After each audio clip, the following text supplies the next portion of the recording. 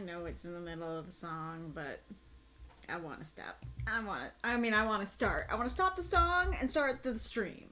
Because I want to show you the kitty, because he wants out. So I must show you the kitty first. Kitty cat. Okay. Are you sure, kitty cat? Are you sure you want it? Yeah, you seem pretty sure. Okay. Oh, baby. And let me show you the other kitty. The other kitty. Hello, everybody. I turned on my mic. Okay. Hello. Wait, I've made the mistake of not stopping the music before. Yeah, I stopped it. Okay. Hello, Marks, Mako Cam, Earth Winterfell, Deathhead, Ghoulish, Magistrate Ironlung, Little Lady Eva. Welcome, everybody. Dr. Winterfell has something happened? Has Earth become a doctor? I don't think you hear the kitties. I think you hear the printer. Is it just kind of like, I don't know if I can make the sound, but a very like kind of sound? That is the printer winding down. I think I can turn it off if it's annoying. Hello, C.M. Weller. Oh, the phrase ended good. The phrase, were there words to that one, or is that like a musical term for like, something in the music? Alright. It's the musical phrase, gotcha. Welcome everyone. If you're new here, here's how it works. Every week we have a prompt that is submitted by supporters and voted on by those who wrote for the previous week and are reviewed at least 2 stories for the previous week. And then... No, you're so cute. Then we all write 350-word microfiction for said prompt and post it to the Discord. Then 8 stories are selected to be read here on stream. 4 of them are guaranteed that they will be read no matter what. And the other 4 are encores. They can be unlocked through cheering. So, oh, okay, is it too much? I'm sorry. So you should see all the moths around the screen. They go counterclockwise, and I'm sorry I'm glowing. That's really bad. Okay. Thank you for the cheer. Cheers away. Yes. So you see the moth filling up. Once the bubbles are popping out of the antennae, then that's how you know that you have unlocked an encore. There are 4 to unlock. And those who get their stories unlocked very much appreciate it, and I appreciate it. So it's a great thing to do. Yeah, thank you for the cheer, Mako. A hype train incoming. Lovely to see. Yeah, so how to be a guaranteed person.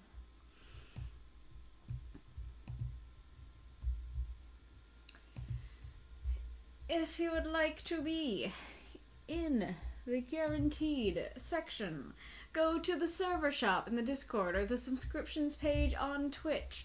And then you have these 3 tiers to choose from. Well, 2 tiers on Twitch. You have the $3 tier, the bookworm tier. That gets you access to the secret supporter chat. You may submit prompts. You can submit 2 submissions to the weekly forum, and you get some emojis. Then we have the $5 a month tier. That gives you access to all those things. And provided there are no issues that week, you will be in the guaranteed section if you are selected for the stream. And then you can submit 3 submissions and 6-word prompts. And then the transformed 1 tier, the $10 a month tier, gives you access to all those things, but you can submit 4 submissions, 7-word prompts. And the first prompt that you submit to the secret supporter chat automatically goes directly to the poll, provided that there are no issues with it. And then you can also have a universe tag if you so desire, but make sure that you tag me or DM me to get that. Yeah, and then same thing, you have the cocooned and transformed on Twitch as well. Okie dokie. You come down.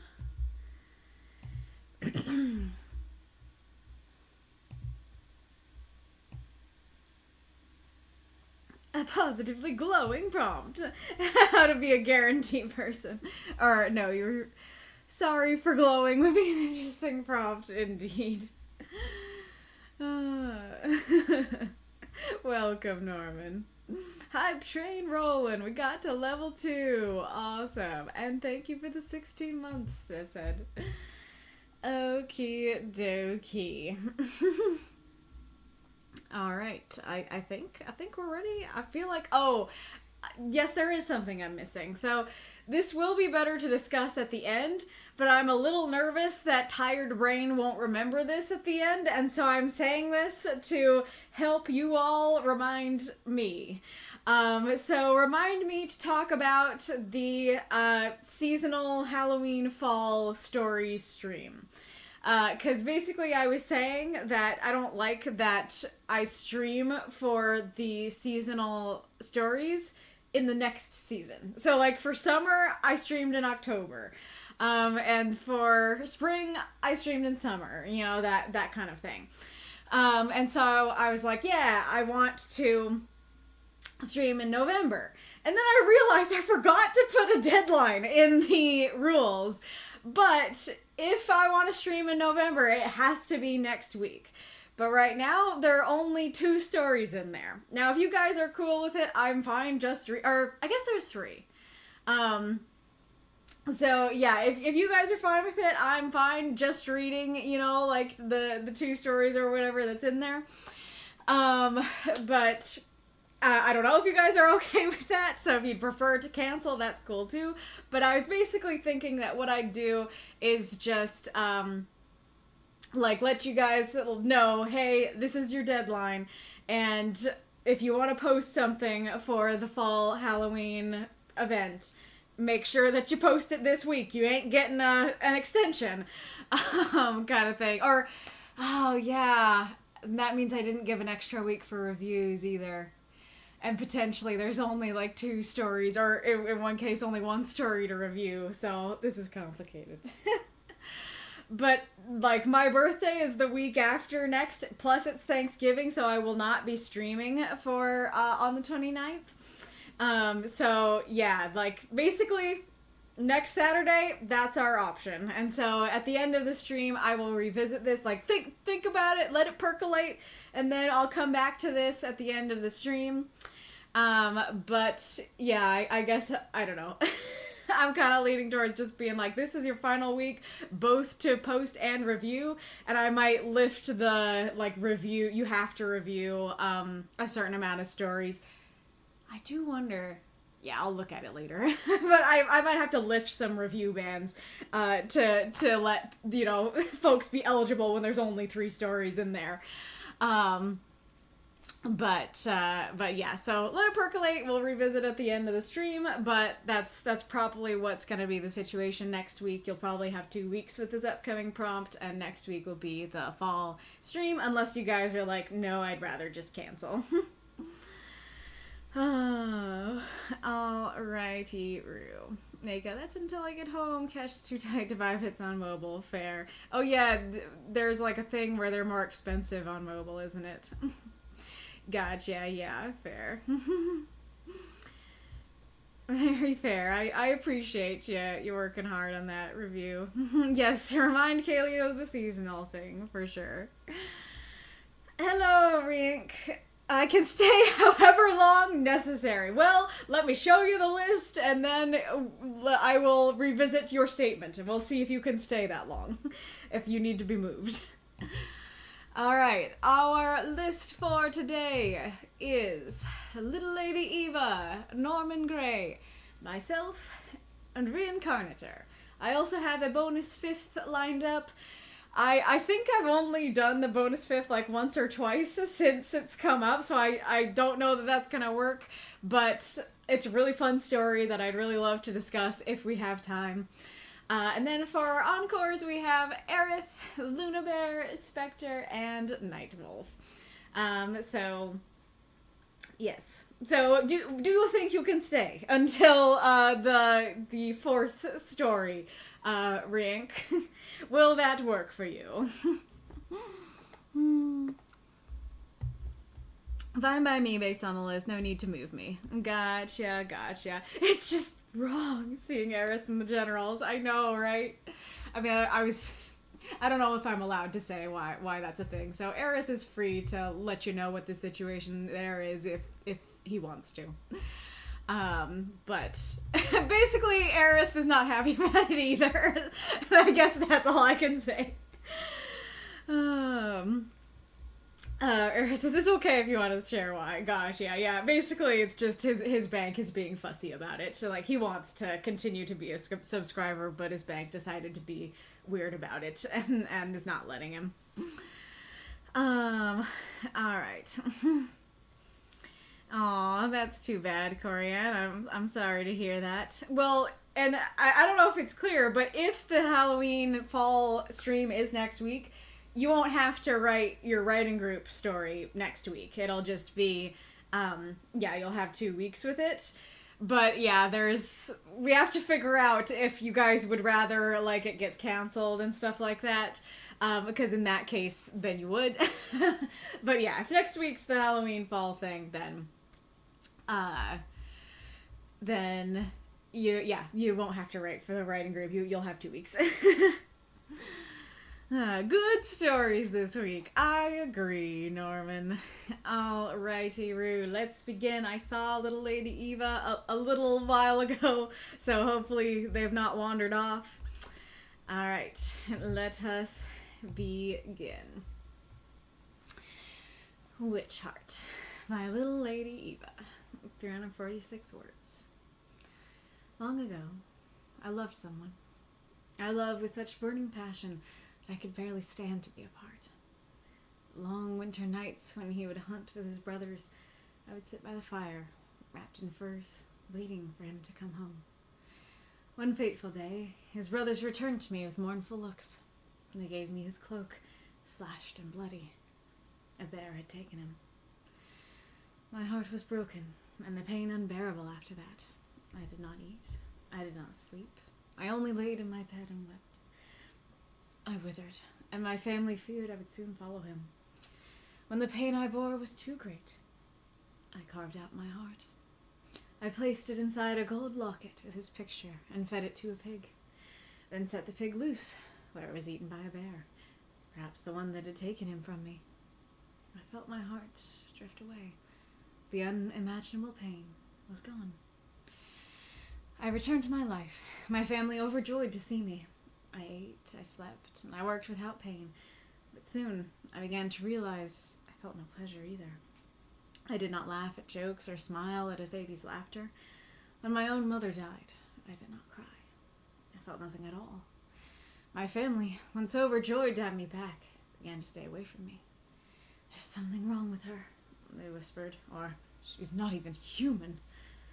Until one day, they cast me out and forced me to live alone in a cottage in the forest, fending for myself. As I grew old, I began to think about my decision, and doubts grew. Perhaps it had been a mistake to carve out my heart so long ago. Perhaps it would have been better to grieve and then live afterwards. Such is the wisdom of age. That is the end of my story, but the start of yours, dear hunter. Slay the bear, and return my heart to me. Let me be free.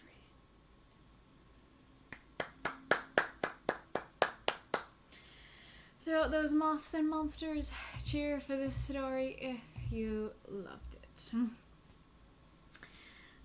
Maybe we can retool the write-in for the event. I mean, the minimum entry is 500 words, so we can probably rally people to get tales in. Very true, yeah, I'm totally cool with that.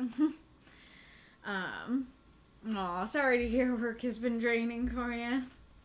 I give you the cheers, Magistrate and Ghoulish, and I think we have now unlocked encore number 1. So Aerith is unlocked. That is lovely to hear and to see.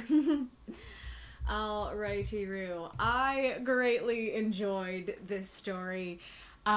This is like one of those stories that really like floored me the first time I read it, that like I already was enjoying it, and then I got to the end and I was like, that was so cool. I love that. So let's try to begin here. I think your opener works really well. I like the specificity here. Like, you could have just spoke in general terms about, you like, yeah, I love this person, and we shared many kisses and nights together and stuff. But it puts you much more, yeah, that is an interesting thing. It puts you in the world, that you describe, hunting with his brothers and stuff like that. What I was just realizing there is that, I don't think I really say it often on stream, but I think that something that is good to think about when you're doing setting is to tie the setting to something else. So like, tie the setting to the plot or the characters or something like that. At least for me, I have said before that setting is one of my weakest links in terms of writing. And that's definitely something that helps me when, rather than just being like, yep, here's the setting for setting's sake, being like, okay, here's why it matters. Here's why, or here's how this character is seeing it, or something like that, I think can be helpful. And so I think you did that here with, it's not just like, oh, hello, yes, we are a hunting people, and I lived in this cottage, with my love, or with my family, or whatever, that you tied it in by going, okay, he would hunt with his brothers, and I would stay, like, wrapped in furs and wait for him to come home. Like, you tie the setting and, that they're hunters with, the fact that, she's in love with him. The important part of that is the love and stuff.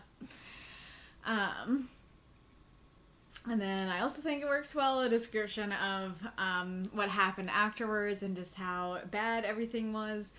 I think withered is a great verb for that. So the first truly fairy tale thing we get is, I carved out my heart. And I was actually okay with this one, because it's like, okay, yeah, that's the prompt. I had a heart, and the prompt, or the title is Witch Heart, and so I can understand it's in normal terms, you would not be able to carve out your heart and survive, but I can kind of accept that this is a fantastical world where that can happen. But the funny thing is, I placed it inside a gold locket that has me doing the math meme. Like, that's the one where I'm like, I get that it's fairy tale-esque, and, like, that's probably all it is that it's just fairy tale logic, but it's like, okay, you literally carved, I guess that's it, is that, like, the first fantastical thing is you literally carved out your heart, but you survived, and so I imagine it's not tiny, it looks like a heart, but it's carved out. And then you put a new fantastical thing of somehow either the heart was small enough to get into a locket, or that's a chonky locket.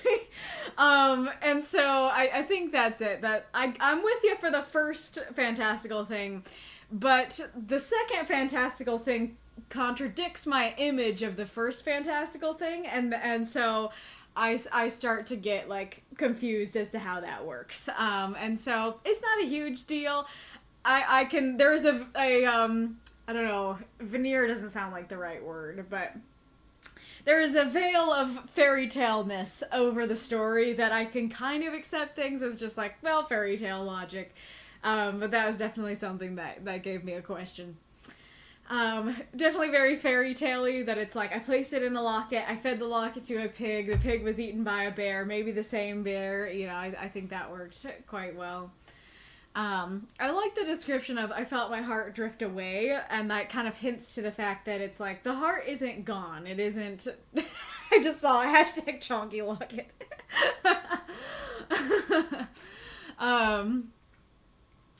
Anyways, I like that it's not like, I felt my heart, wither and die or get crushed or some version of destroyed. I felt it drift away because it's still there. It's just away from you. So I think that works quite well.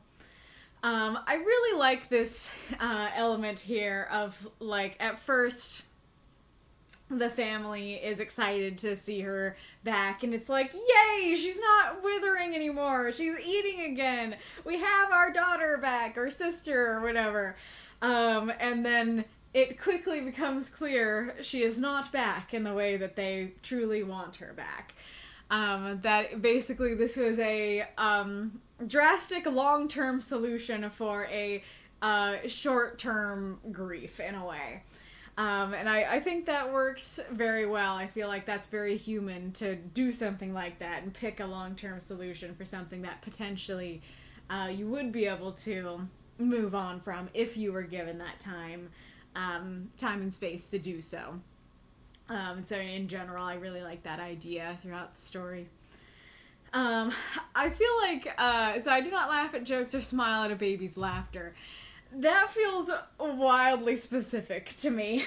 That if it was like, you know, honestly, when I first read it, it was so specific that even though it says a baby's laughter, at first I thought it said my baby's laughter, because that was like my brain trying to make sense of, okay, like, why are we mentioning babies here? And like my brain's first thought is like, oh, it's your baby, you know, and I was gonna ask a bunch of questions and be like, wait a second, you have a baby with him? Until it was like, no, just, this is a rando baby.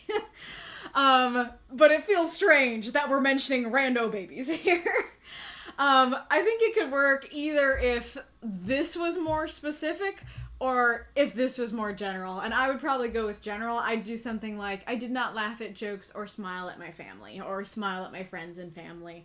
Or, you know, I guess you could even do something like, I did not laugh at jokes or smile during our games, or something like that. Jokes and games are maybe a little similar. Or I guess you could even generalize the baby's laughter by saying, I did not laugh at jokes or smile when others laughed around me, you know, or something like that. So, like, because, like, sure, a baby's laughter might, I guess it's possible that creates, like, a guttural, you must smile now response in people. But, yeah, all I can say is, to me, I was like, why are we mentioning babies specifically? Why is that the thing that you have to smile at? There's a lot of other things to smile at. There's a lot of more general things to smile at before we're talking to random babies, or we're listening to random babies laugh.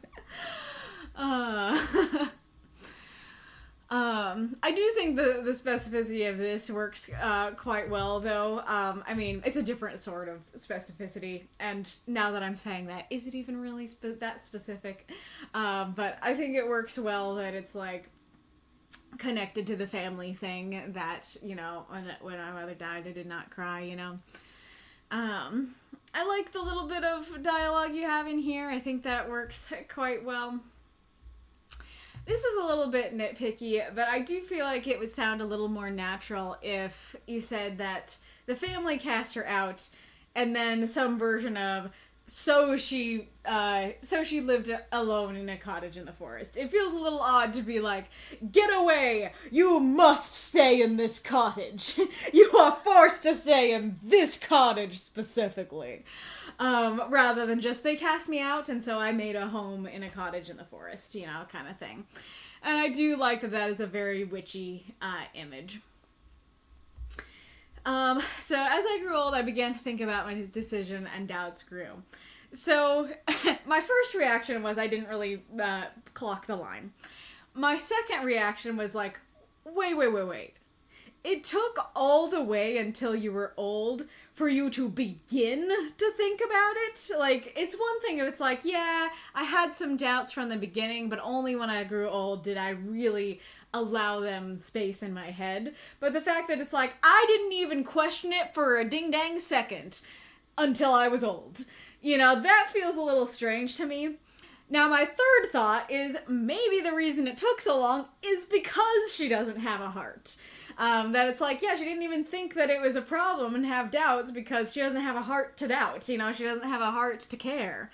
And if that third one was the intent, then I feel like saying such is the wisdom of age, I feel like that should have either been removed or changed, because it definitely sounds like, I realized this because I grew old and wise. And it's like, homie, you should have realized this 2 weeks of being out in the forest, or potentially the minute that your family started calling you not human. You know, why did it take you so long to begin to doubt?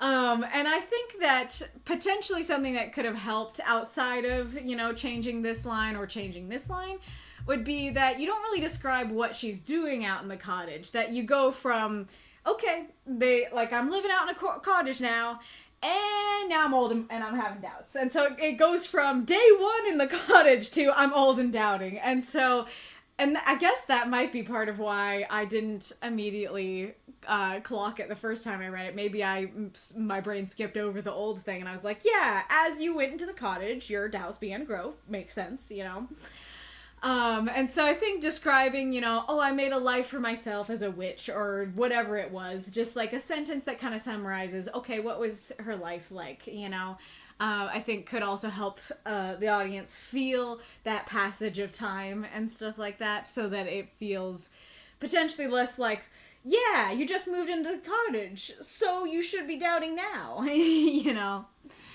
And another thing that could help is just don't say began, As I grew old, I thought about my decision, or as I grew old, the doubts I had from the beginning festered, or something like that. Could be good, or you could indeed just not have it be when she's old.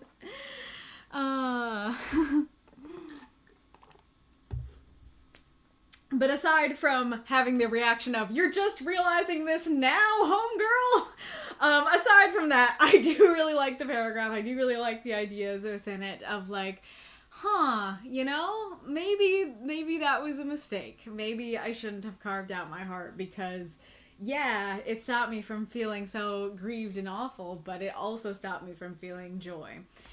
And I think just in general, like, that's a great idea for this prompt and this story and everything that, yeah, I don't know how to describe it in more depth, but I love the idea that you explore in the story of wanting to numb the pain and not feel the pain, but then ending up not feeling joy and good things either.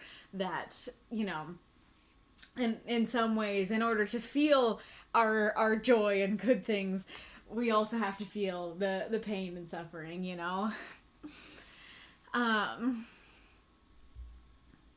And then, personally, I actually quite liked the switch to second at the end. I want to know in the chat, what did you guys think of the switch to second? Were you like, why am I in the story now? Did you feel like it would have been better for her to say something like, now I've become the hunter and I spend my days searching for the bear so I can get my heart back, Would you have preferred that, or do you like what's here? That could have been great too, but personally, I quite like what's here, and that's kind of what I was saying about, like, I was kind of floored by the story because I already was loving the story and the concepts brought up within it, and it made a lot of sense, and it worked really well for me. Fairy tale vibes are great. And so then when it's, oh, it's the start of yours, dear hunter, get my heart back. Like, first of all, I love that we're ending with that hope of, oh, yay, she's gonna get her heart back. But I think it's cool because I guess part of what really works with it for me is that I, as the reader, I'm like, go get your heart back, girl. And so then when she was like, that's your job, I'm like, heck yeah, I'm ready to go. Yeah, I'm ready to help. Because I think that often second person is really hard to do well.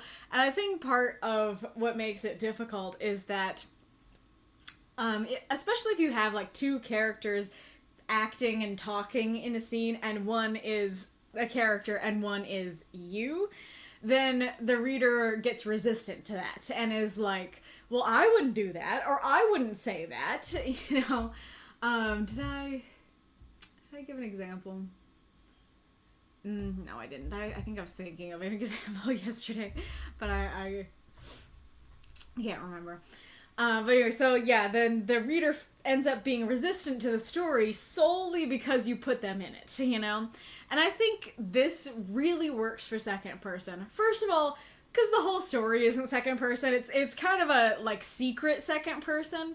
It's not that the whole time she's saying, like, let me tell my story to you, dear hunter. Like, if you started with that, it might have felt a little cheesier, cornier, or whatever.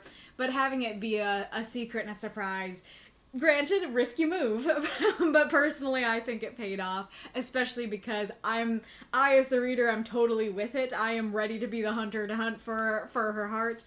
And it pulls me into the story in a way that I like, and it also resolves it in the way I was looking for, of like, please get your heart back if you can, you know. And that was kind of the question. I was like, can you get your heart back? Because if you can, let's go get it.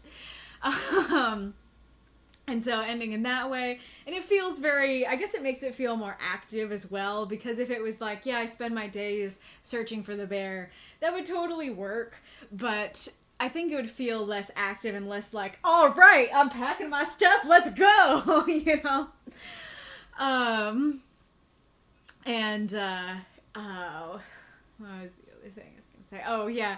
It feels like the start of a quest, like you are playing a video game and you just like sat down with the witch in her cottage and listened to her tell the story, and then that's her ending line, and it's like, accept quest, you know?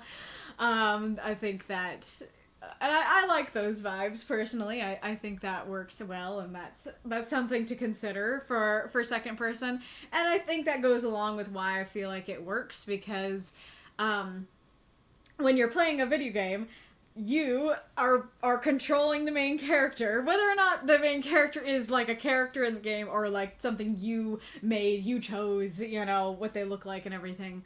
Regardless, you get to make the decisions and decide where to go and who to fight, and if there are dialogue options, you decide what the dialogue options are.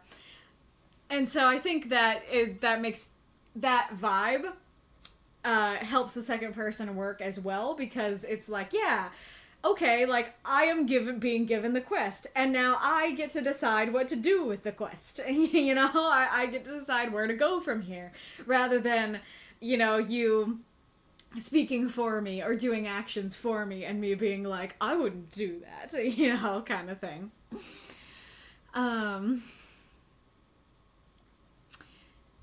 Yeah, but I think it works really well, and I think like it can be risky to leave things on a more, I don't know if I can call it cliffhangery or open-ended, but those are the words that are coming to mind. Like, we don't know for sure if she's gonna get her heart back or not. And again, I guess that's another part of what helps with the second person, is that, like, if it was, I spend my days, you know, searching for the bear, then it would still have that open-ended feeling of, we don't know if she's gonna get her heart back, but with the second person, it feels like I can do something about it. Like I said, it feels like, all right, I'm ready to go, you know, I can help her, sort of thing. It feels active instead of just, like we're watching her search and we don't know if she's gonna find it. It feels like, okay, like, this is the start of my story. I will help. Let's do this, yeah, kind of thing. Little nitpicky, now that I'm remembering it. So, on the one hand, I think that this is the end of my story, but the start of yours works because, it is the end of the story that is told. Like, now we know this is her telling a story to us, the reader. That is the end of the story as it is. And so in that sense it works. And I also kind of like that it's like, that's the end of my story. And there's a split second of like, oh no, that can't be the end.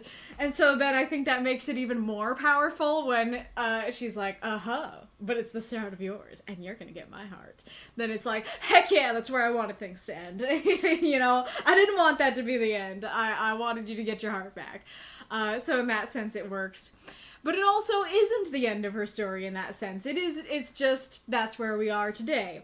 You know, I wasn't thinking of that second thing. My critique was just gonna be like, it's not the end of her story, so maybe saying something more like, that's where we are today would be better. But I wasn't thinking about that second thing I just said of like, yeah, I did have that feeling the first time I read it of like, oh no, that can't be the end. Oh good, it isn't. Now that I'm saying that, I don't think it should be changed. I think it works quite well for that reason. But yeah, let's see what folks have been saying. Hooray! That's the lady Eva. Thank you for the cheer, Norman, if I didn't say so before. We're at 2,600 bits, so we're actually moving towards Encore 2 already, and 2,900 now. Fantastic. It's based on a Russian folktale. Oh, interesting. Care to summarize? Norman, weirdly, I didn't get tripped up by the images of chonky lockets. My brain just said it's fairy tale stuff, weird things happen.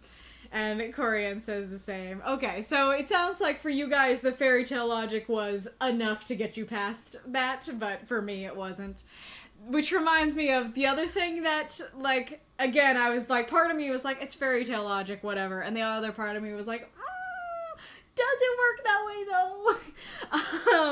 Is the fact that would the bear still be alive? And so, like, on the one hand, it's fairy tale. Bears can live forever in a fairy tale. On the other hand, it's like, well, nothing about the bear itself was described as magical. Like, you're the witch. You're the one who took your heart out and put it in a locket. You're the one doing all the magic stuff. How does the bear get magical? It's just having your heart inside it, like it's stuck inside it forever, and that makes it live forever. That does actually totally work for me if that is the case. And I don't know if you necessarily need to say that, because I foresee that people will say the same thing and they'll be like, I was fine with it. But if you had been able to get something in there of, like, you know, I know the bear, I guess even just I know the bear is not dead probably would have been enough to be like, oh, okay, like, we know it's weird, and so we're mentioning it, and so that works. But yeah, I know that my locket, you know, or my heart will have granted the bear immortality, or however you want to say it. Something that could convey, yes, I know it's weird the bear has lived on. Here's your explanation, or at least I'm mentioning it. To me personally, that would have helped, but I don't know if it's 100% necessary, you know. The locket is dimensionally transcendent. It's a locket of holding. Slam dunk your heart into the locket. Are you making a Once Upon a Time reference? Like the TARDIS, potentially. I mean, it wasn't even the weirdest thing that happened in that sentence.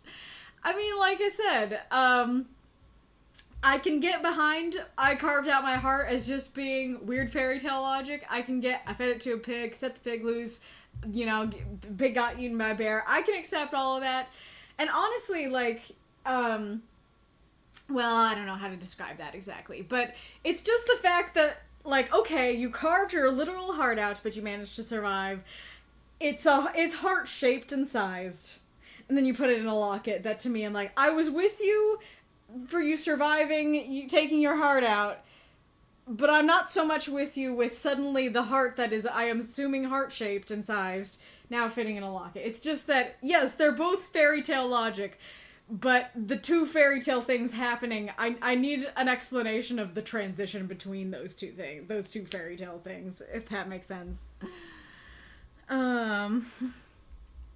Alright, I pictured the locket turned into magical smoke and channeled down into the locket to trap it. Oh yeah, kind of like Ariel's voice, you know, going into the shell kind of thing. Interesting. So the hunter at the story's end has to retrieve the locket from the corpse of a bear. Oh, you were thinking it was the corpse of a bear that ate the pig, and return the locket and re-manifest his physical human heart to go back into the chest. And again, that's just my imagination. I mean, I think that's the thing, because, like, that totally works if that is the case. That is the transition I needed. Like, granted, it would be weird to kind of say, I carved out my heart, it turned into smoke, and I placed it in the locket. I guess as I'm saying that, maybe it works better than I thought initially, but it still might sound a little... Then that might need its own transition, potentially.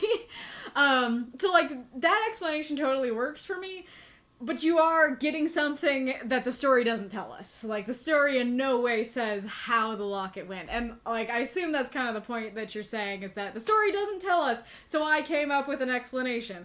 But I think it's valid to say, okay, it doesn't tell us, so I came up with an explanation, but also, on the other hand, the story doesn't tell us, so I didn't know what the explanation was, so I was, you know, not confused exactly, but just, like, I was tripped up, right? And so I think it's valid to say, I came up with an explanation that wasn't stated, and I needed the explanation because one wasn't stated, if that makes sense. Norman, baby laughs at me, a soulless husk. Ew, gross, a joyful human child. Amazing. You shall be forced to live in a cottage.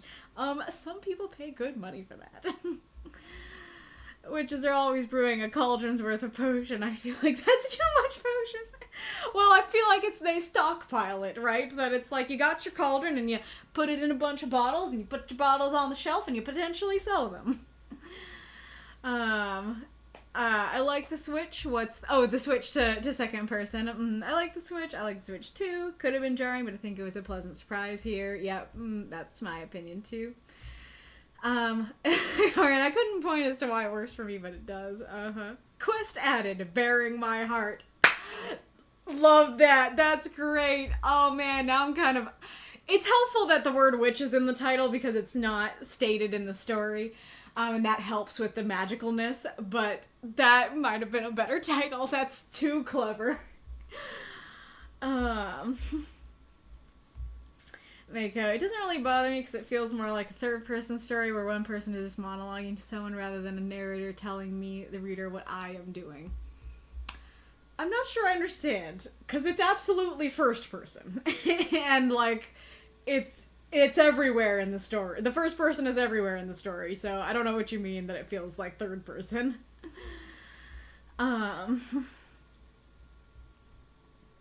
A story that I really like that's in second person is from Welcome to Night Vale, a story about you. I don't know if I got to that episode. It's been years since I listened to it and I didn't finish, but Welcome to Night Vale is great, so if anyone can do second person well, I believe they can. Lily and Eva says, I love that episode. The fairy tale involved a wizard hiding his heart and a duck egg inside a duck. Wow, that's wild. Even more wild. Hello, Kai Demon and Asla the Gaming Queen. Welcome, welcome. Sorry I didn't notice. I don't know if you're still here. I was scrolled up so I didn't see you, but as Des had said, we are a writing group. We write 350-word microfiction every week for a weekly prompt, and then I read, praise and critique some stories live on Twitch on Saturday. So it is lovely to have you. It's a magic bear! That's worse than a regular bear!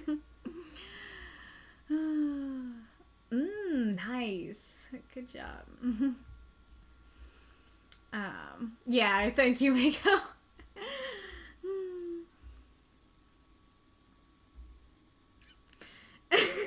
Norn, I imagine Kaylee is the director of the live-action adaptation of this story, yelling at the prop master, "The lockets are supposed to be chunky!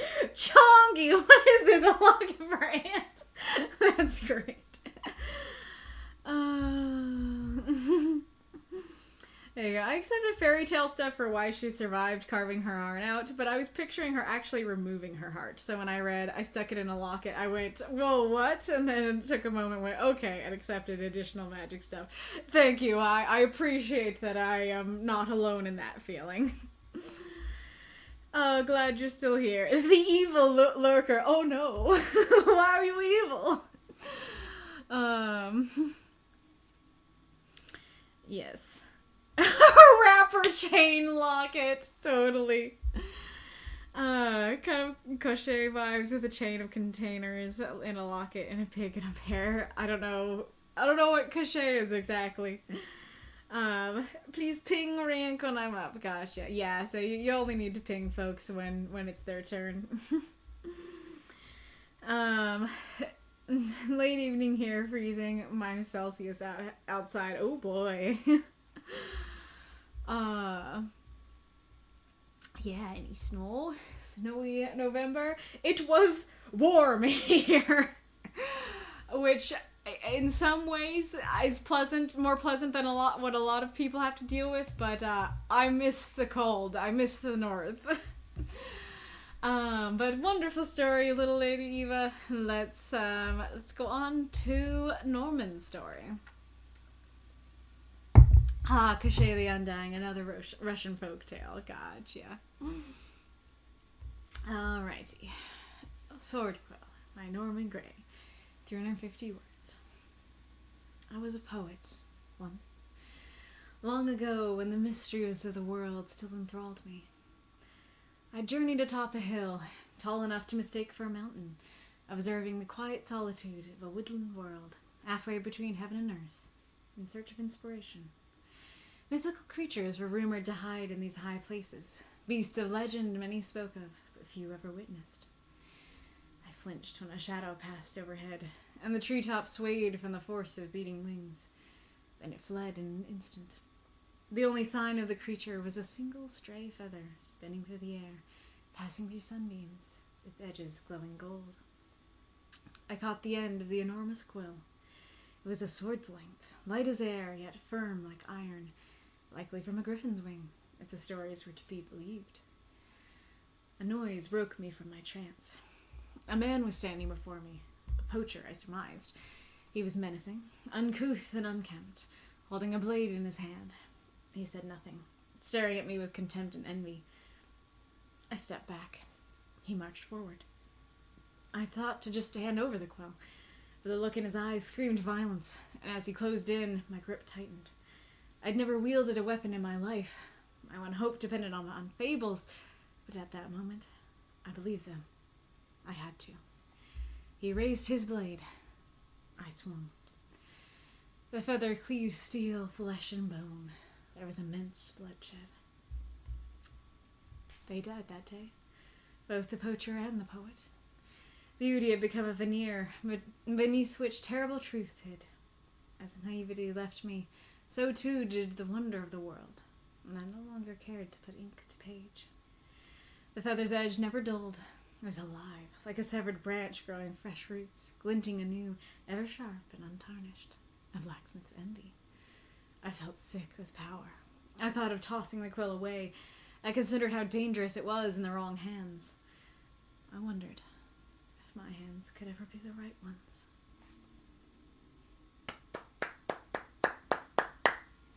Throughout those moths and monsters, cheer for this story if you loved it. And Norman, if you have any questions, don't hesitate to share them. Oh boy, closest I've experienced firsthand was 29 minus Celsius, and that was the day before New Year 2010. And apparently very memorable. Thank you for the cheer, Magistrate Iron Lung. Sweden gonna have really cold weather and really warm weather in summer. Oh, Sweden, how cool! Alrighty, Roo. I enjoyed this story. I really love the concepts in here. I especially just think that's such a cool idea that a griffin's feather is like a sword and can cleave through anything. That is really cool. And the title is great. I like that name for it. The beginning works very well of conveying I was a poet once, and like part of the whole theme of the story is I was a poet once, but not anymore, and that's the whole I had a heart idea. And so I think that works quite well. And there's an ad incoming. So if you don't know, during our ads, what I do is a couple of my members have offered lists of prompts that they are unsure make for good prompts, and so they want me to go over them and say, do I think this is a good prompt or not? And you guys in the chat, please do not hesitate to say your opinion of the prompt. If you're like, yes, I like this prompt, no, I don't like this prompt, or I think it's objectively a good prompt, but I wouldn't vote for it, do tell. Okay, well, this is kind of perfect for what we're talking about, a walk in the snow. Well, if this is an idiom, I don't think I know the idiom, but I think it works at face value that, yeah, like, because we had a prompt a while ago that was a walk in the dark, and I think this is a similar sort of prompt. Well, of course it's a similar sort of prompt, but yeah, this is like that, but instead of dark, it's snow, and so it can be... There's a lot of things that could happen on a walk in the snow. It could be you're trying to walk through the snow and you are struggling to walk in the snow. It could be you do go for a walk in the snow, and what are the sorts of animals or people that you might meet? It could be that a walk in the snow changed your whole destiny. It could be, snow could maybe be more metaphorical language for something cold, like we're talking with this prompt about not having a heart, and so maybe snow could be something like, I have walked heartlessly around, I have walked in the cold, I've been cold-hearted, or I have walked with cold-hearted people, sort of thing. Let's see, what is your explanation? Meaning an occasion of when a momentous career decision is made, especially a decision to resign or retire. Chat, do tell. Have you heard this saying? Am I alone in not knowing this? I do not know that saying. I would have never in a million years guessed that. I still think that the prompt works because it works baseline just with what's there. But yeah, I never would have taken it that way, and if you hadn't told me, like, if I read stories about people making momentous career decisions, I would have been like, where's the walking and where's the snow? Where's the prompt?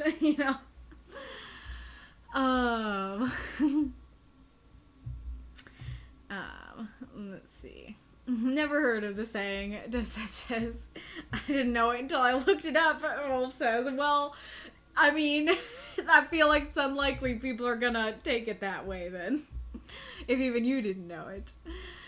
How much is left in the ad? Okay, a minute, yeah. Well, 2 minutes, actually. And then switching lists. Shadow of a Sea Dragon. I have very mixed feelings about this prompt. Because on the one hand, like, I think it works because there's lots of different stories about, like, sea serpents. And it's definitely that kind of idea of, yeah, there's like a shadow of a sea serpent out in the waters, and like that's a common kind of trope, and that's really fun, and I would love to see stories about that sort of thing. On the other hand, it does feel specific. I don't know if it's too specific. I don't know if it's specific enough to veto, and like, chat, do tell if you're like, I think that is so specific that it's a problem. So I don't know if it's so specific as to be that much of a problem. But it is specifically a sea dragon, something like Shadow of a Sea Creature, I think would work a lot better because there's lots of different sea creatures that aren't just dragons, It can be somebody looking through tide pools and they see a shadow of a starfish, or, there's a shadow of a jellyfish out in the water, whatever it is, There's a lot of different options, but with this, it can only be some sort of dragon. And dragon is kind of hard to take in any other way than the literal. Like, maybe you could take it in terms of, like, there's a scuba diver who's, like, really good at his craft, and, like, but even then, like, you would probably have to call him the dragon, or if there's, like, a ship called the Dragon, you would still have to have the word dragon in there. So, like, the image it conjures isn't a bad image for a prompt, but I also feel like it's a little bit specific for a prompt, if that, makes sense. And then, I can't say I've heard it either, I assume, for the, walk in the snow thing. And, is Mako talking about the walk in the snow or the sea dragon? I assume the walk in the snow. I feel like a phrase that obscure doesn't make for a good prompt. Fair. Dragons, Komodo, Bruce Lee, bearded. Oh yeah, that could help actually. Good point. Wolf says, I think Shadow of the Dragon or Shadow of a Dragon works just fine. C is not needed. That's a really good point, because I guess when you generalize it more like that and have it be Shadow of a Dragon, then I think that does open up dragon to have a little more to it. That it can be a literal dragon. It can be, there's a lot of different kinds of dragons that it could be, and you're not limited to sea creatures. And like, it could be, it's a shadow, and I assumed that it was a dragon, but like it was an airplane or something like that. So yeah, I think that either altercation could help, and to say Shadow of a Dragon or Shadow of a Sea Creature, depending on what you want it to be. Or a shadow in the sea. Ooh, I like that. That's better than Shadow of the Sea Creature. Shadow in the sea. That's really good. Because yeah, that's still that idea, but that even more generalizes it. It doesn't even have to be a creature. It can be like the shadow of a ship out there in the sea. That's good. um. All right. Yeah, I was talking about walking the snow. Mako says fair. Alrighty, Rue. Okay, let's go back to the story. You guys can feel free to continue discussing the prompts if you want. Okay, so yeah, I was saying the intro of I Was Poet works quite well. So I have rather mixed feelings about this next paragraph because I think it's pretty well written and it does have like a fairy tale vibe to it, but I journeyed atop a hill tall enough to mistake for a mountain, observing the quiet solitude of a woodland world halfway between heaven and earth, in search of inspiration. You know, that is a long sentence, and it's very, like, poetic fairy tale vibes, and I think that would work fine if the whole story was written like that, but the whole story isn't like that. The whole story is a little more grounded. There are some... like, you know, there are, like, poetic language, like, you know, light as air, yet firm like iron, and stuff like that. But, again, it feels like more of a grounded description, and it's a shorter description. And so, I think at least splitting this into 2 sentences, if not cutting back on some of the poetic language, would be a little more in line with how the rest of the story reads, if that makes sense. However, it's a beautiful image, and I especially like tall enough to mistake for a mountain. I think that's a great image. And woodland world, halfway between heaven and earth, is quite beautiful. So I think that one of my biggest critiques for the piece is that when I read this sentence here, mythical creatures were rumored to hide in these high places, beasts of legend many spoke of, but few ever witnessed. I did not read that as... yes, mythical creatures, beasts of legend lived here, and I know what they are, and I know what they can do. Or, like, I know exactly, I can list what mythical creatures here, and not only that, I also know some specifics about, like, what their feathers can do and stuff. It did not read that way to me. To me, it read like that is the extent of the rumors. That the rumors are just mythical beasts live up there. And that the rumors did not say what the creatures were or anything more specific. Like, the very fact that he later is like, likely from a griffin's wing. I'm like, how'd you know it was from a griffin? First of all, you didn't see it. And second of all, you just said that mythical creatures were rumored to live here, not that you knew what they were. And granted, I can understand that it might... I'll try and think for a second here, but... it might be difficult to convey, hey, I know what some of the creatures are and I know some specifics about them. And so I can kind of understand why you didn't go there. But that was also quite a big stumbling block for me in the story because, you know, firstly I got to, how'd you know it was a griffin? But more importantly, I hadn't, like, on my first read, I had no idea that the poet knew what the feather could do. Like, I thought that he was just, like, swinging just cuz. And I was like, well, that was heckin' lucky. that was, like, I kind of thought that he was like, I feel the power in this feather. I don't know what's gonna happen, but ka-shing! Wow! I didn't know it could do that. You know, that's kind of how it read to me. And I was like, okay, like again, like, okay, fairy tale vibes, but, like, very lucky that did that. And, like, on a second read, I realized, my one hope was to depend on fables means the fables aren't just mythical creatures live up there. The fables are mythical creatures live up there. Here's what they are. Griffins are included. Here's what some specifics about them. Griffin feathers act like swords. You know, like, I definitely in no way got that from just this. And so I got quite confused when I got to later. Or, not confused exactly, but just was like, okay, wow, lucky, you know?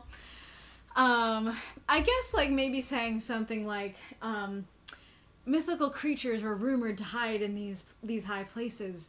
Griffins, unicorns, dragons even, or better yet, like unicorns whose horns could do this, dragons whose scales could do that, and then maybe you use something other than a griffin, so that you're not revealing what's going to happen early. But that would convey, okay, you know, unicorns, their horns do this, dragons, their scales do this. And so then as the story continues and he knows it's a griffin and he knows what the feather does, it's like, okay, you established that it's not just generic mythical beasts live up here. It's, here's what some of them are, here's what some of them can do. And so I do know you are at 350 words, so I know you didn't have the words for that, but I do think that taking words out elsewhere, I can try and look for where that could be. Taking words out elsewhere, so I guess, like, one option is here, one option is cutting that sentence down. But yeah, cutting that sentence down at least to get some more words so that you could say, you know, here's specific creature, specific thing that you know, their body parts can do. Would be very helpful to me personally in understanding the story. And then, like, I don't know if this is nitpicky, but I flinched when a shadow passed overhead. That's the first thing you read, and often shadows aren't flinch-worthy. Often it's just like, yeah, there's a bird passing overhead. Why are you flinching? Sure, it does immediately say the treetop swayed, but even that, I think you could easily read that as very gentle, like there's a gentle sway. But I think what's going on is it's a huge griffin, and so it's not just like, ah, yes, you know, a bird went by and the tree swayed. It's like, oh, whoosh! And so, like, you know, did I say? Oh, I don't think I did. Darn. I had some options yesterday for how to, like, rephrase that, I think. But, yeah, something to convey, this isn't a shadow passing overhead. Like, there's, like, sound and touch. Like, yeah, I guess that's part of it. It's like, when you say it's a shadow, I assume that is the most noteworthy thing about it. But that is not what's most noteworthy about it. What's most noteworthy about it is probably how loud it is, and at the very least, what a rushing wind that is. And so it's something maybe more like, I flinched when a wind rushed overhead, or even when I flinched when something rushed over me. I think could better convey what you're going for, and maybe a different word from swayed, like something more like, I don't know if bent would be too much, but you know, careened sounds like it's actually falling. This would be more words, but like the trees threaten to fall under the weight of the wind or something like that would be a cool image. So yeah, I don't know exactly, like there's a lot of ways that you could describe that, but in some way describing more of like, it's not that it's a shadow and it's not a gentle sway, it is a big thing that is rushing by, and that is definitely flinch-worthy. The other thing you could have done is just say, I looked up when a shadow passed overhead, and that would erase the potential confusion of why is he flinching at a shadow. But it would not convey what you're going for, which is that it's big, as far as I know. And then, like, I have mixed feelings on it fled, because I definitely was sitting there like, what do you mean it fled? How do you know it fled? All that happened was a shadow passed by. Maybe it was making its rounds. Maybe it just flew, and that was it. What makes you think it was fleeing? And I guess, come to think of it, I think the part of it that's still an issue is that, well, okay, what I was about to say is that it's fleeing because there's a poacher. And I do kind of like that you're hinting at, there's something here to flee from. And so that part of it kind of works. However, I think the issue is that the poet does not know about the poacher yet. And so to the poet, it's just like, yeah, a shadow passed by, then that's it, you know? Or a shadow landed and then it, you know, flew off the moment it landed, you know, kind of thing. That's all the poet knows. The poet doesn't know that it's fleeing from anything. And so I think that's why it sounds strange to say it fled, is because it's like, well, you have no idea there's a poacher there. So all you know is that it's just continuing to move. However, regardless of all my critiques, I do like the motion of all that, and that it's this giant griffin that whooshes by, and then it's like, poacher, and zooms off. I love this image of the feather, spinning down to where the poet is, and like passing through sunbeams, its edges glowing gold. I think is a great image. I am curious how Homie didn't get his finger sliced off the minute that he caught it. Great that it's already compared to a sword from the beginning, that it's a sword's length, that, yeah, already having that image I think is great. And I do really like this image of light as air yet firm like iron. That's great. And despite having a lot of confusion about this line at first, I do like this idea, as I said, that Griffin's feathers have this magical property to them. I think that's great. And then I like the description of the poacher here, menacing, uncouth, and unkempt, and stuff like that. I realized, I was like, what is I kind of had this question of like, how do you know that it's a poacher? And I knew that part of the reason I had this question is because of the blade. And I was like, well, yeah, like there's a blade. He's hunting animals and trying to kill them. What's your problem, Kaylee? And I think I just realized that the issue is that it's not a ranged weapon. That I think something like holding a crossbow or a bow and arrow, because presumably what happened is that the griffin flew overhead, the poacher shot it and got the feather off, and then the griffin continued to fly away. Because he didn't say it landed, and I presume if it landed, that would have been noteworthy. And so, yeah, all it did is pass overhead. And so I do think that saying holding a crossbow or holding a bow and arrow would make a little more sense to go, oh, okay, this is a poacher, it shot, the griffin. Not it, he shot the griffin. And then you probably didn't have you might have wanted to do something like this and just didn't have the words for it, but I do think saying something like, he said nothing, staring at me with contempt and at the feather with envy, or staring at me with contempt and the feather with envy, I think would sound great.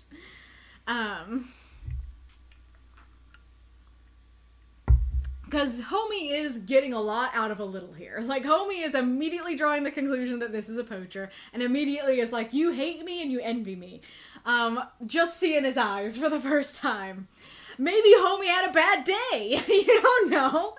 And so I think, like, conveying, no, like, he's not just looking at you, he's looking at the feather, then I think that would make more sense. That's like, oh, I understand. You want this.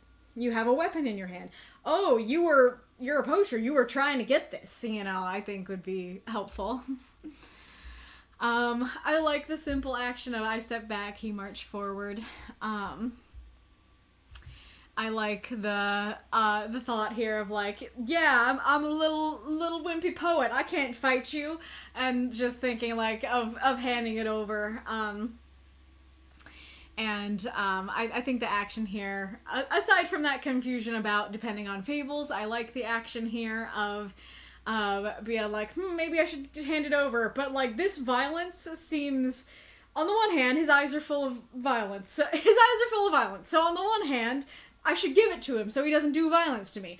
On the other hand, there's enough violence in his eyes that I'm nervous he'll still do it if I give it to him. So, you know what? Fable time. You know what? I'm gonna depend on what I've heard. I do like, I believe them, I had to. I do like the specificity of not only like I've never wielded a weapon like this or anything, but I've never wielded a weapon at all. I think makes it have even more impact. And like it definitely shows how like mythically powerful that this weapon is, that it doesn't just like cleave through flesh, it cleaves through steel, flesh, and bone in one swing. And so I think that works quite well. One of my other biggest critiques of the story is quite simply they instead of we. I can't understand that the main character thinks of the poet as someone other than him now, and so it's a they. However, when I reach this, I'm like, okay, perspective shift, I guess. I'm like, okay, we are getting out of first person into third person. I don't know why we're doing this, but all right. Reset my brain. It's third person now, okay? And then I read the next line, and it's like, as naivety left me. And I'm like, Okay. So I spent all that time rejiggering my brain and putting myself into third person mode where now narrator's talking outside of the poet's head. And now I have to climb back into the poet's head, you know? And if you just said, we died that day, all of that confusion would go away. It would just be like, oh, okay, like, we died, I died too, I was once a poet, I died with him, you know? That poet part of me died with him. I think that, that would work a lot better. And then, so, let's see, how do I want to introduce this? So I really like this paragraph here of how the feather continues to be powerful. It's like, yeah, heck yeah, that's a blacksmith's envy. It cleaves through flesh, armor, and bone all at once, and it never dulls. Like, holy crap, that's quite the weapon, you know? So I think that's a great description there. And I really like this ending here of I considered how dangerous it was in the wrong hands. I wondered if my hands could ever be the right ones. I think that's great, and I just generally love that idea of can my hands be the right ones, you know? And I love that mirroring, compare, contrast of wrong hands, right hands here at the end. So I do really like that ending a whole lot. However, I got an impression that I think is the wrong impression. But well, I'll just say it. So, when I read, as naivety left me, so too did the wonder of the world, and I no longer cared to put ink to page. My immediate thought of this is like, oh, okay, you don't care to put ink to page because you're a fighter now. Because now that you have this amazing weapon, now you want to use it. Now you want to be a warrior instead of a poet. Okay, I gotcha. And then the next paragraph is all about how awesome the weapon is as a weapon. And I'm like, yeah, okay, corroborates what I was thinking. You want to be a warrior now. I felt sick with power.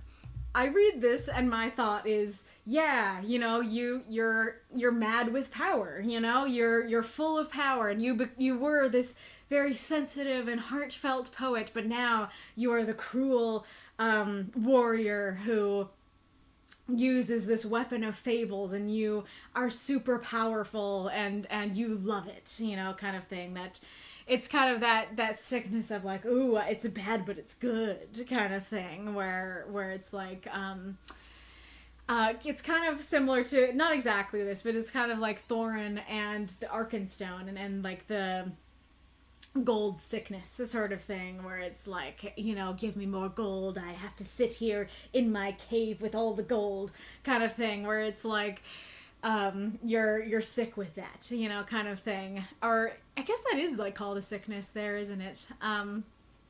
And so that was kind of sort of the image I had of like, yes, my power, wonderful. But there's still this like inkling of a heart left inside of him to go, can my hands be the right ones? Like, oh man, you know, I've been such this cruel fighter. Can I ever become a good person again? Or is it possible that I was a good person throughout all this? And stuff like that. However, I think that's wrong. I think that your intention was, I hated everything that just happened, and the sickness is a true sickness, and it's just like, oh no, I hate everything now.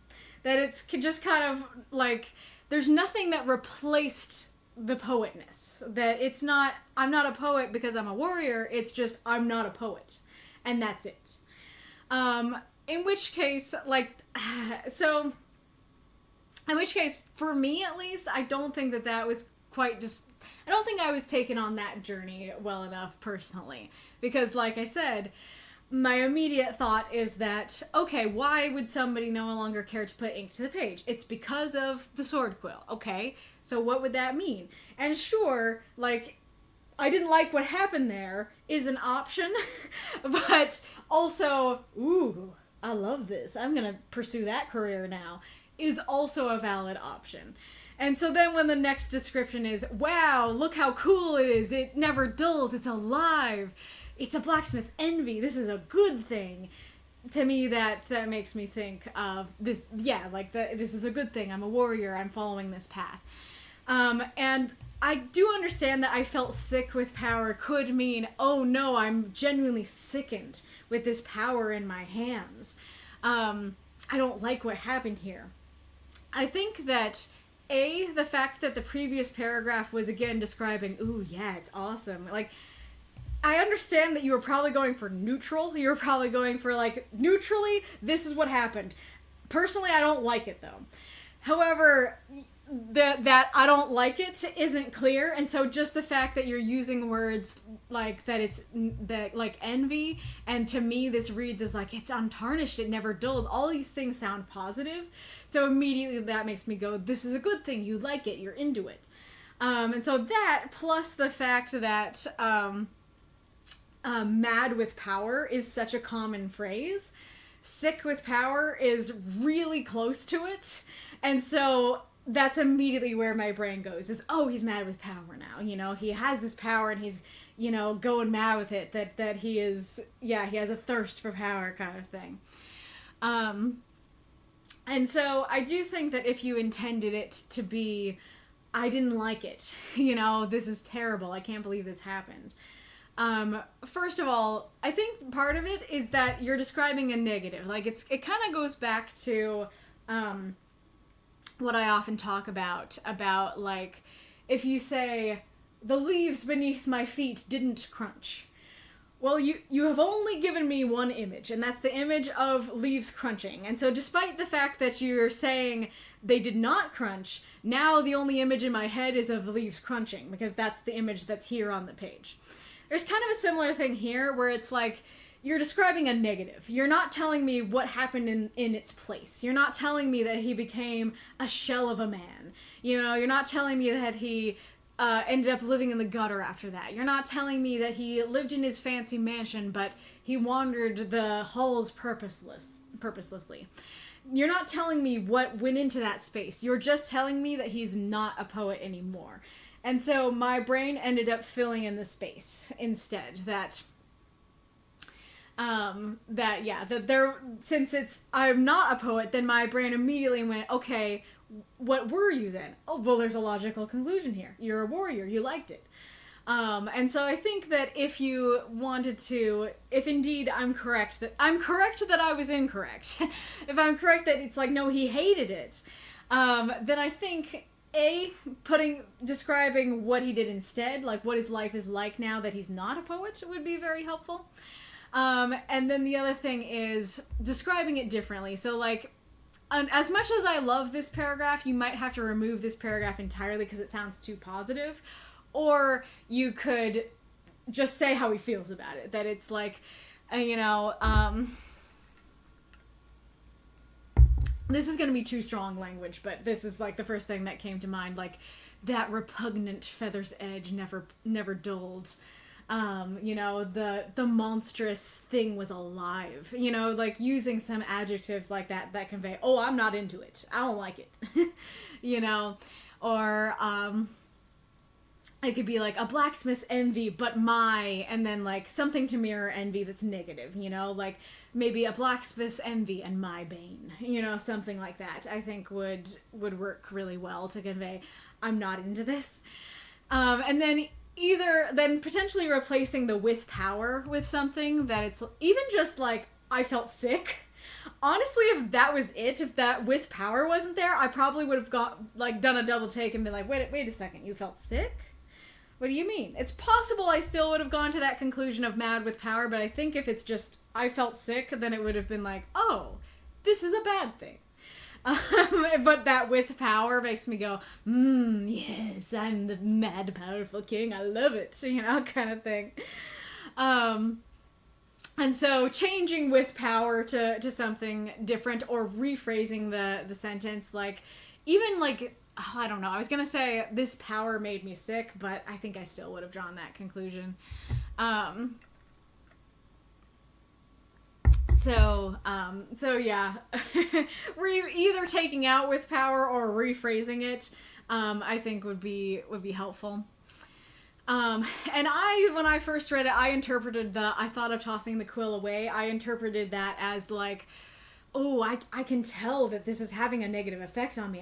I can tell I'm becoming this mad, powerful warrior, but like, but I don't want to let it go. You know, come to think of it. You know, it's kind of interesting because in the first TTRPG I played, which was a very long campaign of Vampire the Masquerade, it was absolutely fantastic. I loved it. In the final battle, my character got to wield Dracula's sword, and that sword has that quality on vampires that it kind of makes them go mad with power. And so my character like didn't want to let go of it in the end. It like makes them like even faster and stronger and stuff than they already are. And so that's kind of the image that I had of like, oh yes, I love the power that this sword gives me. I don't want to give it up, kind of thing. And so I understand that I think what your intention was, okay, like, I don't like that I have this power in my hands. It makes me feel gross. And I would like to toss it away, but who knows who's going to pick it up? Someone who is less kind than me will pick it up, and that will be worse. So maybe it should stay in my hands. But oh boy, I don't want to have this. Can my hands ever be the right ones? You know, kind of thing. So I think either version of the story works, and I enjoy either version of the story, but for me, what I believe is the correct interpretation is less obvious to me.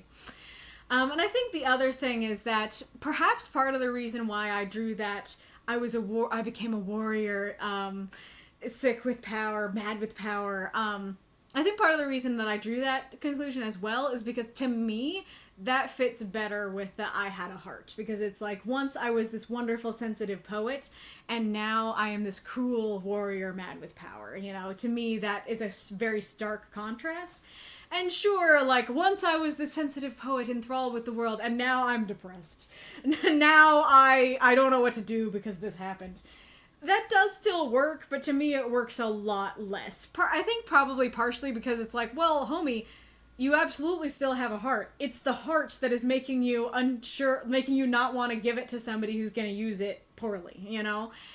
The heart is what hurts. The heart is what wants to not put ink to the page. The heart is what doesn't want it to fall into the wrong hands. And so I think that's part of why I went with that, oh, he became a cruel warrior interpretation as well.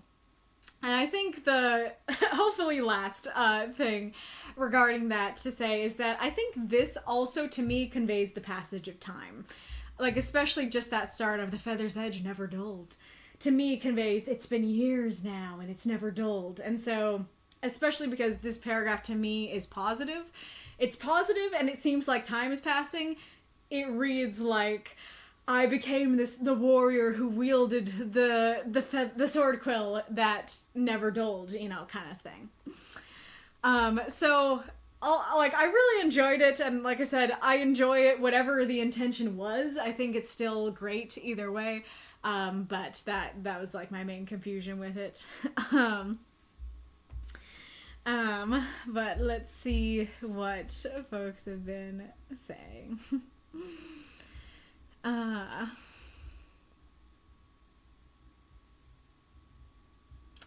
In the shadow of the dragon I can work with, Mika says. What's the other one? A shadow in the ocean? That's good too. Mm-hmm. Little Lady Eva, I have a great idea for that. That makes it a metaphor. The I shadow in the ocean. Norman, admittedly, I had the idea after the fact of just never establishing what the creature was. I would have liked to make my own creature, but griffins seem to work, and brevity. Fair. And like I said, you don't have to introduce what the creature was. It's just like, it's just the question of does he know what he's doing or not? And so, you have to stick with one or the other. That either the fairy tales are just like, mythical beasts, I don't know what this is, but I have a feeling I should swing it. Or, you know, I know exactly what this is. I know the rumors say it's like a sword. You know, I'll swing it. 2 fairy tales tonight. Yes, indeed. And I also initially wanted to establish what the quill could do by having it land stabbing itself into the ground. But again, brevity, fair, good point. Flinching at a rush of wind that shook the trees would be cool. Mm-hmm. Or even just saying a massive shadow might have helped. That's true, yep. The treetops shook might have been better. Yes, shook would be good, you know. A flinch when a massive shadow passed overhead and the treetops shook from the force of beating wings. Yeah, I think that conveys it better. Now that you mention it, the poacher lost to a nerd with a feather. Truth. How is he expecting to take down a griffin covered in those feathers?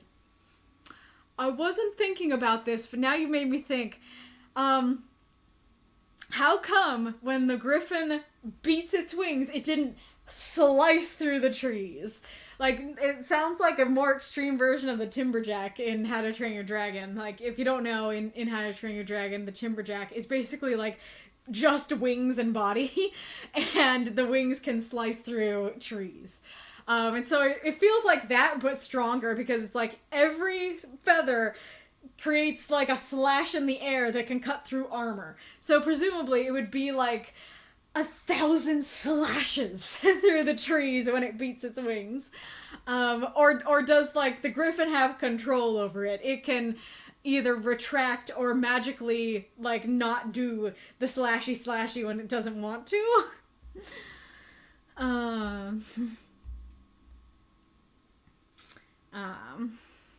Like my D&D campaign where the barbarian with a giant hammer couldn't fight the harpies. No, and I agree with the ranged weapon, but maybe he ran out of arrows. Again, these are all kind of I've run out of space to establish stuff issues. Well, I mean, like, where is it? Holding a blade in his hand. Holding a crossbow in his hand. Unless you were really pressed for characters, that's one word. And so it wouldn't change. I wouldn't change your word count to change it to crossbow.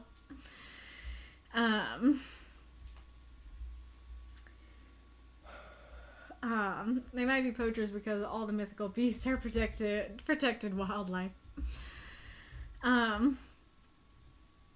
now I'm imagining that actually killing the griffin is out of the question, so they just wanted to knock a few feathers loose, and those were the treasure. That's what I thought, yeah. Norman, I kind of knew I was gambling with confusing people with they instead of we, but I was like, I like how it sounds. Let's put it in and see if I get away with it or not. But yeah, it tripped lots of people up.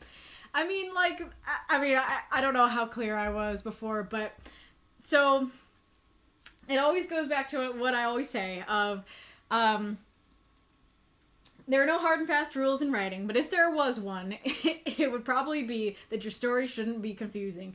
And one of the easiest ways to confuse people is to switch perspective halfway through. It can work. There are reasons that you can do that. But in this case, it didn't really work for me because it was, because like I said, I went, okay, like, and granted, if the rest of the story was third person, it probably would have worked. It still would have been like, okay, third person time, but then it would be like, it's third person time, and the rest of the story would be third person.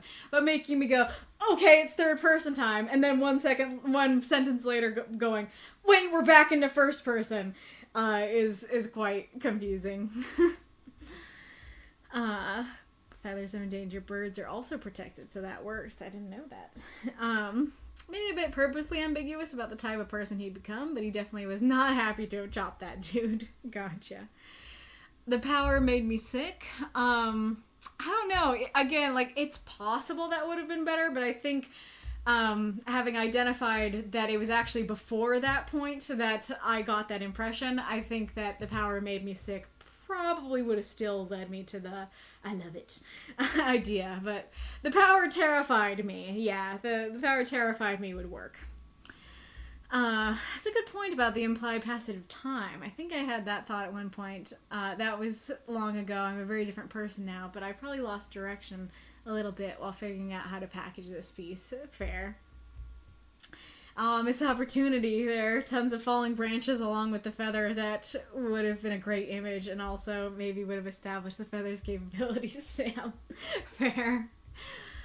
Might work better as a concept of it was all third person and keep they both died that day, but then it's like, and the poet was me, maybe. That could potentially work, yeah, actually, because, I mean, granted, like, that's similar to what I do with Savion, that it's like, I'm such a different person that I'm now telling the story of myself in third person. And so, yeah, I think that would work better for me if it was, the whole thing is third person. I'm not that poet anymore, so I'm describing them as he. And then at the end of the story, you can go, you know, once that poet was me. You know, you would have to have we would have to divert words to say, that poet was me, but not anymore, kind of thing. But I think that kind of perspective switch could work. Or something like a steel griffin with the feather not descending lightly but piercing into the ground like a hurled spear. That was what Norman said he wanted to do, but he didn't have the words for.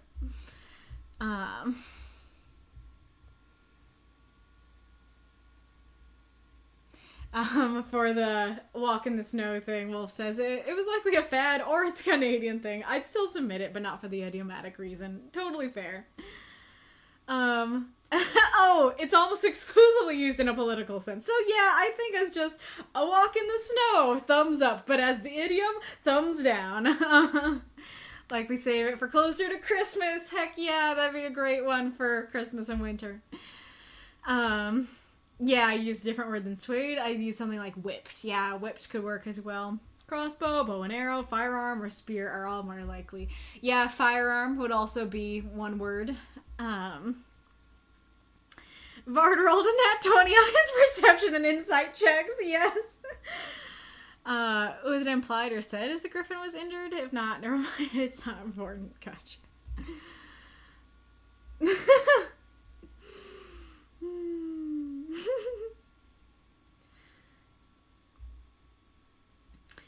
Yes, the Bilbo Baggins, like, why shouldn't I? Yeah, those kinds of vibes for sure. All right, a great story, Norman. Very enjoyable. Let us go on to my story.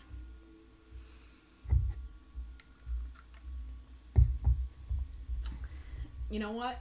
Actually, because it's mine and it's important that that you guys interact with me and answer my questions, I'm gonna post the questions first so you can percolate on them longer. Let's not tag Redrev again, though.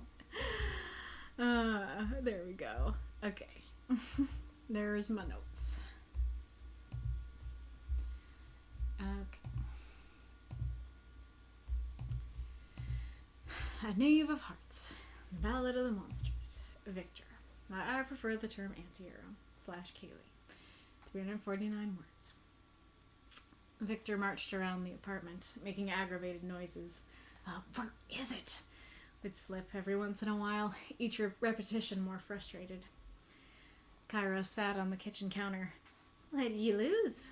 She tilted her head, kicking her feet. My heart. Aw, I thought Lizzie stole that long ago. You still had it. Matt snapped his searching eyes from their quest.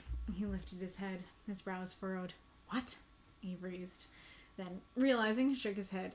No, my heart. I mean, not my heart. A heart that I own, but not this one. He poked his chest, then marched off again, his voice coming from another room. One can't just lose a vital organ in a stack of books. It has to be around here somewhere. What kind of heart is it? A flesh one. What kind of creature did it belong to? A hare. Through the walls. I didn't realize hare was a creature. No, a hare, like a rabbit. Oh, what's it for? For beating! His voice moved rooms. Was it out in the open, all squirmy and bloody? No, it was in a jar. Why? He found his way to her again, running his hand frustratedly through his hair. Why what? Why do you need the heart? For the hare. Why doesn't the hare have it right now? It's dead. Doesn't that mean it doesn't need to beat anymore? Precisely the opposite. Why? His steps slowed as he came closer, his exasperation aiming towards her. Because I need death to die. He froze, realization entering his mad violet eyes. Kairos? He smiled. There was a slight shake to his voice. Where did you put it? Why would I tell you? She tilted her head. Because it's mine! It's the hair's. Was. So once things become dead, you own them? His lips curled, rage in his eyes. I'm going to give it back. To a different hair. One who'll use it. I wouldn't want someone else's art in my chest. Would you? If it meant I could stop being me, I would give almost anything.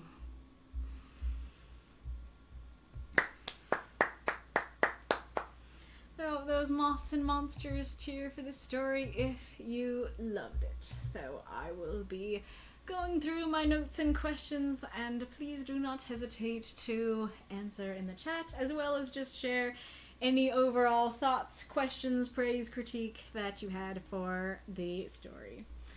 Thank you for the cheers, Norman and Magistrate Ironlung. So I don't often use the ideas that are either in the prompt intro or that people suggest at the end of stream. But at the end of last stream, Rudrev suggested the idea of a mad scientist literally losing a physical heart. And I was like, that is delightful. I would love to use that for Victor. As I say in my note here, I was feeling down because I was really struggling to write this idea, despite it being the first idea for the prompt that I was like, yes, please, I gotta try that. And one of the few ideas offered at the end of stream that I decided to act upon. But after watching the behind the scenes on the Guillermo del Toro Frankenstein, it put me in a Frankenstein mood and helped me write it. Yay, Reaper Glowstick. I'm happy I got to write it in the end. So questions. 1, anything confusing? 2, there is a fine line with a story like this between funny and annoyingly repetitive. Did I manage to stay on the funny side, or did you feel like the story was just repeating itself? I guess I might be able to ask these questions as I go through it.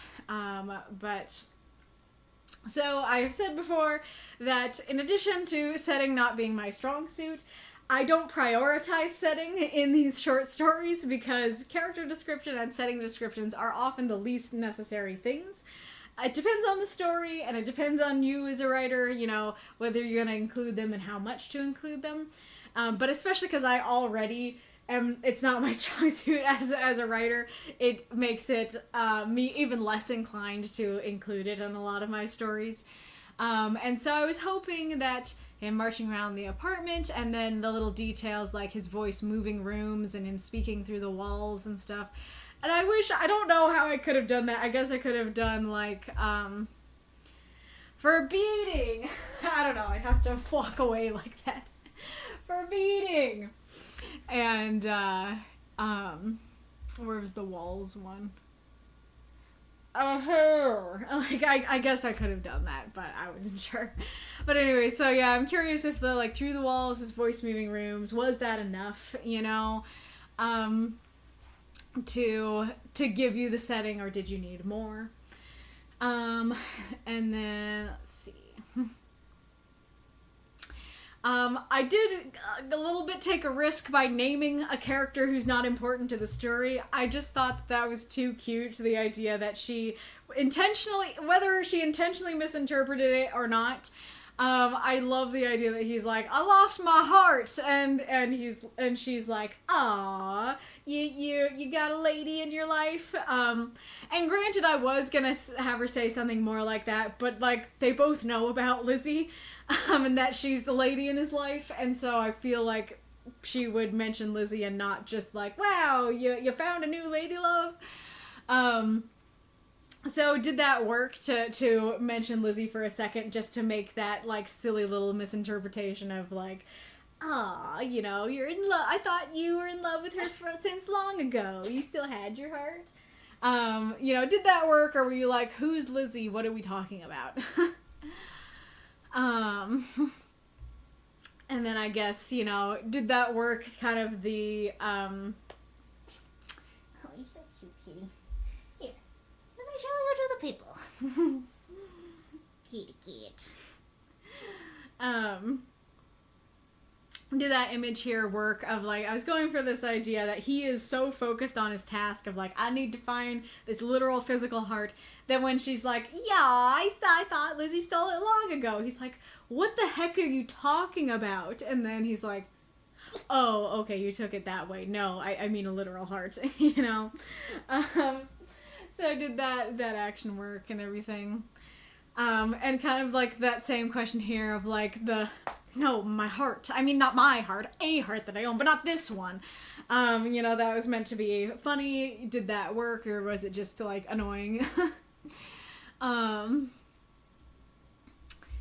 then, yeah, like the general question is just like, did their back and forth work? Like, it's meant to be that Kairos is purposely annoying him, and yeah, like it could in some cases be genuinely her unsure, but I think a lot of it is her knowing what the answers are and just messing with him.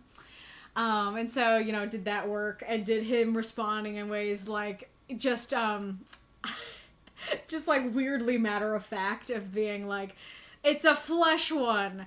You know, why do you need it? For the hair. You know, does that work, or did that just feel, I don't know, bland or annoying on either side?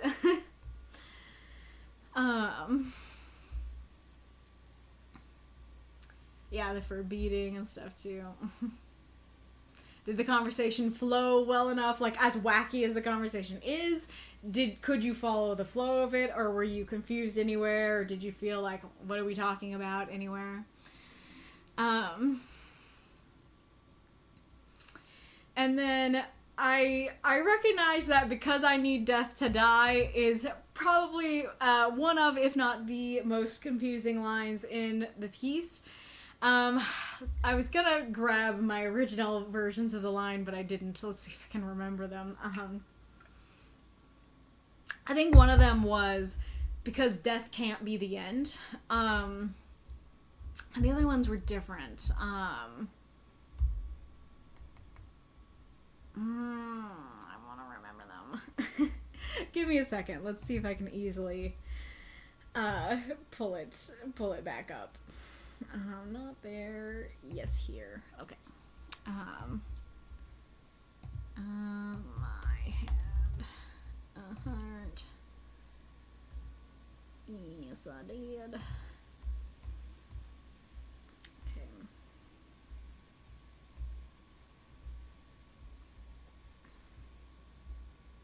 Because I need the dead not to stay dead was another option. I need the dead not to stay dead. I need death can't be the end. I need the dead not to stay dead. Oh, I guess that was it. Okay. I need the dead not to stay dead. Death can't be the end. And then one is because I need the dead to be, and then I don't know what I was gonna say. I said because I need death to die because that is way more accurate, and that is accurate to two meanings of it, and so I thought it worked best. Like, already when I had those, like, oh, I need the dead not to stay dead, death can't be the end, those just generally sounded awkward to me. Like, even before I had this idea for the phrasing, I was like, oh, I don't love this phrasing, that sounds awkward. And it was like, ooh, I need death to die. Okay, that sounds less awkward, more punchy, and it's more accurate.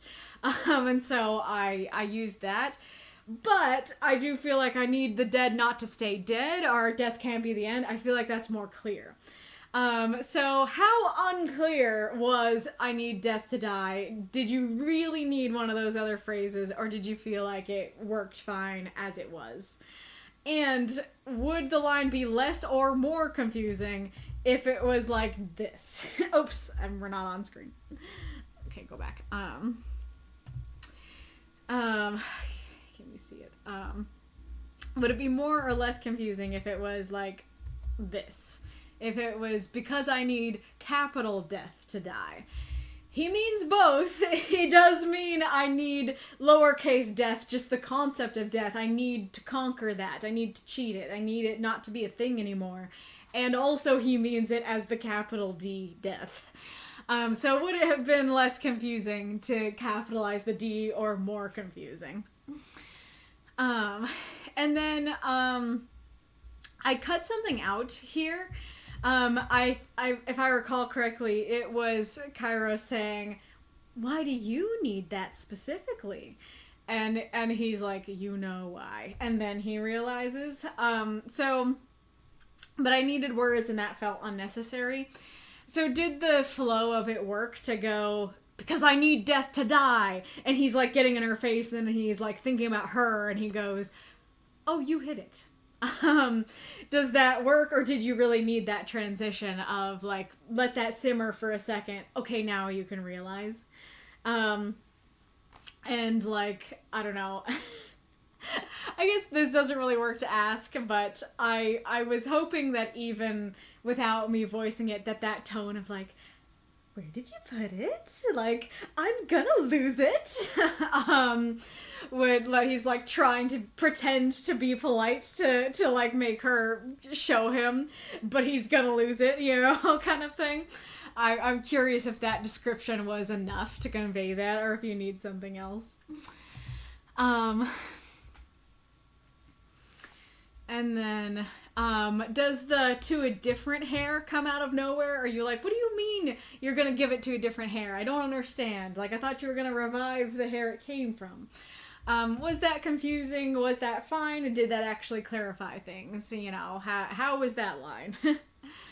And then, so, one of the reviewers pointed something out to me that I was like, yeah, okay, I can see kind of the issue. Well, actually, before I talk about that, first of all, just in general, did you feel like the ending worked? Was it like, did it feel like the meme where the car veers to the other side? Did it feel like that, where it's just like, if it meant I could stop being me, I'd give almost anything? Did it feel like the story went way over to some totally new topic, or did it feel like it flowed okay and it worked, or that it was like a beat drop where like you're getting more info into the depth of what's going on? How did that work for you? But the thing that the reviewer pointed out that I was like, yeah, okay, that makes sense. So I wouldn't want someone else's heart in my chest, can read like it's a moral issue. Can read like, oh no, like it's morally wrong to put someone's heart into someone's heart into someone else's chest. And it's like, I am not trying to say anything at all bad against organ transplants. Nor am I trying to say that you become a different person if you have a heart transplant. But first of all, this predates organ transplants. Now, that's not said in the story, so I don't know that I can really bank on that as the reason why it works, because you can't tell unless you know the story. But indeed, this is before that was a thing. And second of all, like, the whole story is just kind of her antagonizing him, and so it's not necessarily meant to be like, yes, this reflects the author's moral view, like, this is bad to put someone else's heart if someone's heart in someone else's chest. It's more just like, she's being silly, she's just like, yeah, being silly, playful, creative, and being like, oh gee, you're gonna put someone else's heart in this person's chest? Aw, weird. And like, I couldn't really figure out where to end the story, and so I was hoping that this would kind of work as like a deeper place to end things, or indeed like a beat drop sort of thing. But it isn't something that it's not exactly a topic that's brought up throughout the story, even with the I need Death to die, it's not clear. And so I don't know if that line is just too out of left field and doesn't work.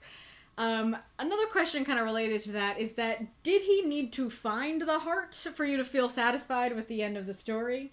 That was an option for how I could end the story, but I just couldn't figure out a clever place to put it. I feel like it could work if it was put like either somewhere particularly clever or somewhere obvious or something like that. But I couldn't think of what to do. Like, all I could think of is like she's sitting on it, or it's in her pocket. Like he leans over and reaches into her pocket and pulls it out, or something. And like there's another clever thing I could do, but it would involve magic, and nothing about the story is magical, so I couldn't do that clever thing.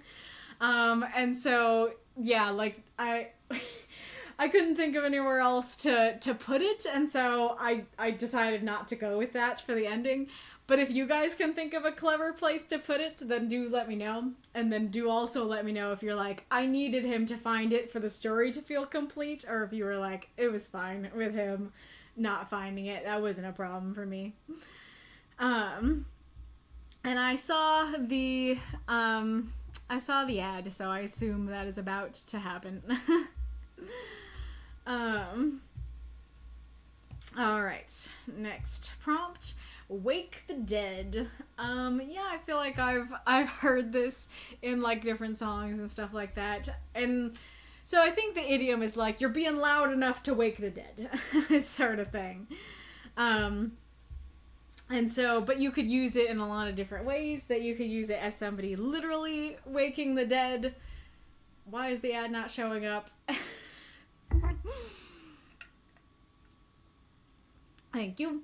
Okay, it could be somebody literally waking the dead, and there are a lot of different, like, there's ghosts, zombies, vampires, there's that one spell from Dungeons & Dragons where you get to speak with dead for a little bit, so there's a lot of different ways you can wake the dead. There's necromancy, so even just the literal interpretation, you have a lot of different options there, and then in the idiom, explanation of like you're being loud enough to wake the dead kind of thing.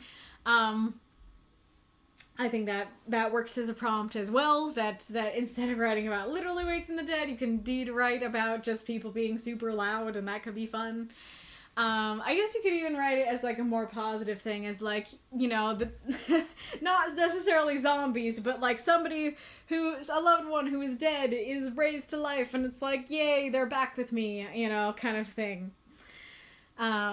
Yep, indeed, meaning to be very loud, to produce a very loud or disruptive noise. Yeah, so that definitely works for me personally in both senses. Okay, so the other one, since time immemorial. This probably is from something, and either I know it and don't remember, or I don't know it.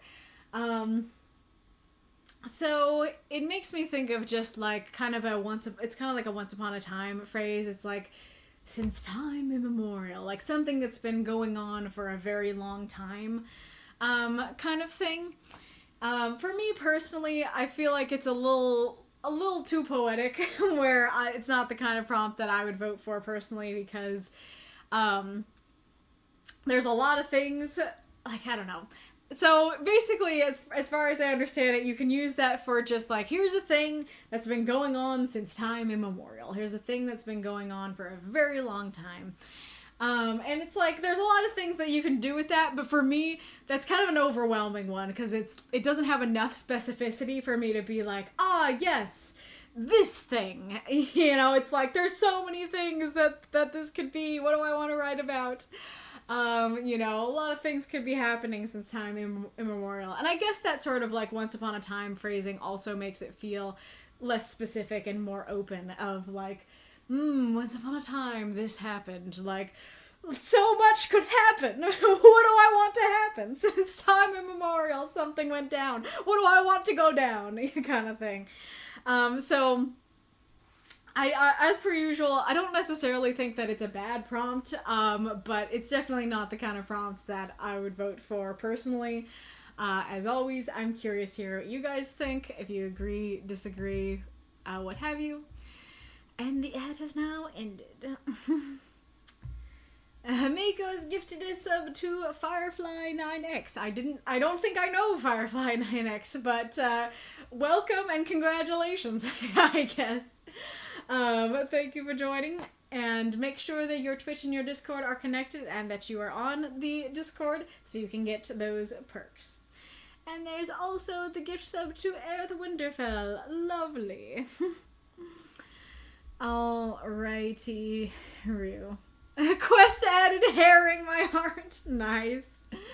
Aw, thanks, Norman. Good idea, great execution. This is fun. Great to hear. Little Lady Eva, I understood Lizzie as an absent love interest.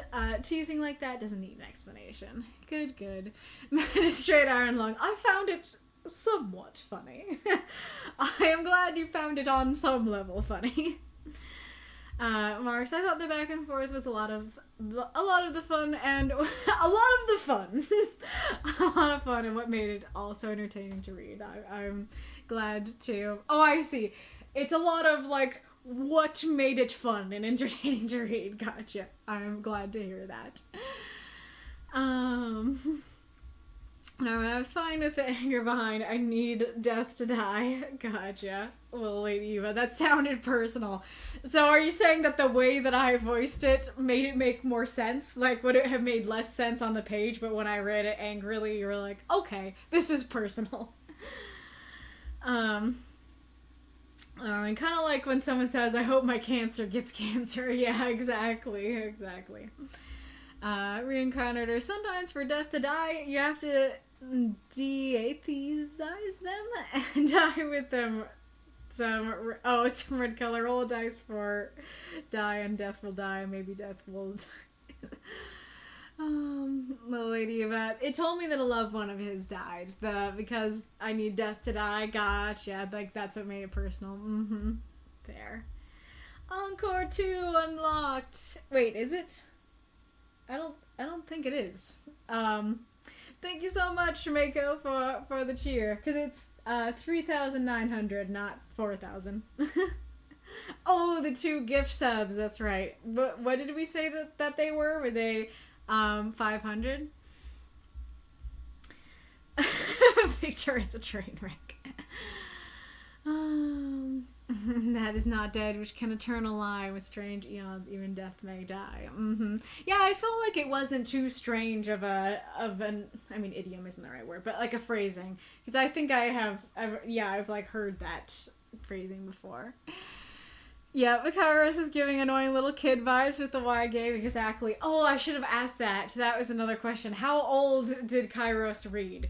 And would she have read older or younger if you didn't hear me voicing her? Eric, the only thing that confused me slightly was who the speaker of the final line was, but when you read it out loud, the tone of the voice made it much clearer who the speaker was. Gotcha. Let me go back there. Yeah, so there are quite a few lines without dialogue tags there, so I understand. Kara's humorous interpretations worked really well. Glad to hear that. Answers to the questions from Mako. Not confusing, definitely funny for me. Setting was fine, no issues. Well, I'm in the know, but I thought it worked fine. Okay, let's see. So 1, 2, 3, 4, 5. 1, 2, 3, 4, 5. Just coming out of nowhere. Nope. Stopping place fine. Did it feel incomplete? Nah, if nothing, it keeps on prompt. He had a heart. He still sans heart. That's true. It's just been behind her back this whole time, or she left it in a moment. Fair. Can't say favorite line. Many all were good. Maybe the flustered. A heart I own, but not this heart. For beating is good, and Kairos is just fun. Glad to hear that. Kitty! Yes, indeed. Kairos is a chaos gremlin. Good. Era says, really, the exchange between the 2 characters very much reminds me of Alice and the Cheshire Cat's interactions. It was really funny and worked really well in that regard. Oh, that is, I don't know if you know how high of a compliment that is, but me titling the story A Knave of Hearts is very intentional. It's very much meant to get you in an Alice in Wonderland, mood. She may not be the Knave of Hearts, but right now she is being a Knave of Hearts. I must conquer death could work, but none of your alternates sounded better than I need death to die. And like I must conquer death definitely would sound less clunky than my original versions. But it does go back to that issue of it's less accurate though, and I did love I need death to die because it's super accurate. I Need Death to Die is super dramatic, in my honest opinion. Capital D Death would work well too. Super dramatic, as in like as intended, or like wow, drama queen, you know, melodrama. Yeah, I guess there's three options. One is like, yes, it was dramatic in the story and it worked. Two is he's being a drama queen, but that's him, and so that works. And three is it was melodramatic and it didn't work. And Victor, I'm gonna lose it. Kairos, you've already lost it. In my honest opinion, that punchline is good. Oh, ooftonium. The last line, that's good to hear. It was meant to be ooftonium. Aerith, I felt it was fine the way it ended without the heart being returned. It had a very good punchline stopping point in its current form. That's good to hear. I'm about to strangle you. Come on, don't be that way. Have a heart. I like it. Yes, now I kind of wish I did that because that's so good and very her. Yep, Aerith. Also, I thought Victor is death. Yup, that's why it works with the capital D. And that's why it works in both ways. Because I need lowercase d death in this world to stop existing, and I need to die. I as death need to die. It's behind her back was not meant to be its own bullet point. Well, I thought you were saying that was like an option for where it could be. Alrighty.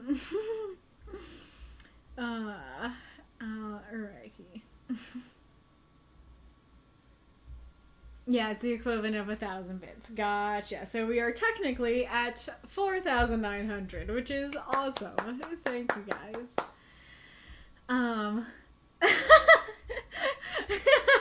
Mako, and that's my pockets dry until next week. Norman, question, what? Norman, oh, you mean you're out of bits? I thought you fell in a puddle or something. I love that.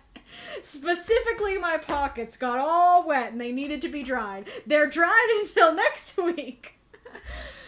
Var, she read as a child to me, lol, because of the Y game. Yep, that was the intent. Have a heart. Produces heart from behind her back. That could work. That could have been potentially a different way to end it. That would be fun. For sure. Hello, Firefly 9X, or X-Firefly 9X. Welcome, welcome. I presume that you have been lurking, but in case you don't know, we're a writing group, and we have a prompt every week and write 350-word microfiction for said prompt and post it to the Discord. And then I read, praise, and critique the stories live on Twitch on Saturday. So yeah, if you have not joined our Discord, then please make sure to do so. And now that you have a gift sub, then you will have some perks. So because you have that gift sub, you will be a guaranteed person, which means that you'll be in the guaranteed section of the stream, provided there are no issues that week. And your story will be read no matter what, and you don't have to be unlocked. There are also some other perks that you get as well. Have indeed been lurking. I've been around since June, just not very active. Well, we're happy to have you. For sure.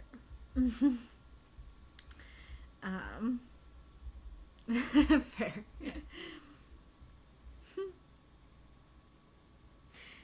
I'm about to go crazy on you. Crazy on you. Which band wrote that song again? Victor screams internally. Yes. I have seen that little comic, Would You Like to Buy a Heart? I don't know that I've seen the whole thing, but I've seen some shots of it. I think it's neat. Okie dokie. Time to go to Reincarnator's story.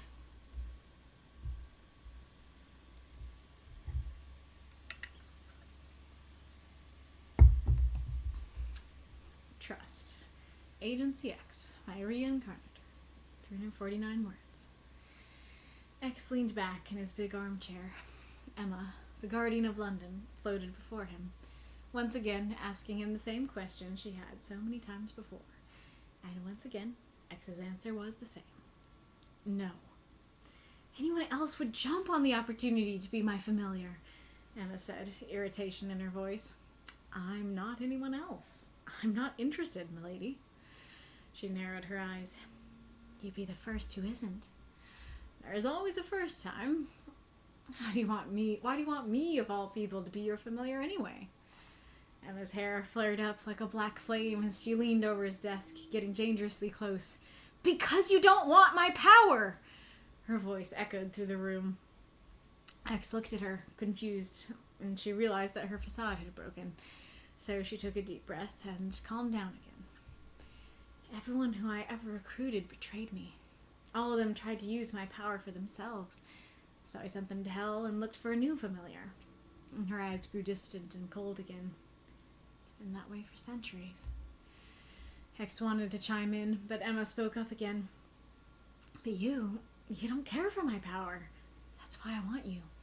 Because maybe, just maybe, I can put my trust in someone again. The detective shook his head. I'm not the one you're looking for, then. Why not? Because I wouldn't trust myself. I've lost things too, Emma. Her eyes widened when he used her name for the first time. I would forget myself, misuse your power out of some wrong thought of righteousness, and inevitably break your heart. Why would you say that? Because it's human nature to seek revenge, to be corrupted by power. The ghostly young lady felt a sting in her heart when he said that. I'll be back tomorrow, she promised, and the day after, and after, for as long as I need. But I just said, I heard it. But the fact you're worried about that proves even more that you're worthy of my trust.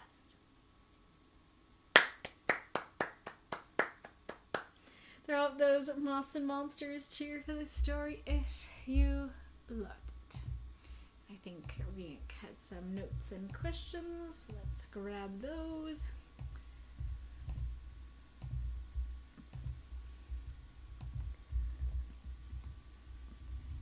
Notes. I don't really have a lot to say about this other than it takes place before Emma joined the Agency X. This is basically how their relationship was before X became her familiar. Right. Questions. 1. I was struggling between the title Trust and the title Human Nature. Which would fit more in your opinion? Did I pick the right one? 2. I feel like the comma setting in this one is a bit off. Is it just me, or are you seeing some spots where a comma would have helped? 3. I hope this works with the prompt too. I tried to make the prompt a theme in it, but decided to not outright name it this time. I've done that so many times, and I wanted to try something new. Does it work? 4. Overall feedback is welcome as always. So feel free to answer those questions in the chat. Bye-bye, Eva. It was lovely to have you. Alrighty, Rue.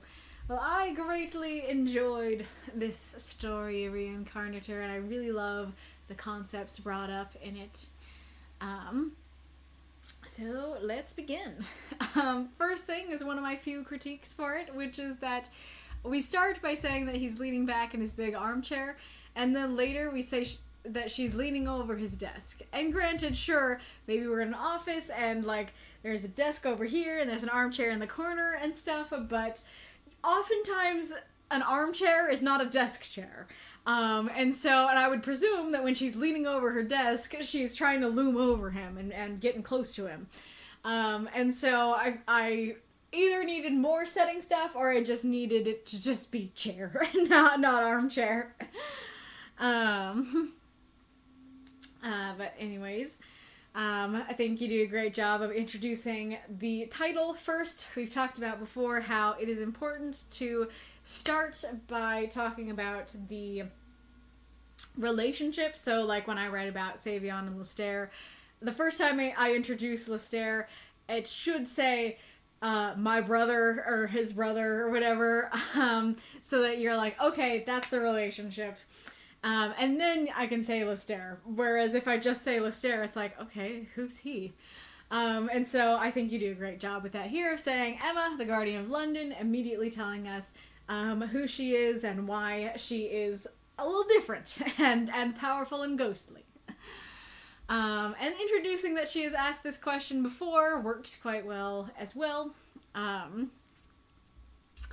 And then I do really love the start of this conversation of just like, we don't at first get to hear what the question is. It's just like she'd asked him this question before and his answer is once again no. I think that adds intrigue to the story. You're like, what's the question? And do we like no or do we dislike no? And then this is a great way to convey what the question was. So I do like that line as well of anyone else would jump on this opportunity. Everyone else would love it. And I love his response of, I'm not anyone else. Maybe a weird nitpicky thing, but you'd be the first reads like this is the first time it's come up, and it very much is not. And so I think you're the first who isn't reads more like this is a conversation that they've had before. And then similarly, the nitpicky thing, there's always a first is the idiom, and so it kind of like trips me up a little bit to go, there's always a first time. And so I think just saying there's always a first would sound a bit better. But I do like the ideas brought up here of like, literally everybody's interested. Everybody would jump to the point that you're the first person who's not interested. And so I like that. And great question that, you know, we as the audience are potentially wondering too. Okay, why do you want him to be a familiar when he doesn't want to be? So I like the imagery here of her, you know, her hair flaring like a black flame, and everything like that. But I think that so basically what happened is that she realizes that her facade has broken. But to me, it didn't read like that. To me, it read extremely intentional. That it's like she's intentionally making her hair flare up and intentionally leaning in dangerously close and making her voice echo because she wants to be intimidating. And so then when it's like, she realized that her facade had broken, I was like, it was pretty dang clear that you wanted this. What do you mean you all of a sudden realized your facade had broken? And I think that part of it is, well, okay, so first of all, it's how this reads by itself. But second of all, it's the pacing of it, because this should be part of this paragraph. And the thing is that making them each their own paragraph kind of makes it feel like there's a beat with each. That it's like, okay, Emma's hair flared up like a black flame as she leaned over his desk, getting dangerously close. Beat. Because you don't want my power, her voice echoed through the room. Beat. X looked at her.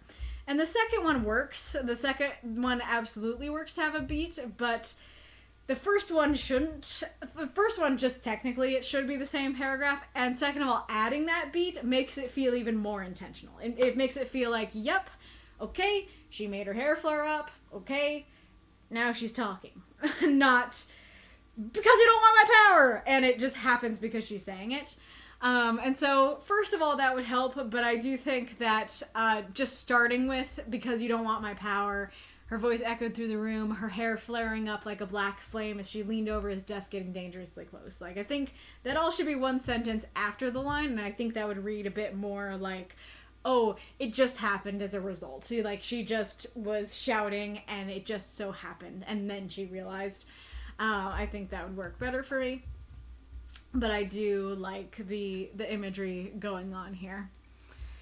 I think this is the only part where I added commas for you. So X looked at her, confused. And she realized that her facade broken. But if I recall, I don't think I added anything anywhere else. I mean, I did, your apostrophes were facing backwards, so I fixed those, but no other commas, I don't think. And then, unfortunately, I feel like that does make sense that, that she's super powerful, and so people want her power, and everybody is like, yeah, I want to use it for myself. Like, that absolutely sucks. Like, hate that for Emma.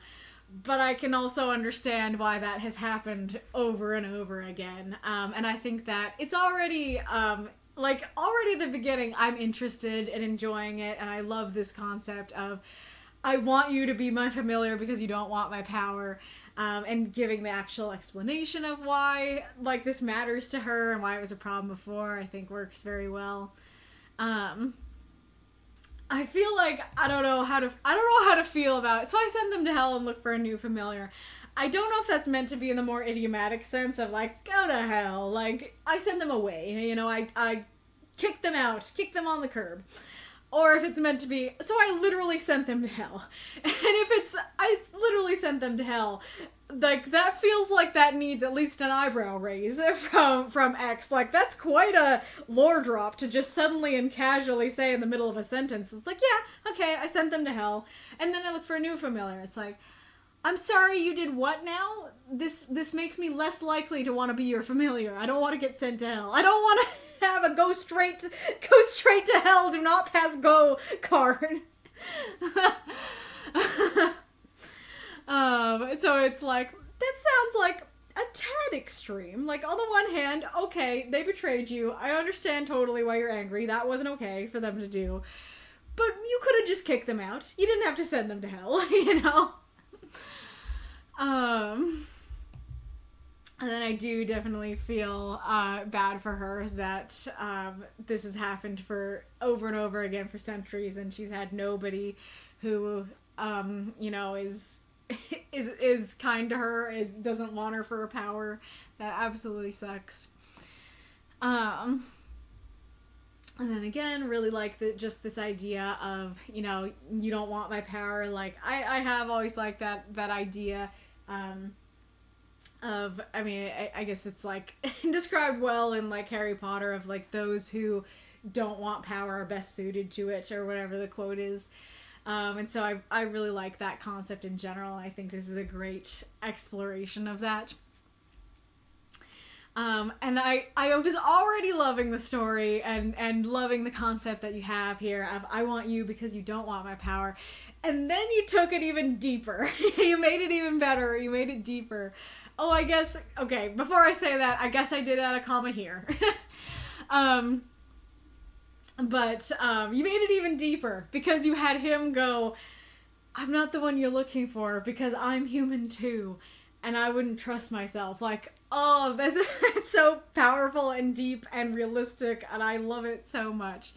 I love both these concepts of those who don't want power are best suited to it, and this idea of, like, well, it is also human nature to get corrupted by power.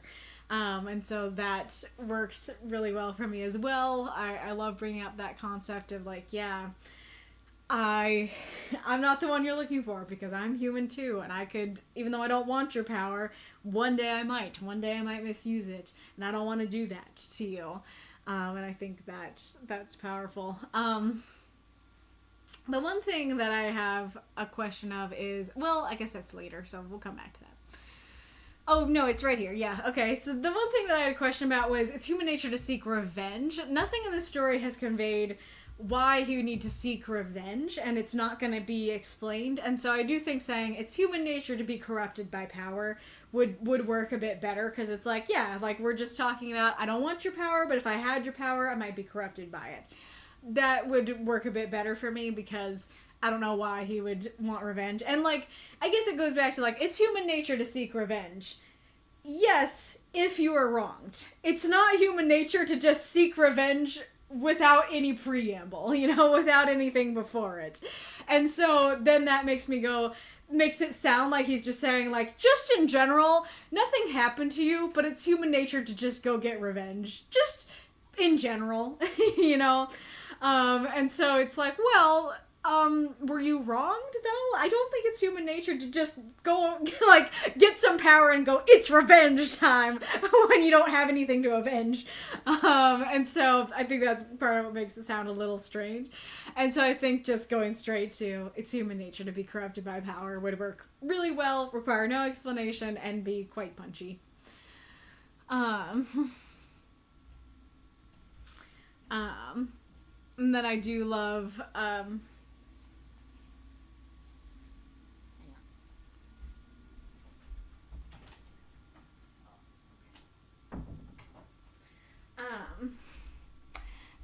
I do love the ending here as well. Like, that takes it to the third level of depth, where we go from, I want you to be my familiar because you don't want power, him going, well, I could still be corrupted because it's human nature. And then we go to the third beat drop, the third level of depth of the fact that you are worried about that means that you're worthy of my trust. The fact that you don't want to do that means that you are at the very least less likely to do that. Like, that matters. That always goes back to my every villain is a hero in his own mind quote.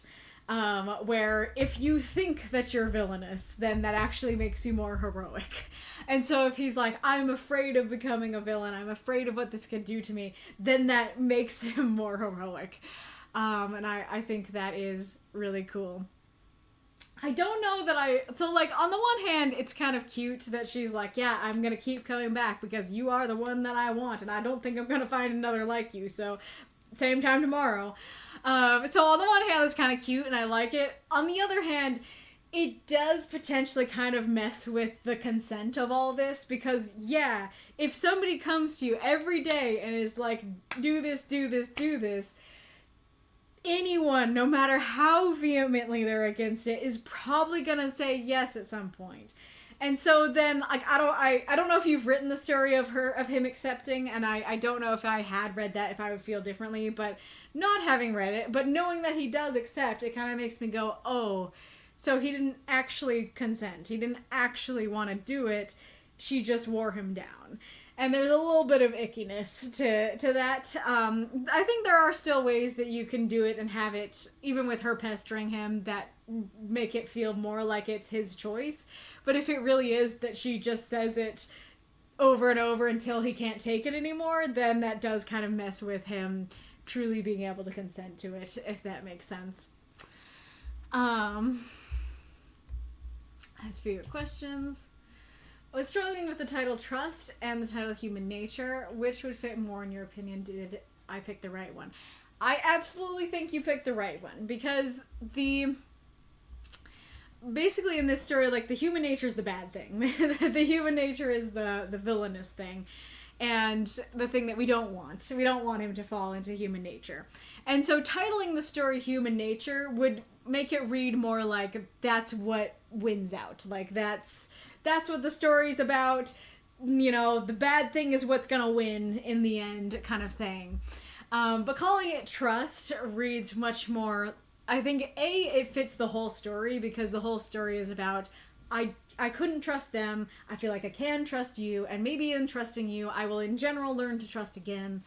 And so I think it works for what's going on in the story, and it also is like, that's the point of the story. The point of the story is not human nature's gonna win out in the end. The point of the story is trust is gonna win out in the end. And so I definitely think you went with the right one.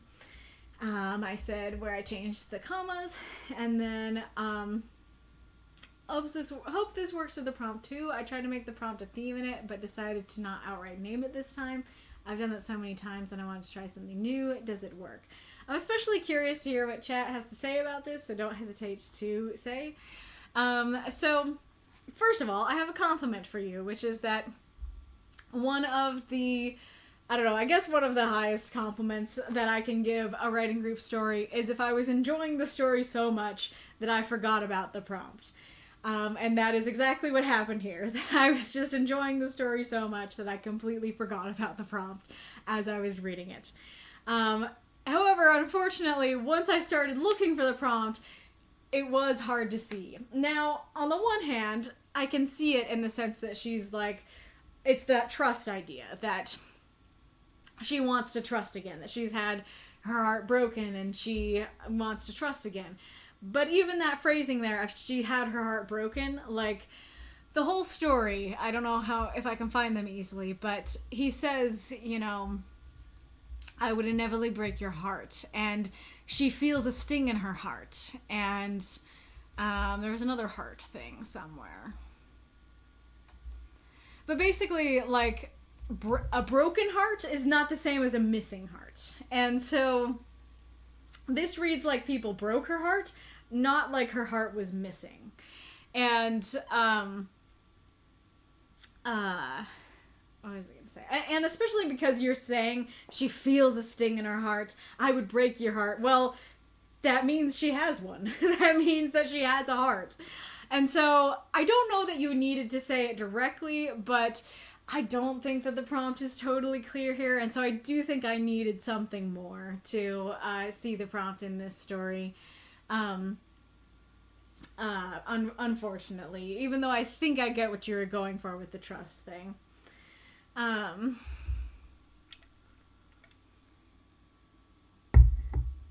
have a note here that says, "Why'd you do that?" Because I had a heart, and I'm trying to remember what that was. What that was a line suggestion from. I don't know if I was trying to say like, why did you trust them? Because I had a heart or something, but then that goes into saying it directly. So I don't know. So what did chat think of the prompt used? Could you see it? Could you not? And how would you suggest, if you couldn't see it, how would you suggest getting it more clearly in there?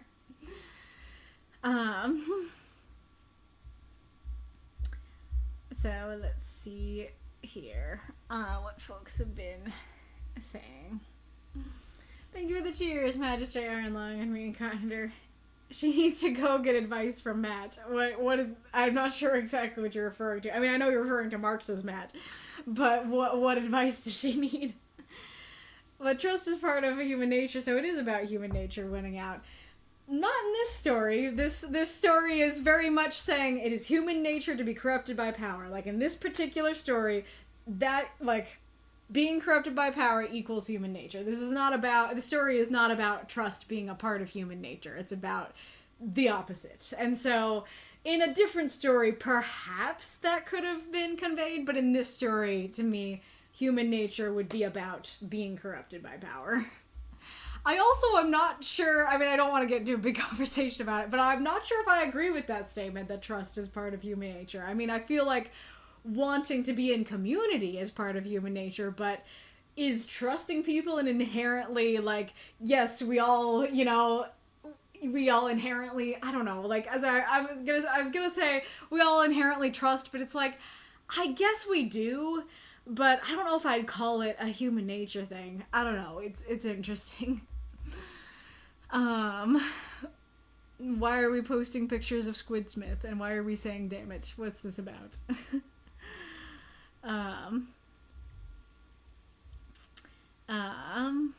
Rank, yeah, I guess you would know since I never mentioned it. X's office is very funnily structured. He has a very comfy and old armchair as his desk chair, his desk being a massive old oak desk. Gotcha. That's just one of those things where it's like, yeah, your readers, you have to write these stories like they're standalone, and your readers can't know what you don't tell them. And I think in this case, you don't need to tell us that his setup is weird. Just call it a chair, and like those who know will know it's an armchair, and those who don't won't be confused.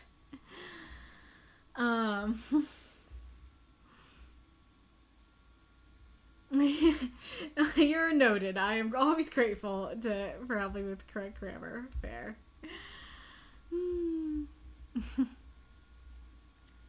Any more suggestions to make it sound more accidental? Because I wanted it to sound accidental. Her hair usually flares up like flame when she's getting emotional, but she usually tries to avoid it since she has this cold, emotionless facade she always has up, usually.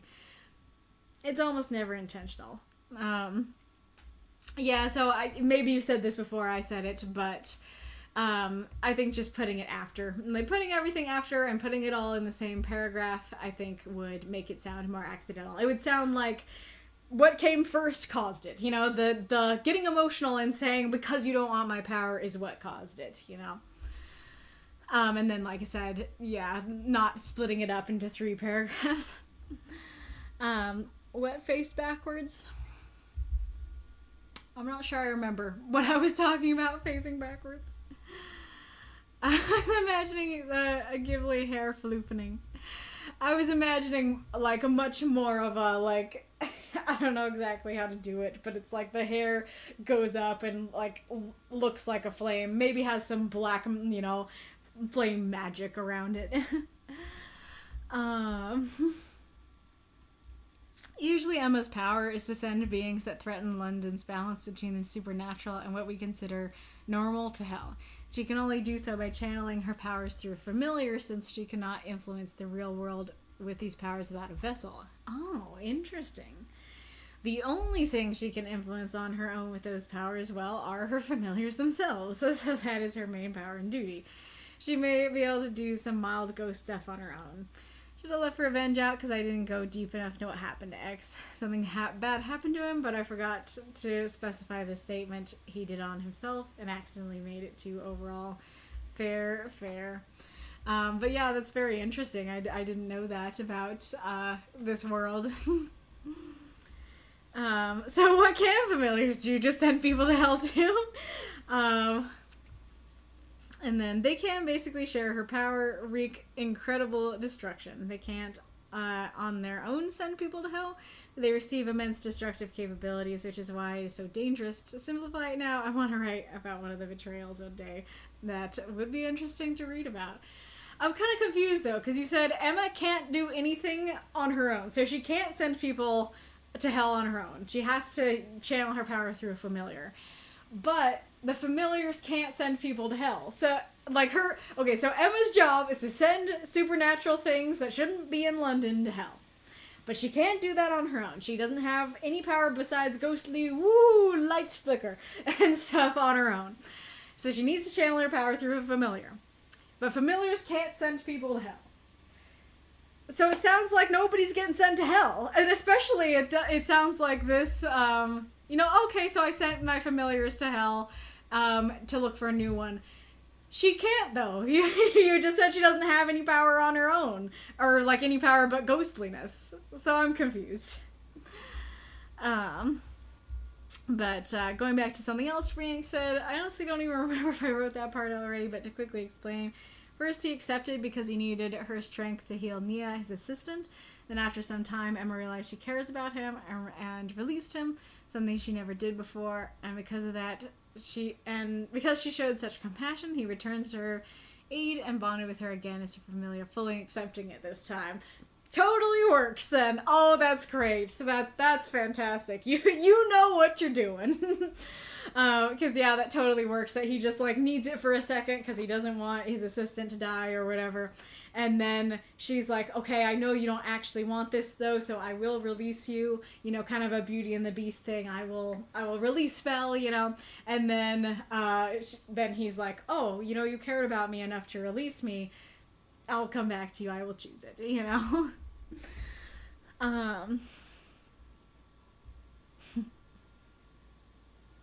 I was trying to get a gif of Squidsmith smithing the heart squids into heart containers. Gotcha.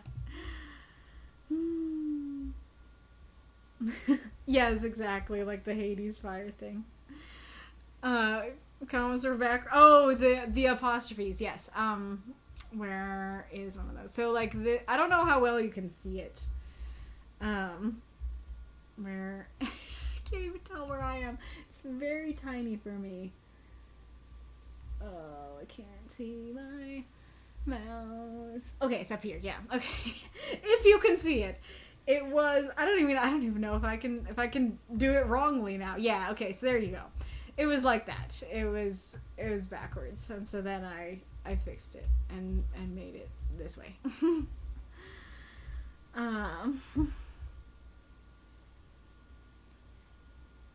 Yeah.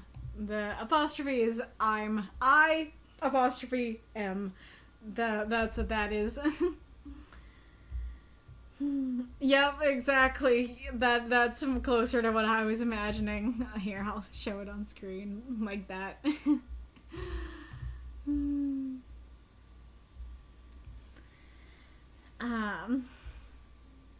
So basically, she cannot influence living beings without conducting her power through a living being. She can send her familiars to hell because in that moment she still focuses her powers through them. Hope that clears it up a bit. Okay, so, I think, I mean, in some ways it clears it up, in some ways it doesn't. Because, I think what you're trying to say is, they use their powers together, that it's not like the familiar can just do things on their own, and she also can't do things on their own. They kind of together do their thing. And, she has through the power being housed in the familiar and that allowing her power to physically manifest, she has enough power over the familiar to send them to hell, I guess.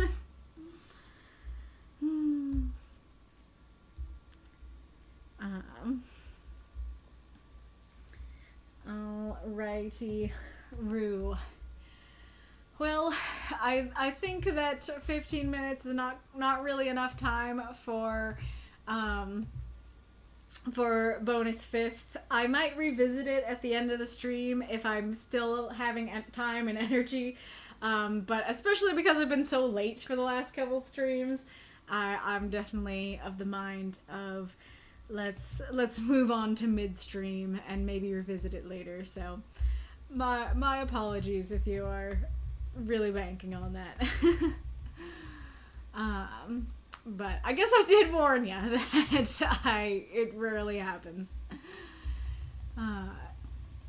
Okay, so I didn't write down a question. One, I forgot to send out the ping for the question, but I also did have a question that if you guys are okay with it, that I might just ask. That it came about because I was going over my story with my dad and that line of I need death to die. And he was like, well, like, I could get it because we watched, Guillermo del Toro's Frankenstein, and I know that, like, this is a Frankenstein retelling, and so I know what he's saying is I need to conquer death, but, like, would I have gotten that without all that? I don't know. And so he was kind of saying, like, he had to work for it and parse it and stuff like that. And so it kind of brought up this question of how much should the reader have to work for it? Because, like, first of all, so you have what I'm always talking about your stories. There are no hard and fast rules, but if there was one, stories shouldn't be confusing. And so in that sense, I think solidly, yeah, your reader should not have to work to understand a story in that way. If the whole story is like, I don't know what the heck is going on, that I would definitely say regardless, like, that's too much. That is making your reader work too much to understand it. However, I think that using that phrasing is kind of interesting because there is this element of, well, especially when you're reading something like a mystery, then your reader likes putting the puzzle pieces together. Like, I forget where I've heard it or how it was phrased, but readers actually quite like feeling smart. They like putting things together on their own before the book reveals it. And so in that sense, not only is it good to make your readers work for it, the readers like it. And then there's another element as well, which is that, like, well, if you take that to the extreme and just say your reader should never have to work to understand what's going on, the author should spell it out, well, then that creates a whole story of telling, and nothing is showing, nothing is shown. And so I feel like I would really like to discuss what you guys think of that, if you're okay with it. And I guess the question would basically be, how much should your reader have to work to understand your story? Or, how much should your reader have to put things together themselves without being told? You guys cool with that question? Thanks so much for all the feedback and the reading, says Reincarnator. You're welcome. Thank you for the lovely story. I'll write it down while you guys are answering.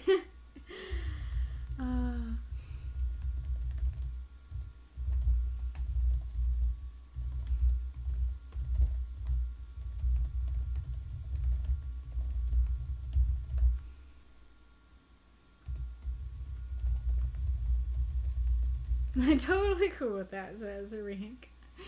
Well, here's how I've typed it.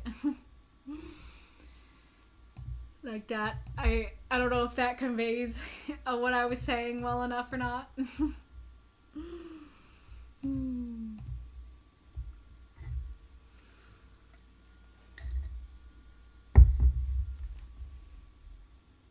There's Kitty. The glowing half-moon kitty. Man, wouldn't that be a fun concept for a kitty? There she is. Oh no, I'm making her sneeze. I didn't mean to do that. Baby it. You're so cute. You know it. You know it. You know it.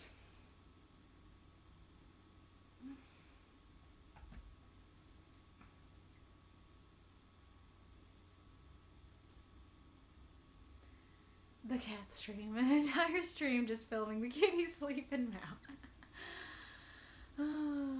Well, it looks like Desette has just offered an answer. So I was waiting for more yeses, but I guess that's a yes, if that's the answer.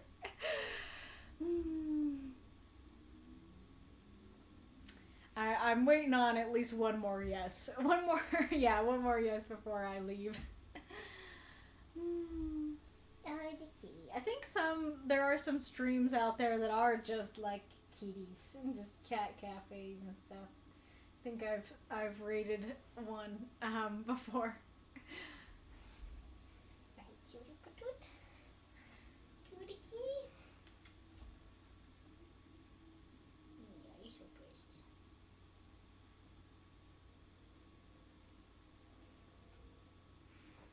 So precious. Yes, says Mako. Alright, good enough. I said one more, and I got one more, so we'll call it good. Nobody's saying no, at least. Okie dokie. So take away the starting soon, do the BRB. Oh. I did that like that for the monitor, but it doesn't work so well on this one, does it? I guess, should I make it the gravestones, basically? Alrighty, Roo. Okay, I will put on your tunes. I will take my break. And be back soon. Okay. Wait a second. Did I have Heartbound up in 2 places? I did. Okay, here's the one you were in the middle of. See you in a bit.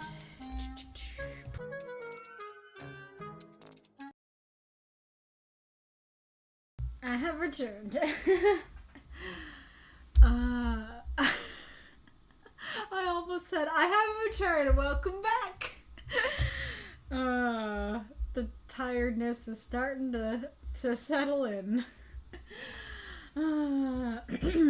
But Des said it was first, so I'll start with him. Like a reader always has to work to understand the story. Our earliest stories must be viewed through the fog of translations, dead languages, and the mindsets of ancient people. Most stories are in a dialogue with other works, which will enhance meaning by understanding the allusions the writer is making. Fantasy especially is often in a dialogue with very old stories, like medieval romances and Norse sagas. That is a really interesting perspective, and like that is fair, like with stories like that, like even with stuff like like the Bible and stuff, that it's like, okay, you read it one way, is that how the intended audience would read it, you know, sort of thing. And so in that sense, yeah, you have to work to make sure that you make sure you put the work in so that you're actually reading it how the intended audience would read it, and so that you get like the references and stuff like that. I don't feel like that's the whole end to the story, like the whole answer to the question, but I think that's a really interesting perspective and definitely part of the story. Mako says, well, I think the biggest wrench in this question is that different people will intuit things differently. And to that effect, I think you should try to take people to the edge of understanding, or at least what you think is the edge, and hope that they make the leap. That is a good point, that, like, different people understand things differently, and so it's like, all you can do as the writer is try to make it as understandable as possible, and, like, there are different ways to go about that. One would be just to spell it out so that you cannot be misunderstood. But then that could make it less poetic. That could make it more telly. That could make it less the story you want to tell. And so you can just be like, I'm going to do my best to, like, tell it the way I want to tell it and not be too spelly-telly as I do it. But just get you to the edge there. Just get as close as I can, and I hope that people take it. I hope that people will make the rest of the leap.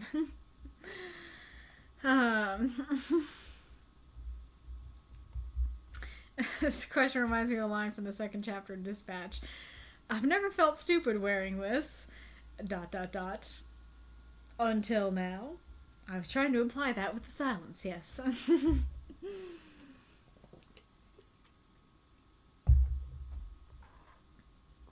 Indeed.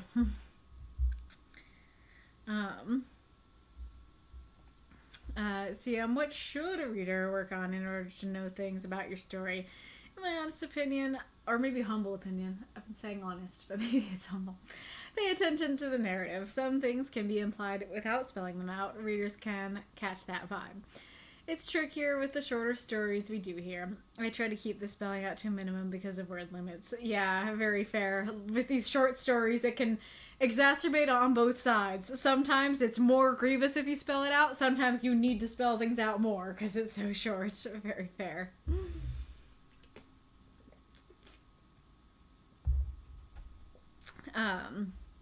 And I also, this makes me think also that there are certain things where it's like, especially certain things where the reader doesn't need to know them for them to understand and enjoy the story, then like that is especially fine to make your reader work for it and not spell it out, because like being like, yes, the symbolism is this, everyone, is like, okay, like you kind of ruined it. You made it less cool. But if you're just like, there's symbolism here, I intend there to be symbolism here, but not everyone will get it, and that's fine. Then that's especially prime real estate for something to not spell out.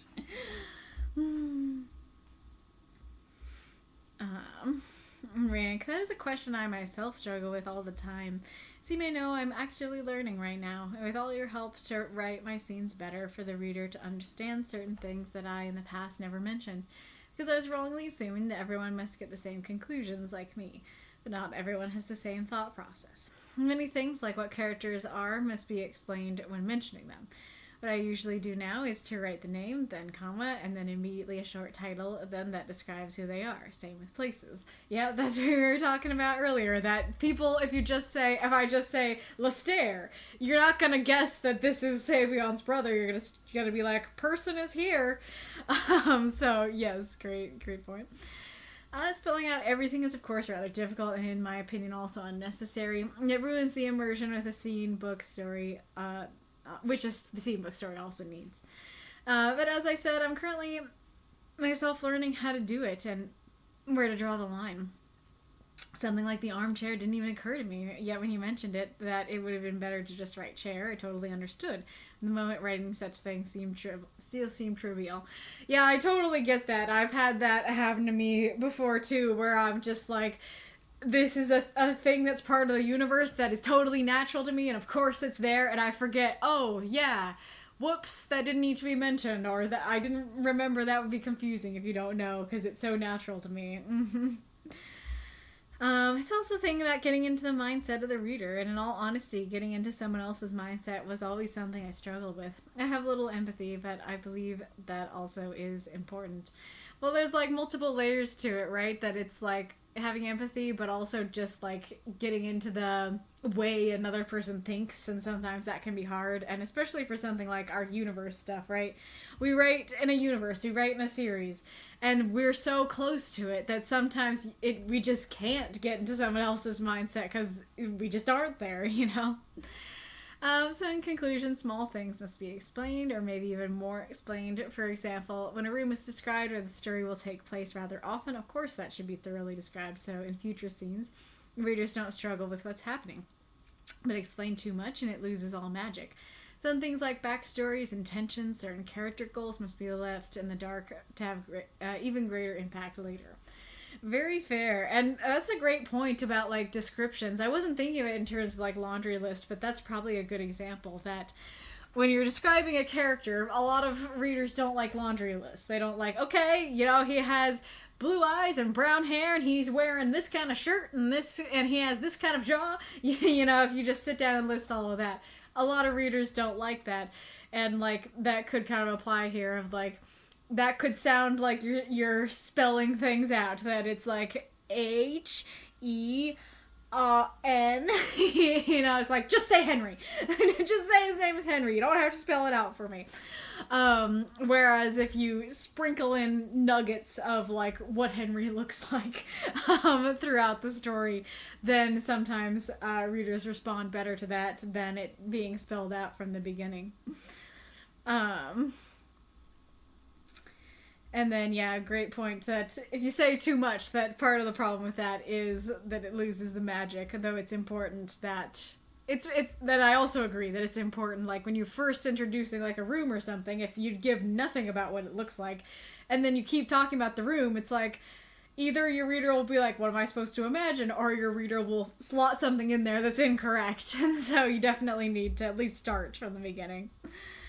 NASA says, I think there needs to be a distinction between making a reader work in a way that promotes engagement and a work to clear up confusion. Naturally, the first one is needed to an appropriate degree, while the second should be avoided, although momentary confusion in a story is sometimes what a writer is going for, but this should be used sparingly. Fantastic answer. And I think that is the answer I agree with more than anything, and that is, I think, what I was trying to explain to my dad yesterday that I wasn't sure how to.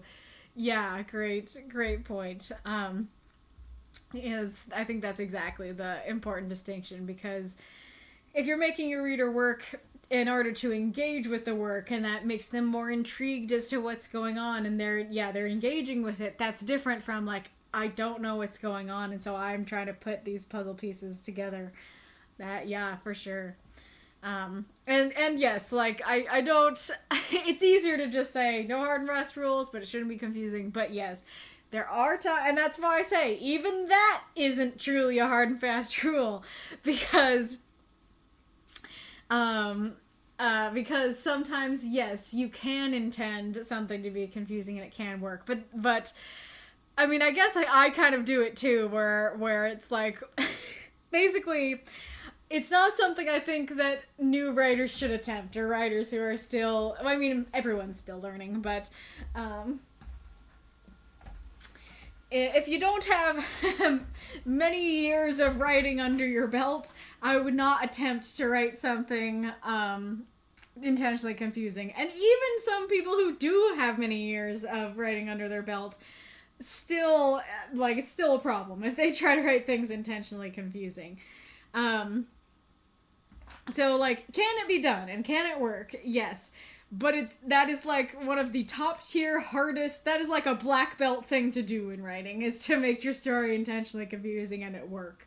So it's not something that I recommend writers do often. But it absolutely can be done with intent. Welcome back from sleep, Wolfie.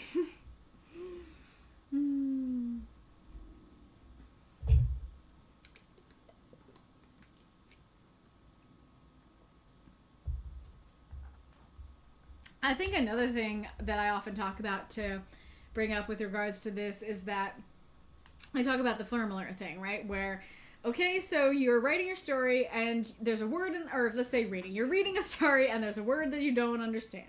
And like the term I use to describe that is a Flurmler, because if you don't know the word might as well be Flurmler. And so you're like, okay, and then he walked up to the Flurmler and he did this and that, you know? And so if it's one Flurmler, if it's one word like that, that's probably fine, because either you can guess from context, or it's not a huge deal if you can't guess from context. However, if the page is littered with Flurmlers, if it's like he went to the Flurmler and then he ate a Flurmler and he talked to a Flurmler, then I'm not understanding the story. Then the story is full of blanks, you know? And so I think that goes back to this too, where it's like, sure, like if you have one word where your reader has to do the work to go look it up, you know, then that's probably fine.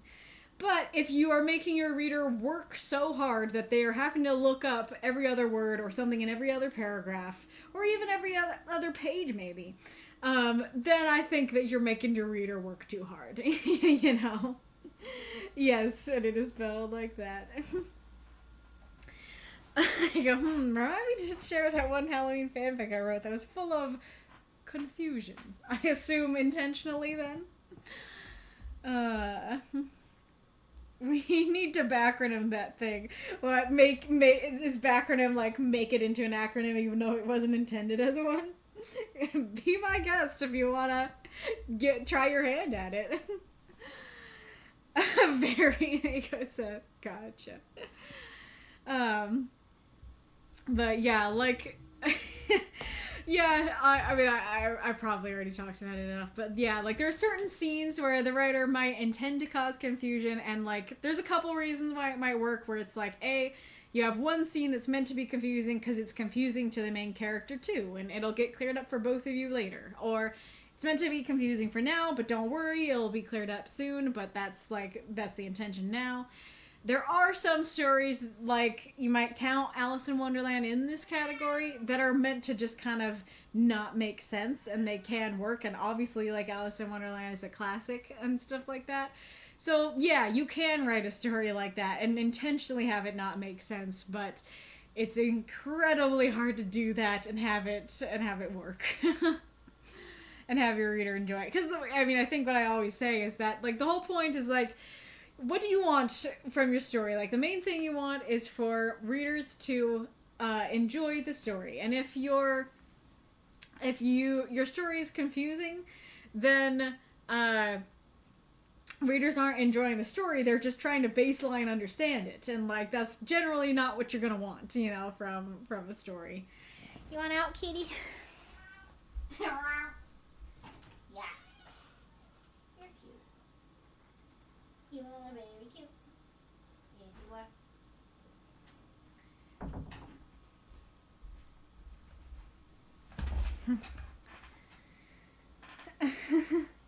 Requiring much learning, reader.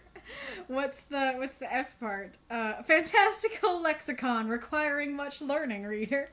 Oh, that's great. That's pretty good. Right away. Okie dokie. It is time to move on and to read Aerith's story. So let's see. How much did you say we had from the gift subs? Was it 1,000? So we're technically at 5,108. So it's a little less than 1,000 to get to Encore 3. So if you would like to unlock Spectre's story, excuse me, don't hesitate to cheer as I read these next two stories and as I praise and critique them. Alrighty, real. The Fall Before the Storm. Danamir setting by Aerith Winterfell. 324 words. On the rocky precipice, before the entrance to the catacombs of Anur, lightning crackled in the heavens, wreathing the outline of Aerith Winterfell, the necromancer, in light and flame. Aerith, stop! Called out his longtime rival, Aerith Winterlight, the enchanter. You don't have to do this! I know you're angry, but we've always had respect between us. Listen to me now, please. No, the necromancer raged, with all the fury of the growing storm above. They could have saved my father. The sickness could have been cured by their healing magics, but they condemned him, turned their backs on him, because of how they judged me, just for being what I am. Be the better man, Aerith, said the enchanter. This won't bring you peace, and it will only end in bloodshed. Raising an army of the dead will only reinforce how they already paint you. You could charm me, make me return with you, surrender to the Church of Sacred Light, and the necromancer retorted. But I know you won't, because you know they were wrong to do this. The gods made me this way, to hear and see spirits, and now I'm to be punished for this. Should the sins of the father be visited upon his children? Should the sins of the son be paid by his father? The enchanter's shoulders slowly lowered. No, you're right that your father shouldn't have had to pay for your decisions in life or how you were born. But bloodshed will not bring justice for you. It will only make things worse. Come away with me. I'll help you, please, he pleaded. For a few moments, the enchanter could see the struggle inside the necromancer. He thought he saw the tears in his eyes, but it was obscured in the coming of the falling rain. Finally, after a long silence, the necromancer said, Once I knew mercy. Then he turned and stormed into the catacombs.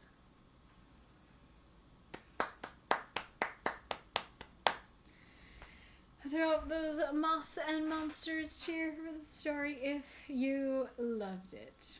Thank you for the cheer, Ghoulish. And Magistrate has to get ready for work. See you later. Did I go over any other prompts? Let's see. So I have gone over A Walk in the Snow, Wake the Dead, Since Time Immemorial, Shadow of a Sea Dragon. Those are the ones I've done today. One last cheer. Thank you, Magistrate. Okie dokie. So, well, let's see if, I think Aerith had a note, which might lead to the question I was going to ask you all. Aerith said, I'm not sure what to think of how the story turned out. Either it feels like a good dramatic piece, or it's too melodramatic and terrible. I'm not sure which it is. Perhaps that's a good question to ask. So, yes, that's the question.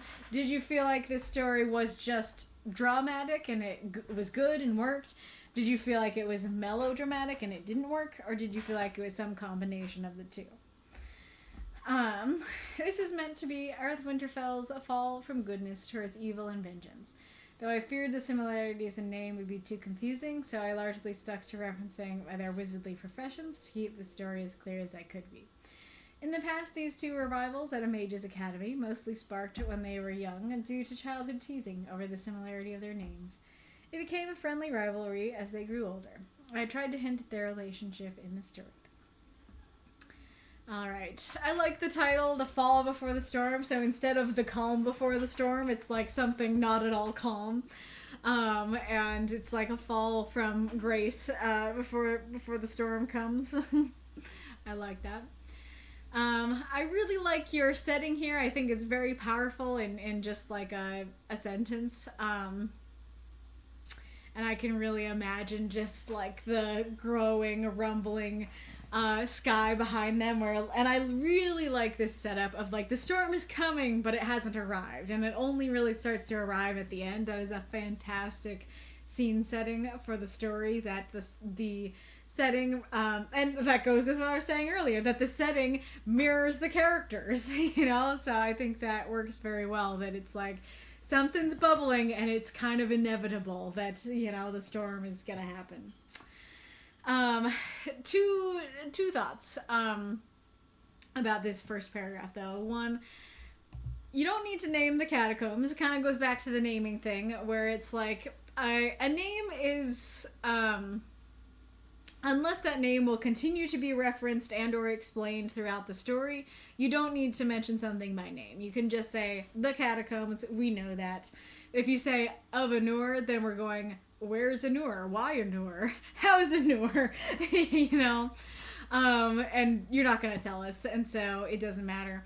I would presume that these are specifically the catacombs for warriors, and that's the whole thing about raising an army of the dead. And so, granted, you could raise an army of the dead in a regular catacombs, but you'll probably get a better army if you go for warrior catacombs. So maybe you could say something like that instead of like the catacombs of fallen warriors, you know, to convey that. And then the other thing is that I took this as, so lightning crackled in the heavens, wreathing the outline of Aerith Winterfell the Necromancer in light and flame. I took this as it's the lightning of the sky. Like Aerith the Necromancer is not casting any sort of spell, but the light in the heavens is wreathing him, it's outlining him, the lightning striking behind him, and it's, you know, framing him and stuff like that. But especially with terms like light and flame, and how, like, sure, like, lightning could be described as flame. Flame is something kind of different, and so I could see the interpretation that the Necromancer is, in fact, casting a spell right now. So did you interpret it as it's the sky doing this, or it's the Necromancer casting a spell, or were you not sure? And then, so I'm curious about the names, because I do kind of like that, as far as I know, you've had this character of Aerith Winterfell for a long time, and you haven't known what exactly you wanted to do with them. Do you want them to be a necromancer, an enchanter, something else? And, you know, you've written different stories from both interpretations and stuff. And so Thank you for the cheer, Desed, and thank you, Ghoulish, if I didn't say before. And so I do like that you separated the characters into two so that we can see both characters, because I enjoyed the stories about both characters, and so I like that I can now read about both. You don't have to pick one.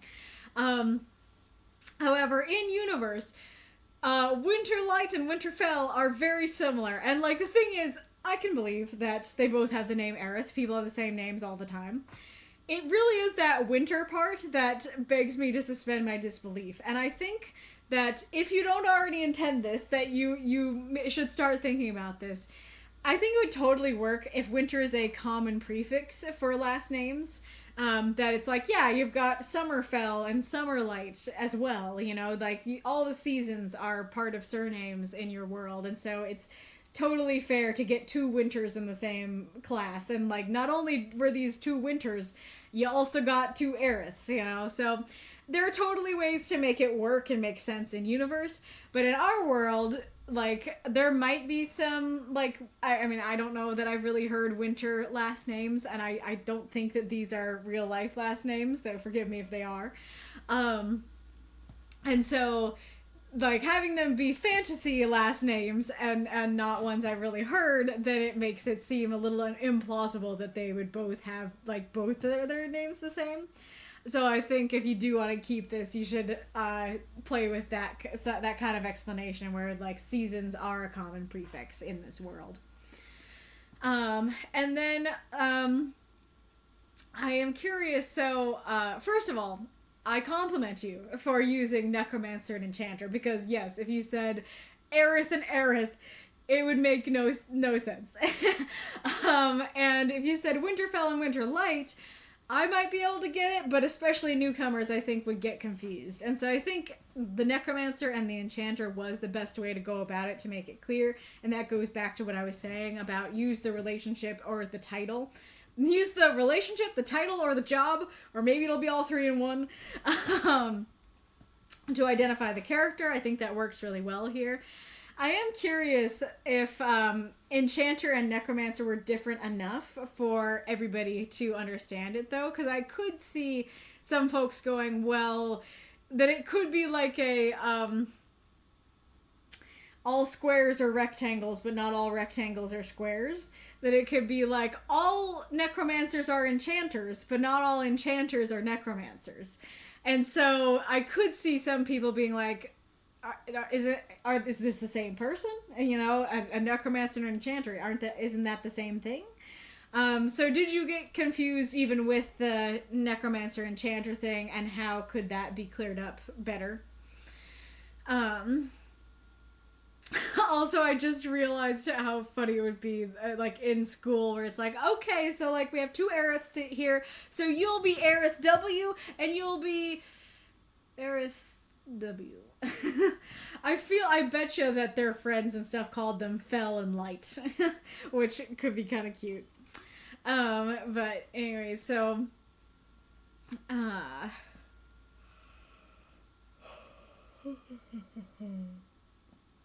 you know, I guess I'll just talk about the melodramatic thing right away. So I was actually telling Aerith was mentioning to the council that he was like, I'm not sure about this story. Basically what he said in the notes of, like, I'm not sure about this story. I can't tell if it's melodramatic or if it works. And I read the story to potentially do a more normal review on it, and I was like, I feel like it's both, and I don't know why. I feel like it's both dramatic and melodramatic, and I don't know why.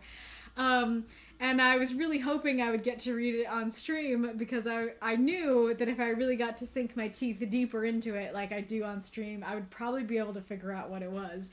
And sure enough, I think I did. So I think what it is just quite simply that some of their paragraphs go on a little long. And I think that this is probably the strongest case of it. So I'm gonna read it once in dramatic mode of, like, trying to be like, yes, this is good, this is just dramatic, and then I'll read it in melodrama mode, and then we'll talk about it, what I think happened. So you could charm me make me return with you? Surrender to the Church of Sacred Light?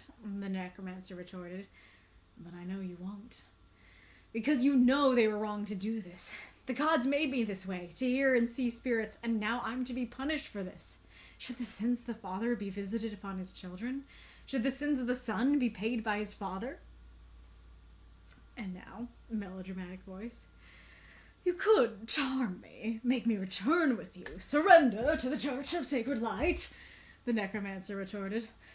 But I know you won't, because you know they were wrong to do this. The gods made me this way, to hear and see spirits, and now I'm to be punished for this.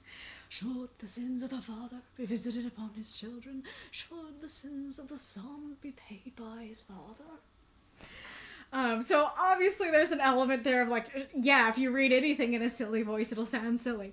And I don't know if that exercise did anything, but I feel like it's interesting to read things in different ways. And so like, on the one hand, I can obviously read it as pure dramatic, and I think when I read it in that dramatic way, it sounds better and doesn't sound as melodramatic. But I think the thing is, like, you could charm me, make me return with you. Well, first of all, the Church of the Sacred Light has the same problem as Anur, in fact, a stronger problem. Church of the Sacred Light, mentioned once, mentioned by name, never mentioned again, so I think it would probably be better to just not mention it. So I guess the third way of reading it, let's read it the third way that I think takes out the melodrama as best as possible. Let's see if I can do this on the fly. You could charm me, make me return with you, the necromancer retorted. But I know you won't, because you know they were wrong to do this. And honestly, I'd probably end it there. So basically, I think, yep, you could charm me, make me return with you, works. I'll come back to that one, because I think it needs a better transition, but I think the concept does work.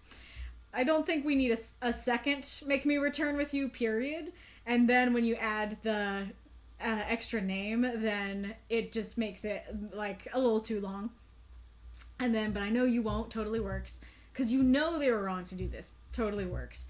Okay, so the gods made me this way. Now we're starting to go into a different topic. Now he's starting to monologue, right? And, like, it is that monologuing that can easily end up being melodramatic.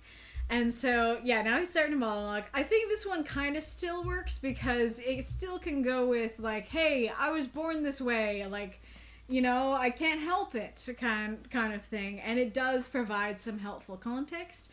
But I don't know for sure if it's something that someone would say in this way, in this particular,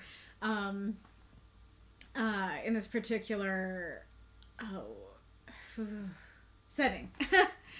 And then I think it really easily goes into melodrama territory when we get into should the sins of the father be visited upon his children.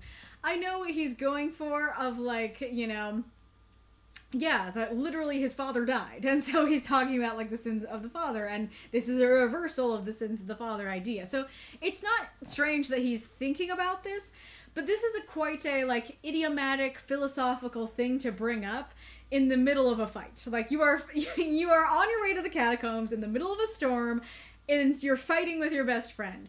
You're probably not going to philosophize in the middle of it. Now, granted, it depends on the person, it depends on the friendship, you know, and so this might just be Aerith or both Aeriths and how they are, and that's totally fine if that's the case.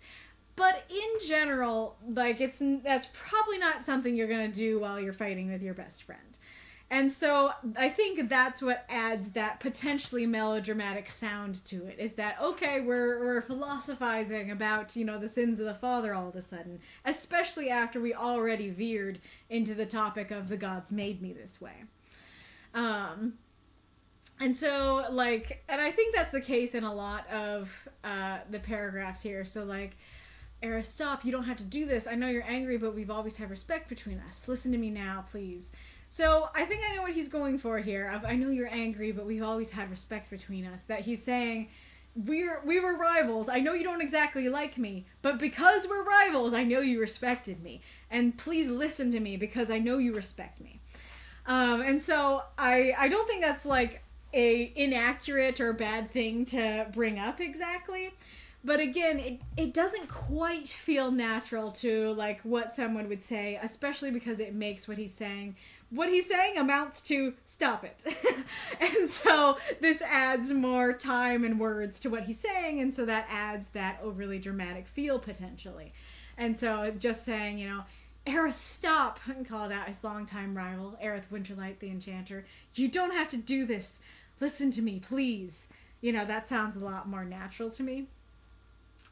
Like, I'm kind of curious. Let me see. Like, I don't know how good I'm going to be at this on the fly, but let me try and read it again and see if I can just read it and take out some of the lines and see if it sounds less melodramatic or less potentially melodramatic. I will say there is a chance that, I'm glad that you brought up the melodrama thing, because like, there's a chance that if you hadn't brought it up, either that I wouldn't have noticed it, or that I wouldn't have noticed it, but I would have still felt like something was off, but wouldn't have known what it was. And so I feel like this is I think this is an interesting conversation. I hope it's interesting to you guys too. So let's see if I can do this on the fly. On the rocky precipice before the entrance to the catacombs... On the rocky precipice for the entrance to the catacombs, lightning crackled in the heavens, wreathing the outline of Aerith Winterfell, the necromancer, in light and flame. Aerith, stop! Called out his longtime rival, Aerith Winterlight the Enchanter. You don't have to do this. Listen to me, please. No! The necromancer raged with all the fury of the growing storm. They could have saved my father. The sickness could have been cured by the healing magics, but they turned their backs on him because of me. Be the better man, Aerith, said the enchanter. This won't bring you peace. It will only end in bloodshed. You could charm me, make me return with you, the necromancer retorted. But I know you won't. The gods made me this way, to see and hear spirits, and now I'm to be punished for this. The enchanter's shoulders slowly lowered. No, you're right. Your father shouldn't have had to pay for your decisions, or how you were born. But bloodshed will not bring justice to you. It will only make things worse. Come away with me. I'll help you, please, he pleaded. Yeah, I don't know that I really did a good job on the fly. And I wasn't sure. I was like, I'm going to try and say this line and see if it works. I think it's better without it. I think it still sounded a little too much.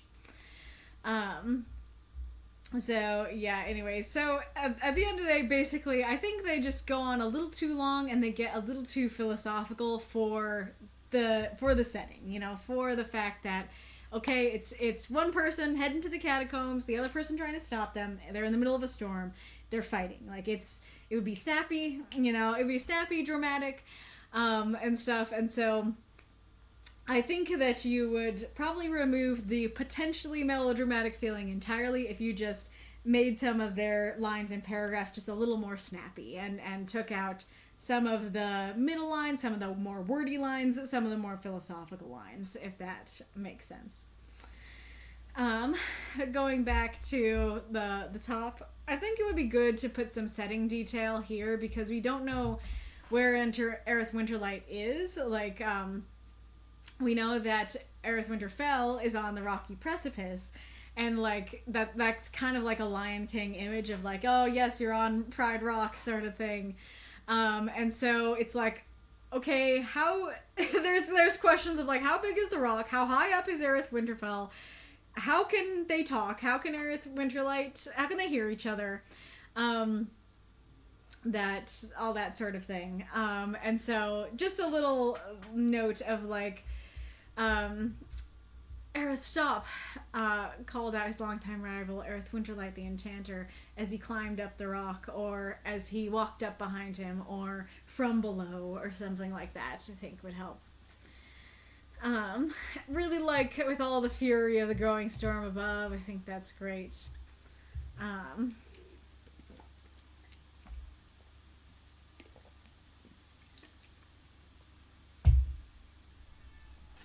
I hear a meow meow.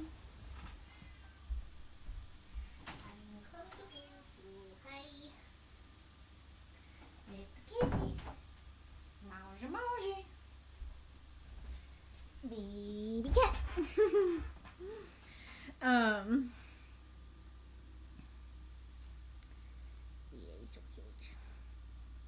Oh, yeah. So I think another thing is just like they condemned him, turned their backs on him. I could see some people wanting to like say it and say it again as they're fighting because they really want to emphasize it. And like again, it always depends on what kind of person you are and how poetic you'd be. Um, but I do think it sounds more natural to say, you know, they turned their backs on him rather than they condemned him. They turned their backs on him. You know. Um,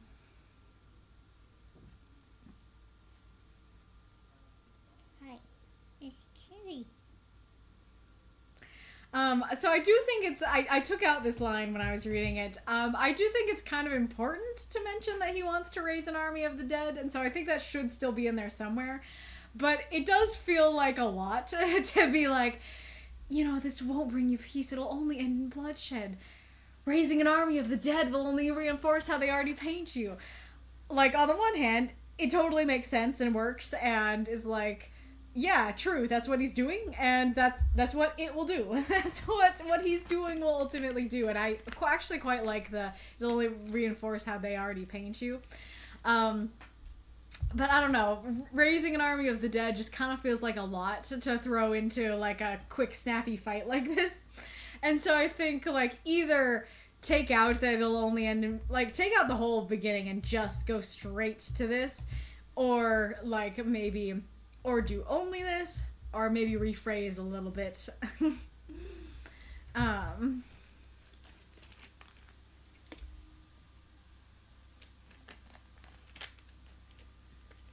And then going back to the you could charm me thing. So I really like this idea here of like Aerith's an enchanter. So he could charm him. He could force him to stay or to return or whatever. And he's not going to, either because he doesn't want to mess with the necromancer's free will like that, or because on some level he believes that necromancer's right, or he wants him to raise the army of the dead ultimately. Like there's a lot of different reasons. And granted, come to think of it, I wasn't thinking about this before, but as I say that, Aerith Winterlight could, think that what they did to Winterfell's father was wrong, but still, like, but, what was I gonna say? But still charm him. It could be like, yeah, I think what they did to your dad was wrong. I also think that this is wrong. So, like, I'm still gonna charm you, you know? Anyway, so I really like this idea here of, like, you could charm me. But it does feel a little odd to go straight from, praising an army of the dead will only reinforce how they already paint you. This will only end in bloodshed. You could charm me. You know, it feels like, it's like, that's not what we were talking about, Winterfell. You know, we were talking about how you're being painted and stuff. And like, I'm not sure. I'll try and think of a transition. Like, I guess it would change what they're saying, but it could be something like, you know, only reinforce how they already paint you. Oh, how they paint me. You could charm me, but you don't want to do that because of how that'll paint you. You know, or something like that.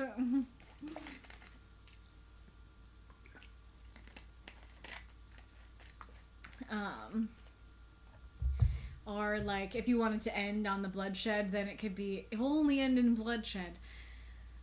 What was I gonna say?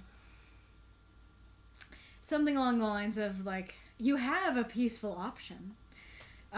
You could charm me, you know, going off of the bloodshed thing, like you have a non-bloody option basically. You have a peaceful option, you could charm me. You know, something like that I think would be a good transition, but just going straight from, it'll only end in bloodshed, it'll reinforce how they paint you. You could charm me. It sounds like, you know, it doesn't quite match up. And I do think it's interesting, this element of Aerith Winterlight believes it was wrong too. I think that's cool. And that's a neat thing about characters like this, which is that, like, which I guess we'll be talking about with Luna's story too, that, yeah, I think it was wrong what happened to your dad, but I also think what you're doing is wrong too. You know, I can sympathize with you, but I could also disagree with, you know, what you're doing with that. And so I like that idea. And then I do think it's interesting, this concept of that he was born able to see spirits and stuff. Now, granted, there's a couple things about this line. So one is that just because the gods made you to see spirits didn't mean you had to become a necromancer. You could be an accountant who sees spirits. Maybe it's not using your skills to the best of your abilities maybe it's a waste of your skills to do that, but you didn't have to become a necromancer. That was your choice. And second of all, it's a little bit awkward to say, now I'm to be punished for it, because, like, sure, killing his dad to hurt him, in a way you could call that him being punished. But, like, if somebody dies, that's the person being punished, you know? It's like, yes, you know, I killed this person, I punished them. But saying, oh, yes, I punished Billy by killing Jimmy, it's like, punish doesn't seem like the right word there. And so I didn't offer another word. Now I'm paying for it, maybe? Or... I don't know. Like, it really is, my dad paid for it. My dad was punished for this. Someone I loved was punished for it. So maybe that's all you have to do, is just, instead of saying I'm being punished, and like, my dad was punished. My father. Hi, the kitty. How you doing?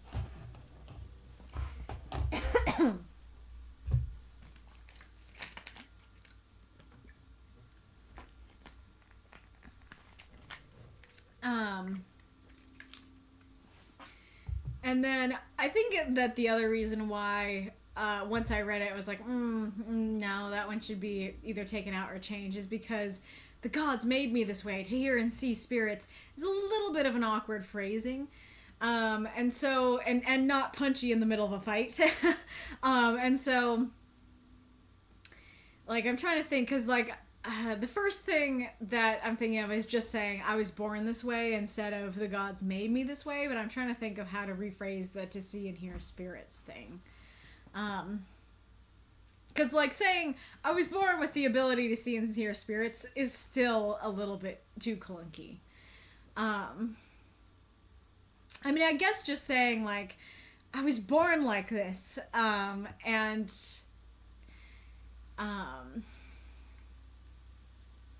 don't know, something like, I was born like this, and now I'm being punished like I sinned, or something like that. I don't know.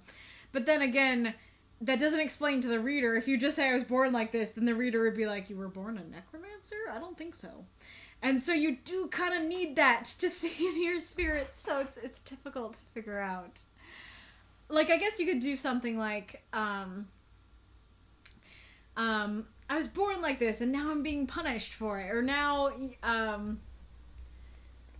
yeah, I don't know. I don't know exactly how to do the second half. I don't know how to combine my critiques and fix the punish thing along with the other part. But, and then, Winterlight could say, yes, you were born with the ability to see and hear spirits. Or, yes, you could see and hear spirits from birth. And you're right that your father shouldn't have had to pay for your decisions. But you're making a decision now, you know, but bloodshed will not bring justice. You know, I think that could sound a little bit more natural, is to have, because he's already in that mindset of, like, you're right. And so having two you're rights, having one, yes, you were born that way, yes, your father shouldn't have been punished, could potentially sound okay. Oh no, lag goblins. Now I have to suffer. Okay, I was born like this, and now I have to suffer for it. Yeah, I think that works. Buffering circle of doom. Oh no. Oh no, here, let me pick up Kitty again. Give it some time. Give Eric's buffering circle a moment. If you can hear me, can you just refresh the page? Can you refresh the buffer? You're so cute, Bella. No, Back from refreshing. Good, good. Okay. yeah. Oh, so cute. Such a cute kitty. But yeah, so I was just saying, Mako's now I have to suffer. That would be good. So saying something like, I was born like this, and now I have to suffer for it. And then Winterlight going, yes, you were born with the ability to see spirits. And you're right. Your father shouldn't have had to pay for your decisions in life. Or how you... Well, I guess it would just be... yeah, let's see. Because now that I'm looking at that, your decisions in life or how you were born, there's a little bit of clunk there. So how to fix that. Like, I guess just your sins. Like, especially if you take out this whole thing, that it could just be like, you're right. You were born with the ability to see spirits. And you're right that your father shouldn't have had to pay for your sins. You know, your birth or your sins, maybe, could work.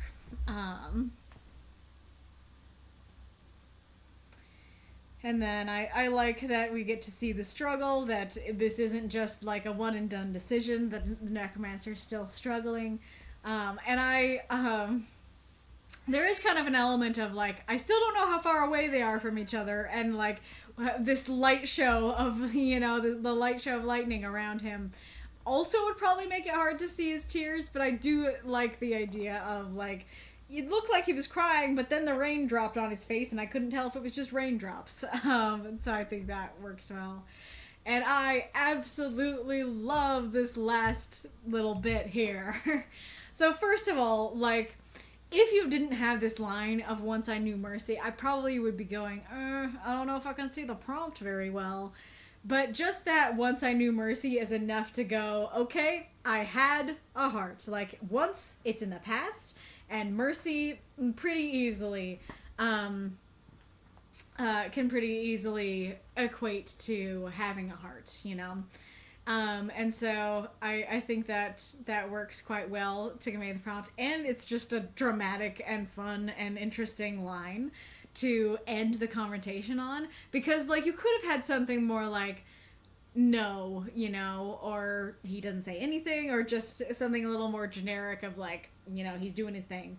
But that's so much more unique to say, to end the confrontation and potentially the question mark friendship on "Once I Knew Mercy." And like, and it's especially dramatic because it's not like "Once I Had a Heart," and that would feel very much like, he said the thing. But mercy, like, we already know that Aerith Winterfell is gonna summon an army of the dead, and that's probably not gonna be good for a lot of people, especially those who wronged him. But you can raise an army of the dead and still have mercy. And so the fact that not only is it like, nope, I'm gonna raise the dead, he says, "Once I knew mercy," then it's like, oh gosh, not only are you gonna raise an army of the dead, you are going to be unmerciful in how you use it. And I think that really cements the, oh, he going the villain route, oh, he going evil. And so I think that's really interesting.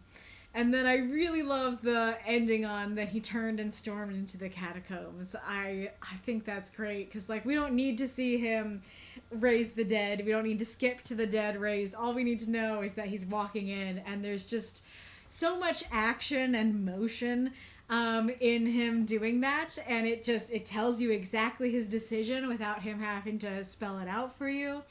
And like, it's just exciting to think of what's gonna happen next, especially with the storm. I think the storm also makes everything even cooler, because it's like the storm like is making everything more dramatic, and it felt like something was coming, and then it arrives right as he's storming the catacombs, you know. So I don't know if I'm describing quite well why I love that last bit so much, but I just really love it. I think it's the right kind of dramatic. And it works really well for me. So yeah, let's see what folks have been saying. For Mako, it worked. I think it worked. Unsure if it's just dramatic or melodramatic. Gotcha. Is that Encore 3? So that would be 6,000, I think. So yeah. Um, Sean Arcusser one. Is it really necromancy or is it skellomancy? A necromancer only manipulates the dead, while a skellomancer can manipulate the bones of the living as well as the dead. I had no idea about that. I think a lot of people just use necromancy as a catch-all for the bones and the flesh. um,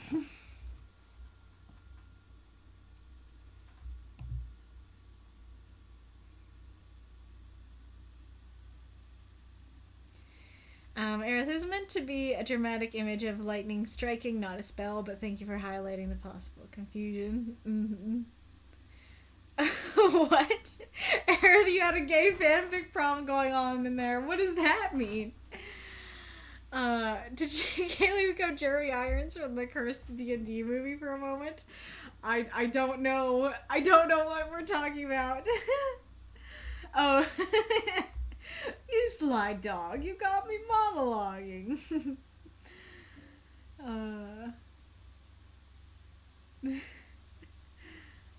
Aerith is taking notes. I was nervous I wasn't seeing your name for a while. Yes, I'm concerned about the ankle too, to be honest. Aerith, wonderful feedback, Antihero.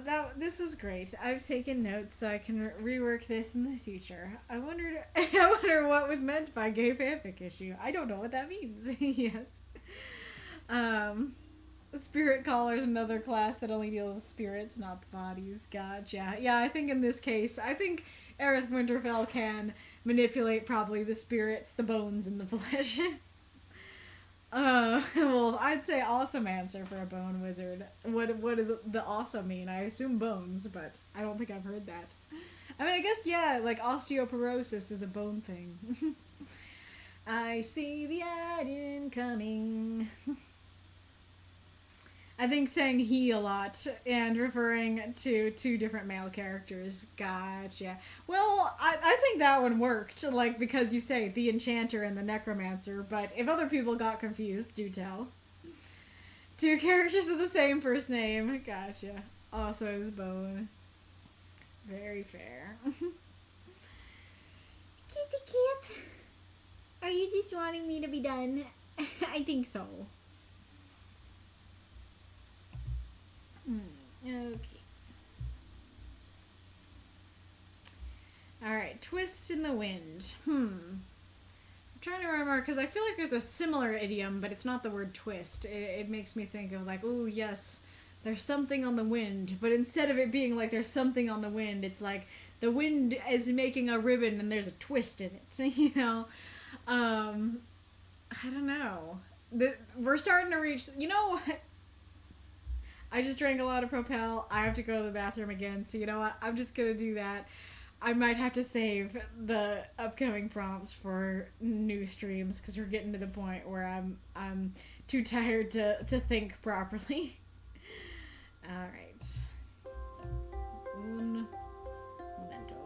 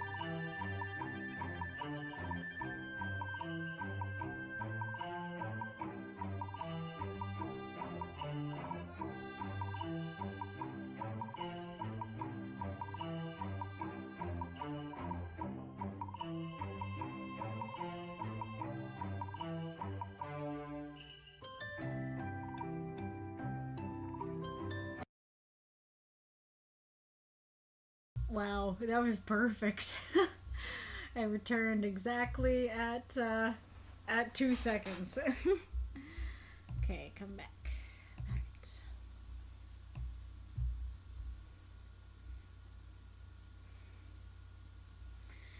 Gay fanfic and writing intimate scenes between two men, the spam of names and him, his, he's.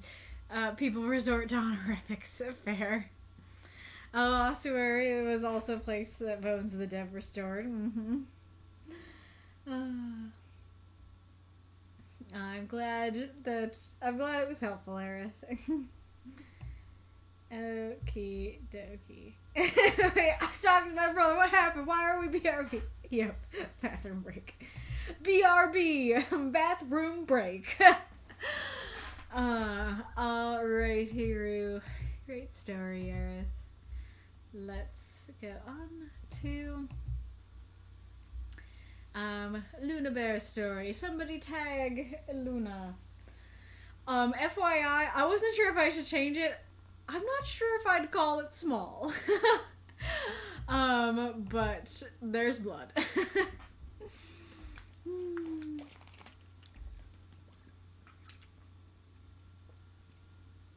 I'm sorry if this makes me have to do another bathroom break. I've chugged the whole thing of it before and been fine, so I don't know. Well, I shouldn't say that. I drink it on stream, and I guess maybe the point is that I drink it periodically on stream usually, and this time I've been kind of chugging it all at once, and that's exactly the problem. Alright, well, I think I'll start and hopefully Luna will arrive. Love is a curse. New beginnings. Nikita. Hi, Luna Bear. 350 words. Content warning.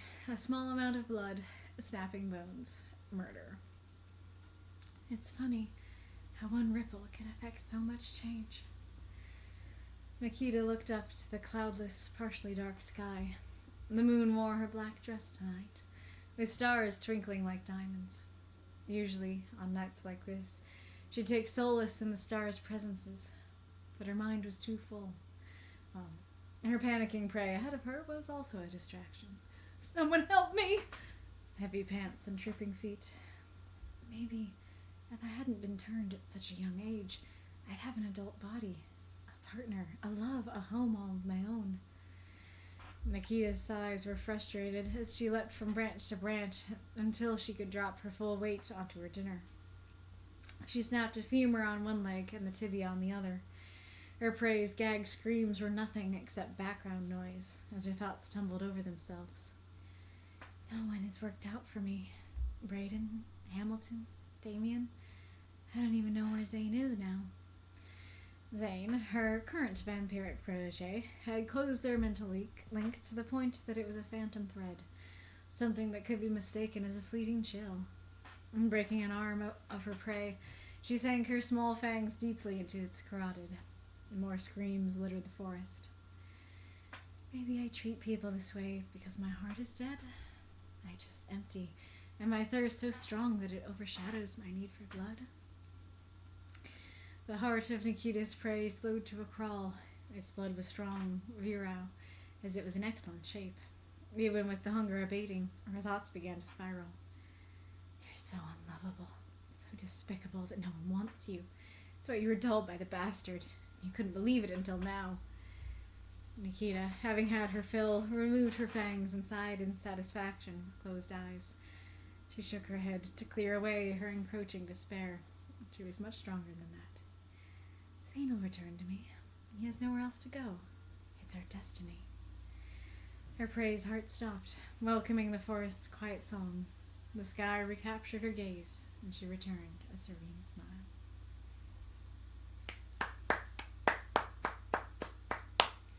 Throw up those moths and monsters. Cheer for the story if you loved it. But yeah, real quick, what I meant is just that, as far as I can tell, she drains her prey of blood, or at least she takes a good gulp of blood, And even though you don't necessarily see it, more than a small amount of blood is present in the story. So I feel like just blood would be a better content warning. But anyways, Luna says, hello. I haven't posted in a while and it feels nice to be back. It's wonderful to have you back. Seems like whenever I need a good outlet, the writing group is here. I'm thankful. Aw. This is a bit of a doozy, but it did feel really cathartic and melancholic to write. I hope I did a good job with this one and that you all enjoy. Yes, alright, so I would like to know, even though Luna didn't post any questions, so I want to know, so do you feel sympathy for Nikita or not? And how much? Is it like, I feel like 10% sympathy for Nikita, 90% for her prey, you know? How much sympathy do you feel? And do you know, have you read other stories with Nikita? And I'll probably come back to that at the end. So first of all, I really like the structure of the story of thought, action. I think that works really well. And I think it also just really emphasizes what's going on here and kind of how callous she is being to her prey. That, like, her prey is screaming for their life and dying. And Nikita's like, I wonder why, like, Zane left. You know, that she's just casually thinking, like, the way that you might, you know, sitting in your living room, sipping tea. And so I think that presuming that's what you intended, I think that works very well. Absolutely love the image of the moon wore her black dress tonight. That's lovely. I think I recall reading a story of yours where you, like, talked about her loving the stars and stuff. So that's a neat little reference there. Well, I mean, it's not a reference to the story, it's just a reference to the fact that she likes the stars. And I also do like I think it works, the callousness of just like, yeah, like usually the stars would be nice, but like my mind's too full. Also, the screaming person over there is like a little bit distracting. You know, that is just described in the way that you might be like, yeah, the birds outside are a little distracting, kind of thing. I do think this is a really interesting question for Nikita. It's like, yeah, if she wasn't changed at such a young age, turned at such a young age, would she have a partner? That, I forget his name, but like the Fae person, like I don't remember if you've written why they aren't, you know, together today. And so,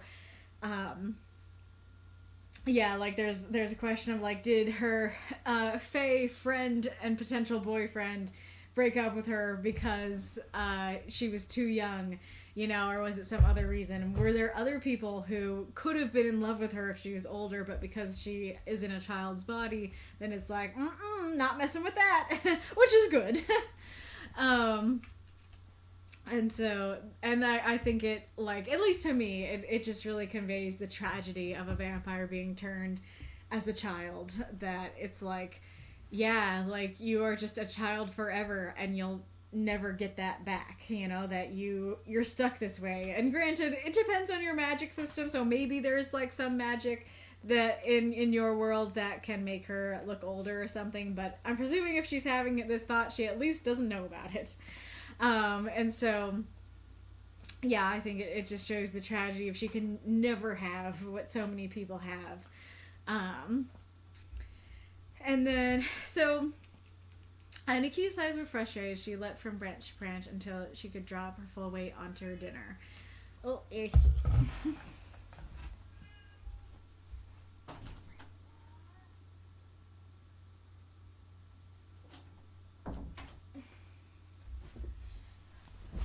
So, this didn't really bother me personally. I got what I think is the right image of she, you know, is going through the monkey barring through the trees until she drops down on top of her prey, and then she breaks the legs.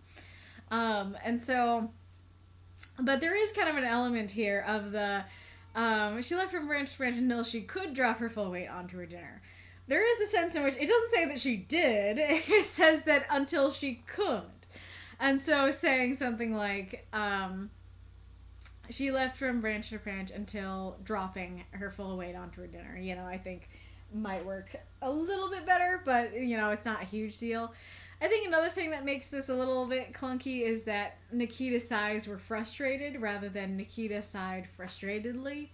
And there's also, come to think of it, monkey barring from branch to branch and sighing frustratedly don't really go well together. Maybe that's exactly the point, is that, the whole story is about contradictions, and so that's one of them. But I think that I guess she's not monkey barring, she's jumping. She's jumping from branch to branch until she jumps onto her prey. I like that. Now that I think I know the correct image, that's a better image. Yeah. So maybe describing it more like that. She leapt from branch to branch until she leapt onto her dinner, dropping her full weight onto it. That could work. And then basically, but what I was gonna say is that I think the sigh after she drops, then sighing would make a little more sense to me. And then,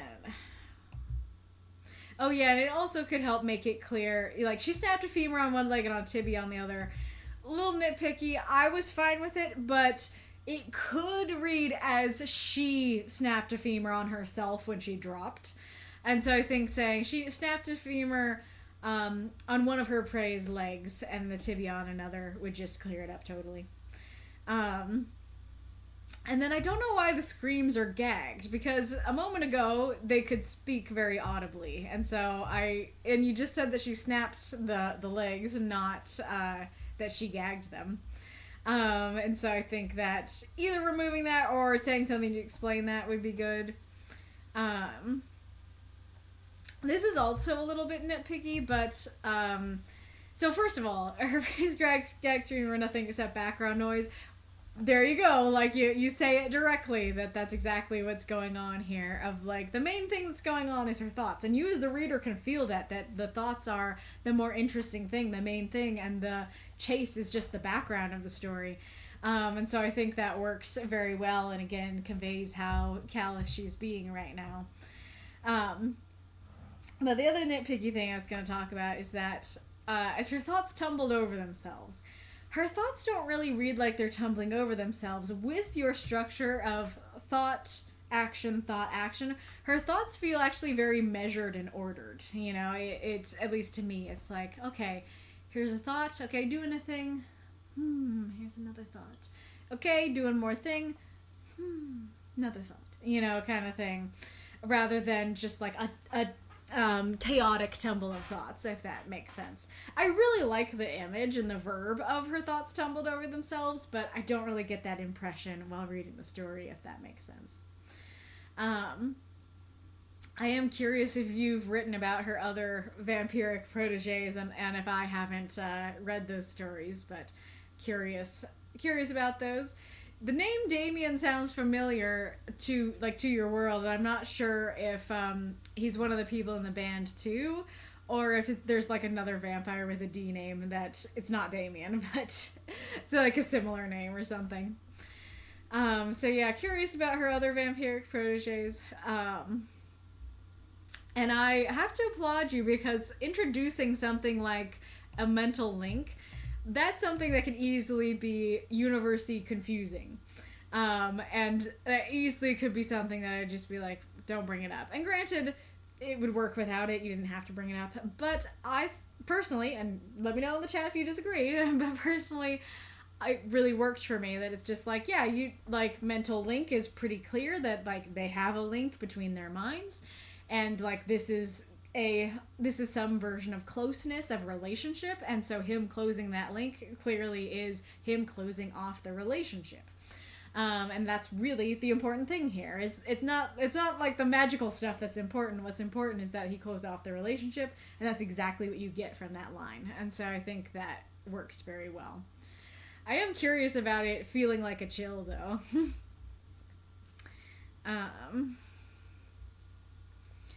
And then I actually think it works that you say the prompt directly. I don't know if you needed to convey the prompt. I think the prompt is all over this story. But I actually think it works to say it. And I think it just works because I think it's a fair enough thing for her to think and be like, is my heart dead, you know? This line here, my chest empty and my thirst so strong that it overshadows my need for blood. I got very confused by this the first 2 or 3 times I read it, because how it reads is, my chest empty and my thirst so strong that it overshadows my thirst. Or, my chest empty and my need for blood so strong that it overshadows my need for blood. Because thirst, like, and need for blood, to me, it reads like the same thing. That it's like, yeah, you're thirsty. What are you thirsty for? Blood. I think what you're trying to convey here is she is getting blood when she doesn't need it. That it's like, yeah, I'm just like desperate to drink blood. It goes back to what I was talking about with Norman's story, that I feel sick with power sort of thing. That it's like, I have this thirst, you know, but the thirst isn't a necessary thirst. It's just like, give me more blood, rather than I need blood. And I think, like, yes, thirst can convey that idea of just like, give me more.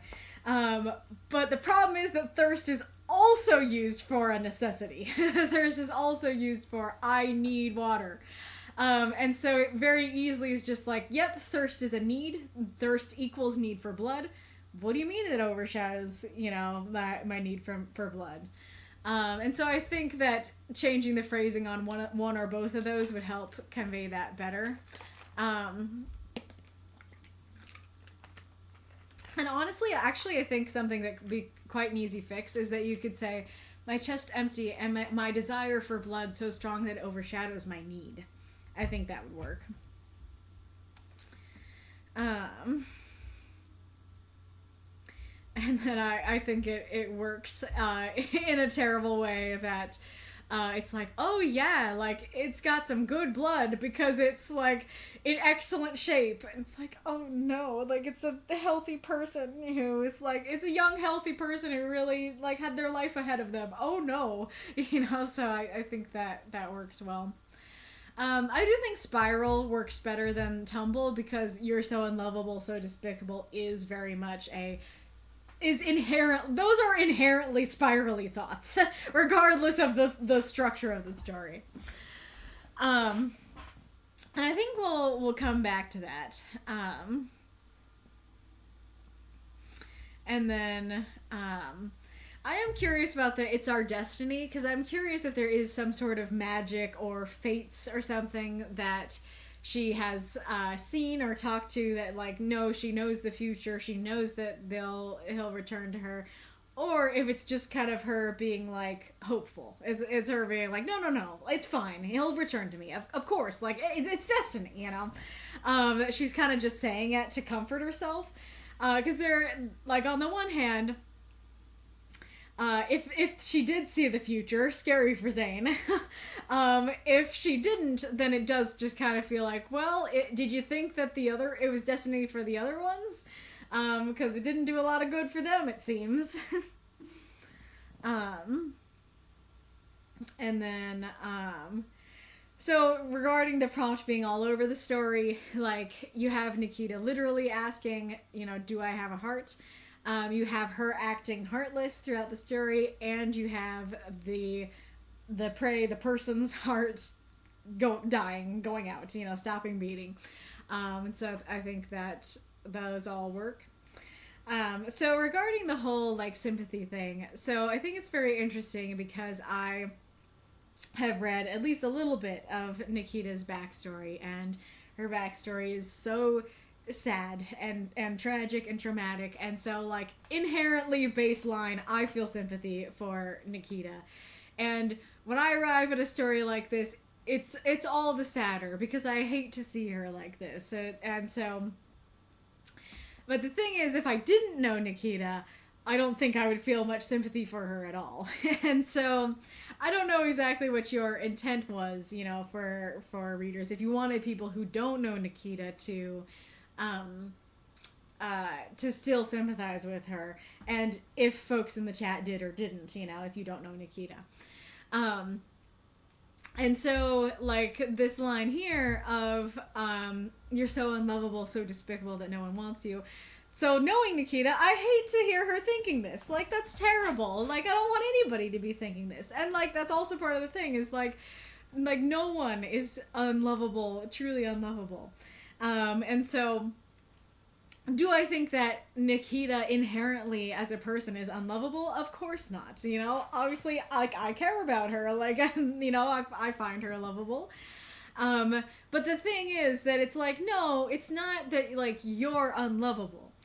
But right now, you are making bad choices. Right now, you are making choices that are very heartless, that are making people not love you.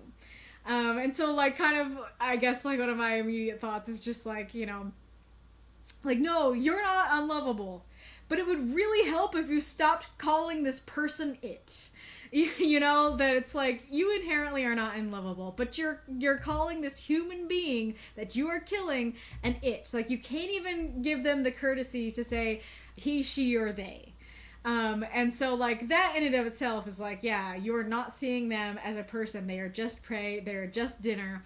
And that is making you less lovable to see you like this, you know? And then you're doing a lot of things here, right? Like, I don't know if you have to break the bones. I don't know if you have to gag them. I don't know if you have to kill them. I don't know that you have to break the arm. And so, like, there's things you're doing here that are crueler than they have to be. Like, you do have to eat, but you don't have to do everything that you're doing. And the baseline structure of the story, right? That, like, you could have more sympathy and care and not just be like, tum-to-tum, drinking tea by the fire thinking, you know? And so you're doing things, Nikita, that are making it harder to love you, right? And someone like Zane, who hasn't seen your tragic backstory, probably isn't gonna love you, you know? Probably is gonna find you unlovable, though inherently you're not unlovable. Hello, Ife. Welcome. We are a writing group. We have a prompt every week and write 350-word microfiction for it. And then I read, praise, and critique some of the stories that were written for the week live on Twitch on Saturdays. So right now I am praising and critiquing this particular story.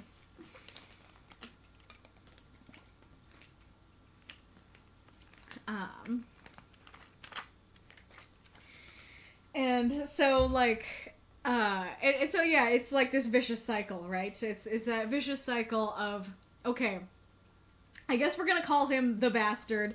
Perfect name. In fact, we could go worse. So, like, the Bastard said that you were unlovable and despicable and that no one wants you. That's not true, and it was extremely not true at the time, I'm sure.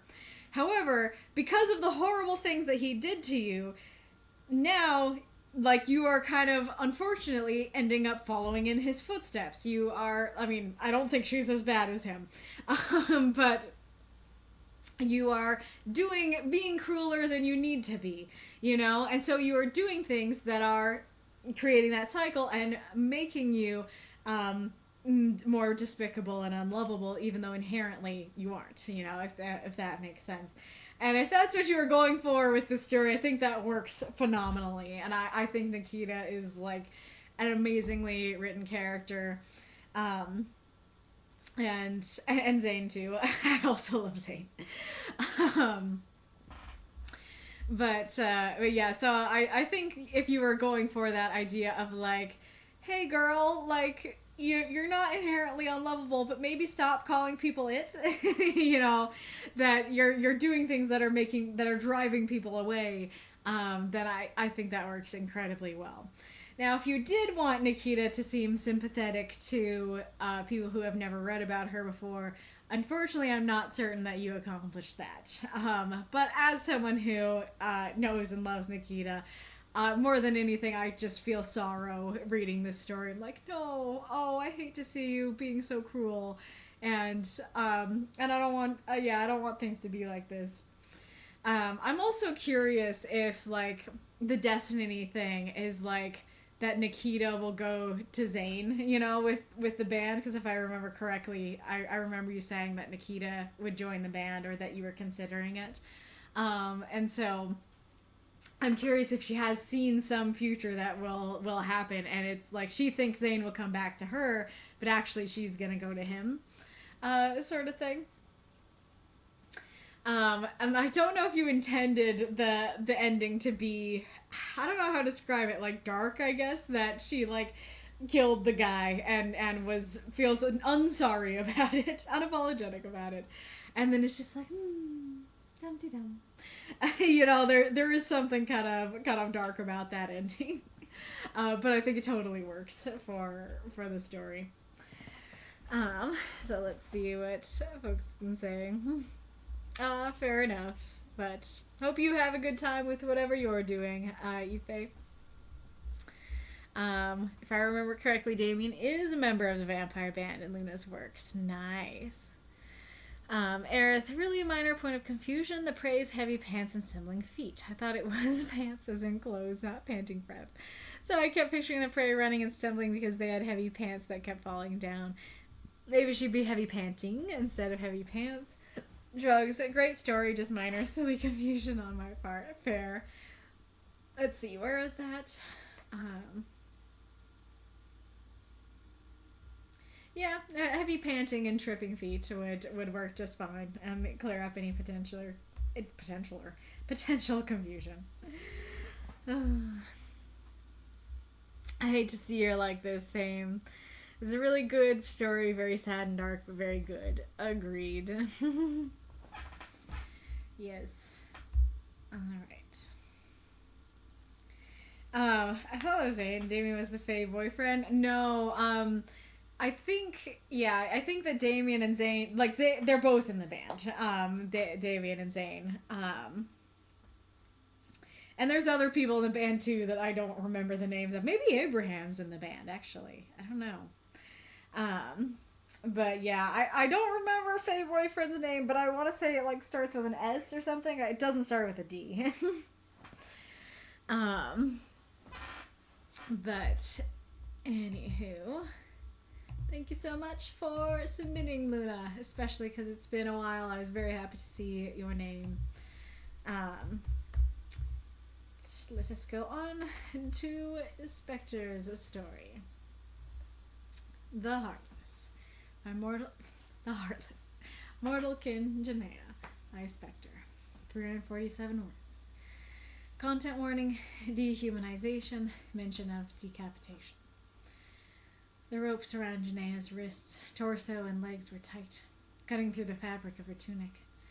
Even her barbed tail had been bound, preventing it from moving. She lay on the cold wooden floor and the world sideways. A thick cloth rag had been stuffed in her mouth, suffocating any scream. Her captor crouched over her, lowering the fabric of her tunic beneath her neck, exposing part of the circular scarring around her left chest. "So they did cut out your heart," the man said, his golden eyes cold and unfeeling. "I feel sorry for you. I really do.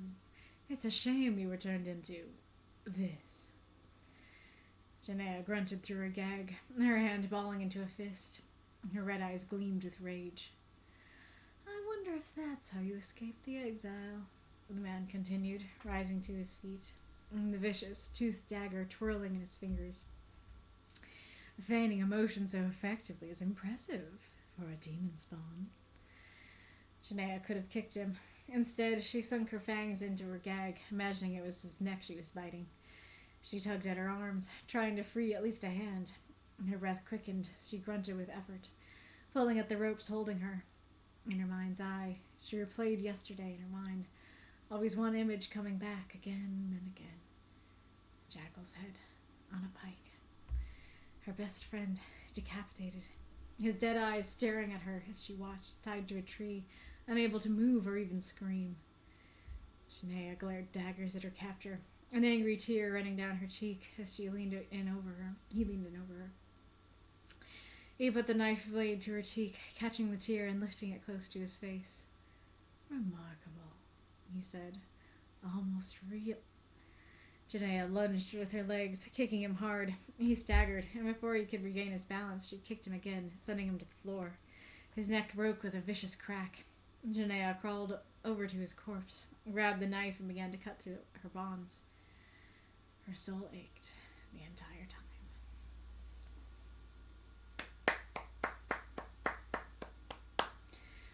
So, those moths and monsters, cheer for this story if you loved it. Questions from Spectre. 1. Was it clear that Janaea had her heart removed? 2. I tried to use the prompt in 2 ways here. First, in the most literal way. Janaea physically does not have a heart anymore. Second, as a way of playing with the meaning of having a heart. Janaea physically no longer has one, but she still grieves and loves. Did that come across? Was the title too on the nose? It can refer to both Janaea and her captor in different ways. 4. Do you think I should have spent more time on Jackal? I don't think I was able to convey how close they used to be outside of telling you that they used to be best friends, but I didn't have the words. 5. Any other comments or critiques? Okay, let's grab those.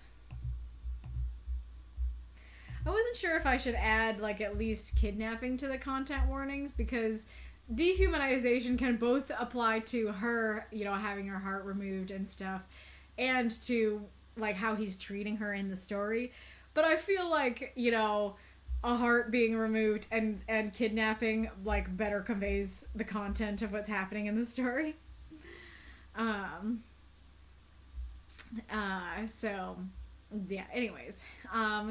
This is a very dark story, but I think it was very well written and worked really well, and was quite powerful for the prompt, in my opinion. First thing, a little nitpick, cutting through the fabric of her tunic. I think saying digging into her skin might work a little bit better, because this does sound a little bit like it's literally cutting her tunic, and that sounds a little strange. And if it did, it would be cutting into her skin. So, like, digging into the fabric of her tunic, digging into her skin, I think would sound a little more natural. I think mentioning her tail is good to start to convey she's a little different. The world sideways is a neat descriptor.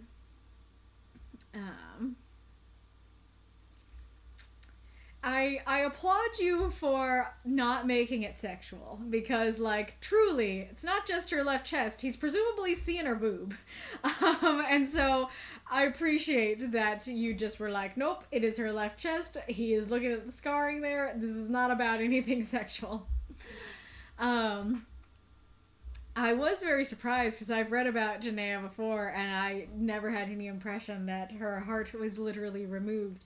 Granted, what all happened to make Janaea a demon is a big mystery that I am curious to continue to read, to get tidbits of as I keep reading. And so, but yeah, I wouldn't have thought something like that. And so that's very interesting, and I'm very curious how that works, you know, if that means that other demons don't have hearts and stuff. His golden eyes, cold and feeling, really works. I think the golden part helps to convey, like, something's off with this guy. Like, I don't know who or what he is, but he doesn't seem like a normal person either. And so that works. I feel like, I don't know if I read it right, but I feel like I feel sorry for you, I really do, was, like, not genuine. So I hope I read that right. I can really feel the emotion from her. I think that's described, like, her physical reactions are described really well.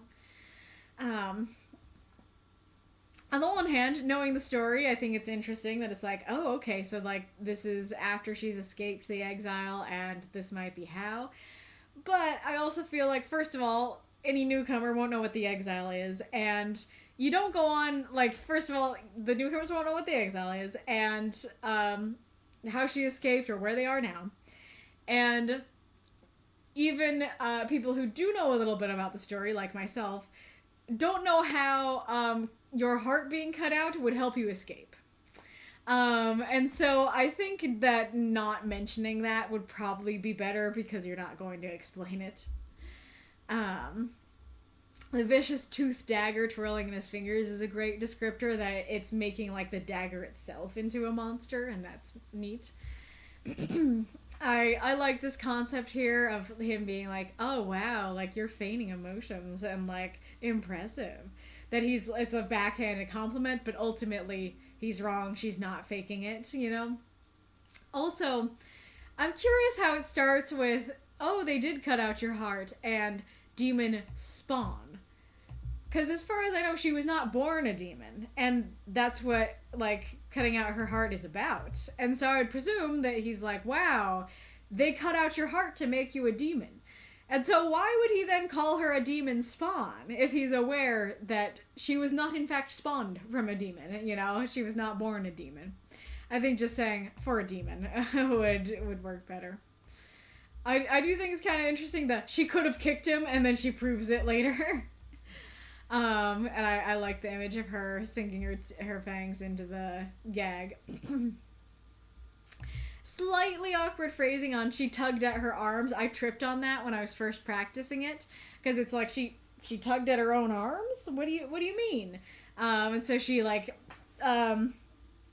she tugged at the ropes. Maybe she tried to free. Maybe just going straight to she tried to free at least a hand.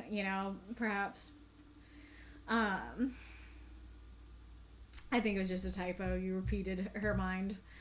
A little nitpicky too, but kind of going back to what I was saying about like, okay, if I introduce Lestaire, I try to introduce the relationship first. So say my brother, and then say Lestaire. And I think that applies here, saying her best friend's head on a pike. And you might just have to go straight to her best friend's head on a pike and then have it be more of a fragment of decapitated, his dead eye staring, Or I guess you could do an anaphora with it and go, her best friend's head on a pike, her best friend decapitated. Yeah, that would work, actually. Because, we don't know his name, and especially because we don't know his name, my first thought was that Jackal was the bad guy. And so it was like this guy in the room with her, and it's like, yes, I'm imagining his head on a pike. Good thoughts. Rather than I'm imagining my friend, I'm remembering my friend who I love. And granted, yes, you did say yesterday, and so that is a clue. It's not this captor. But yeah, just not knowing the name makes things more confusing than they have to be. The relationship is what matters.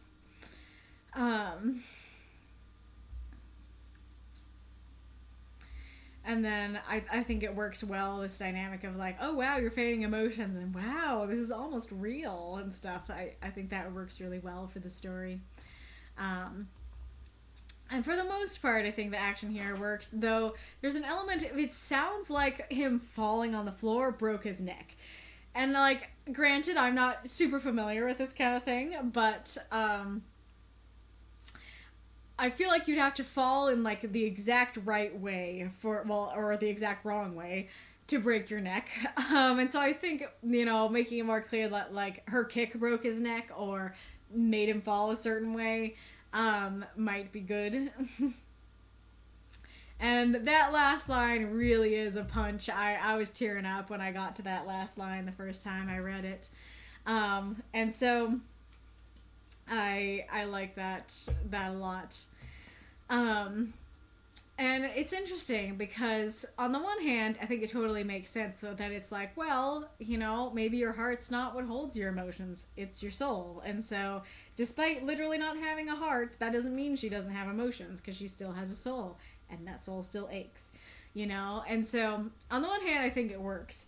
But on the other hand, I do kind of wish I got to hear a little bit more about, how does this work exactly, of her still feeling things without a heart and everything.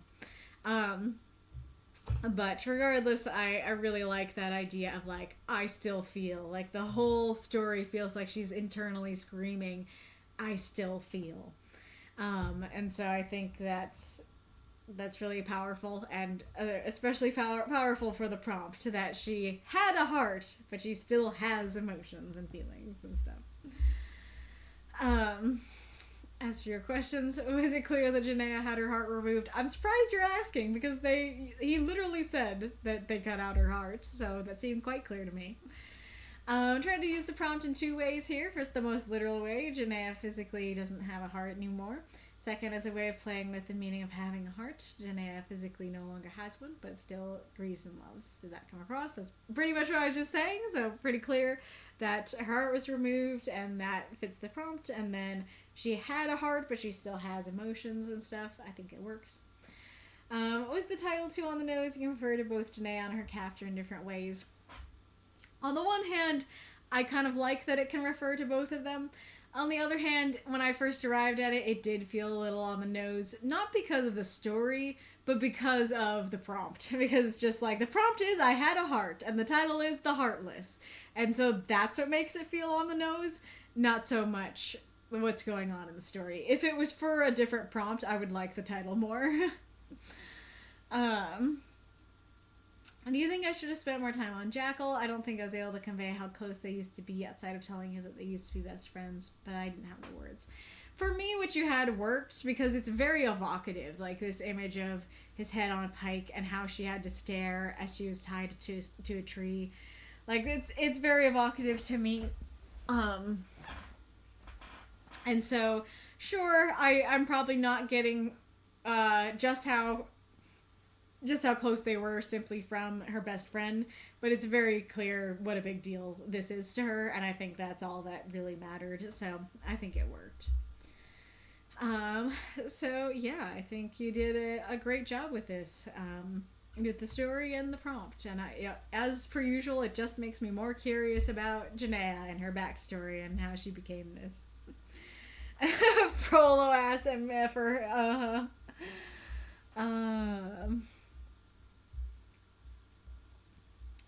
let's see.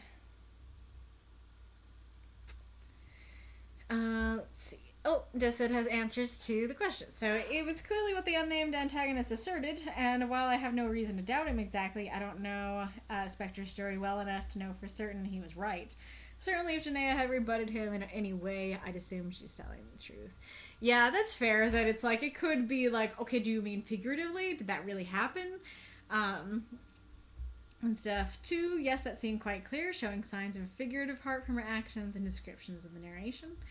3, I think it's fine to have on-the-nose titles. That seems to be the norm rather than the exception. 4, I think so, since that's a big part of the story and it comes up quickly and briefly about halfway through. Might want to move some of that to earlier in the tale. Yeah, that could be interesting to put it earlier and then so we know more of why and then we get to the end. But then again, having it where it is also does kind of like convey a ramp up of, oh, I'm remembering, I'm done, you know? 5, my only thought is that I think a longer version of the story would have a bit more punch, letting the interaction and everything, which led to it a chance to breathe. This is a good story, but I can't help feeling that it's crying out for more words. Fair. Hello, Luna. Zane is a man who Nikita turned against his will. Damien is a former business associate who accepted her as being a child, but he didn't want to be in a romantic relationship with her. He'll come along in a little bit. Gotcha. The band members are Grant, Chase, Raina, Brett, Luther, and Zane. Luther! That's who I was thinking of, not Damien. Luther. You're welcome for reading. I don't know if you got to, if you arrived late, but if you didn't, then do feel free, or if you did, then feel free to later take a look at what I had to say, and you can reply wherever you want to reply in chat or DMs or whatever. I'm not always good at replying myself, but I do read people's responses. Alrighty, Rue. Great job, Spectre. Let us go on to prompt announcement time. Get out those mothy drum rolls and other assorted drum rolls. It's time to announce the prompt for next week.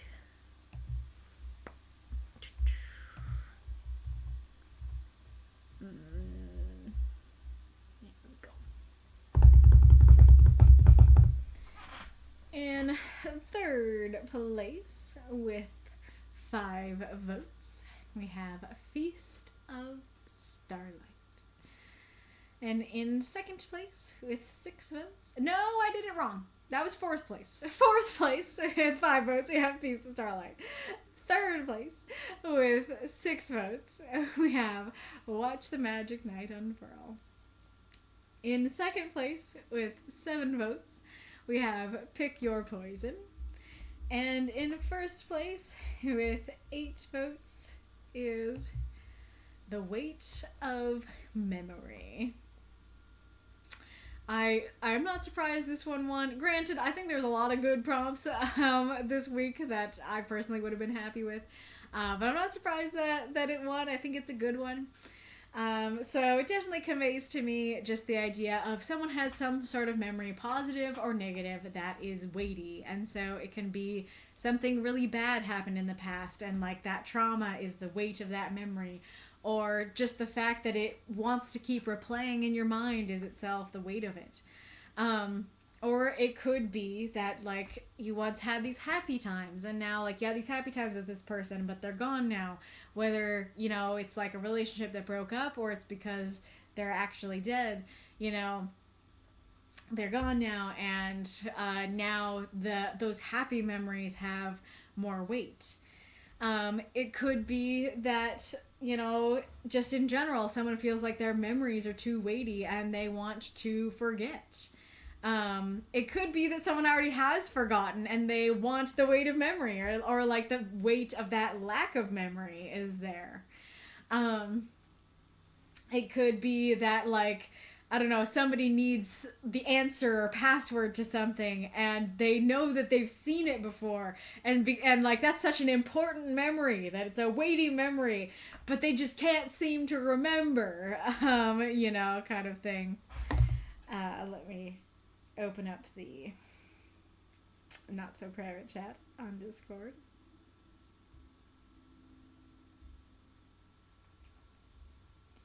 Oh, the drum rolls.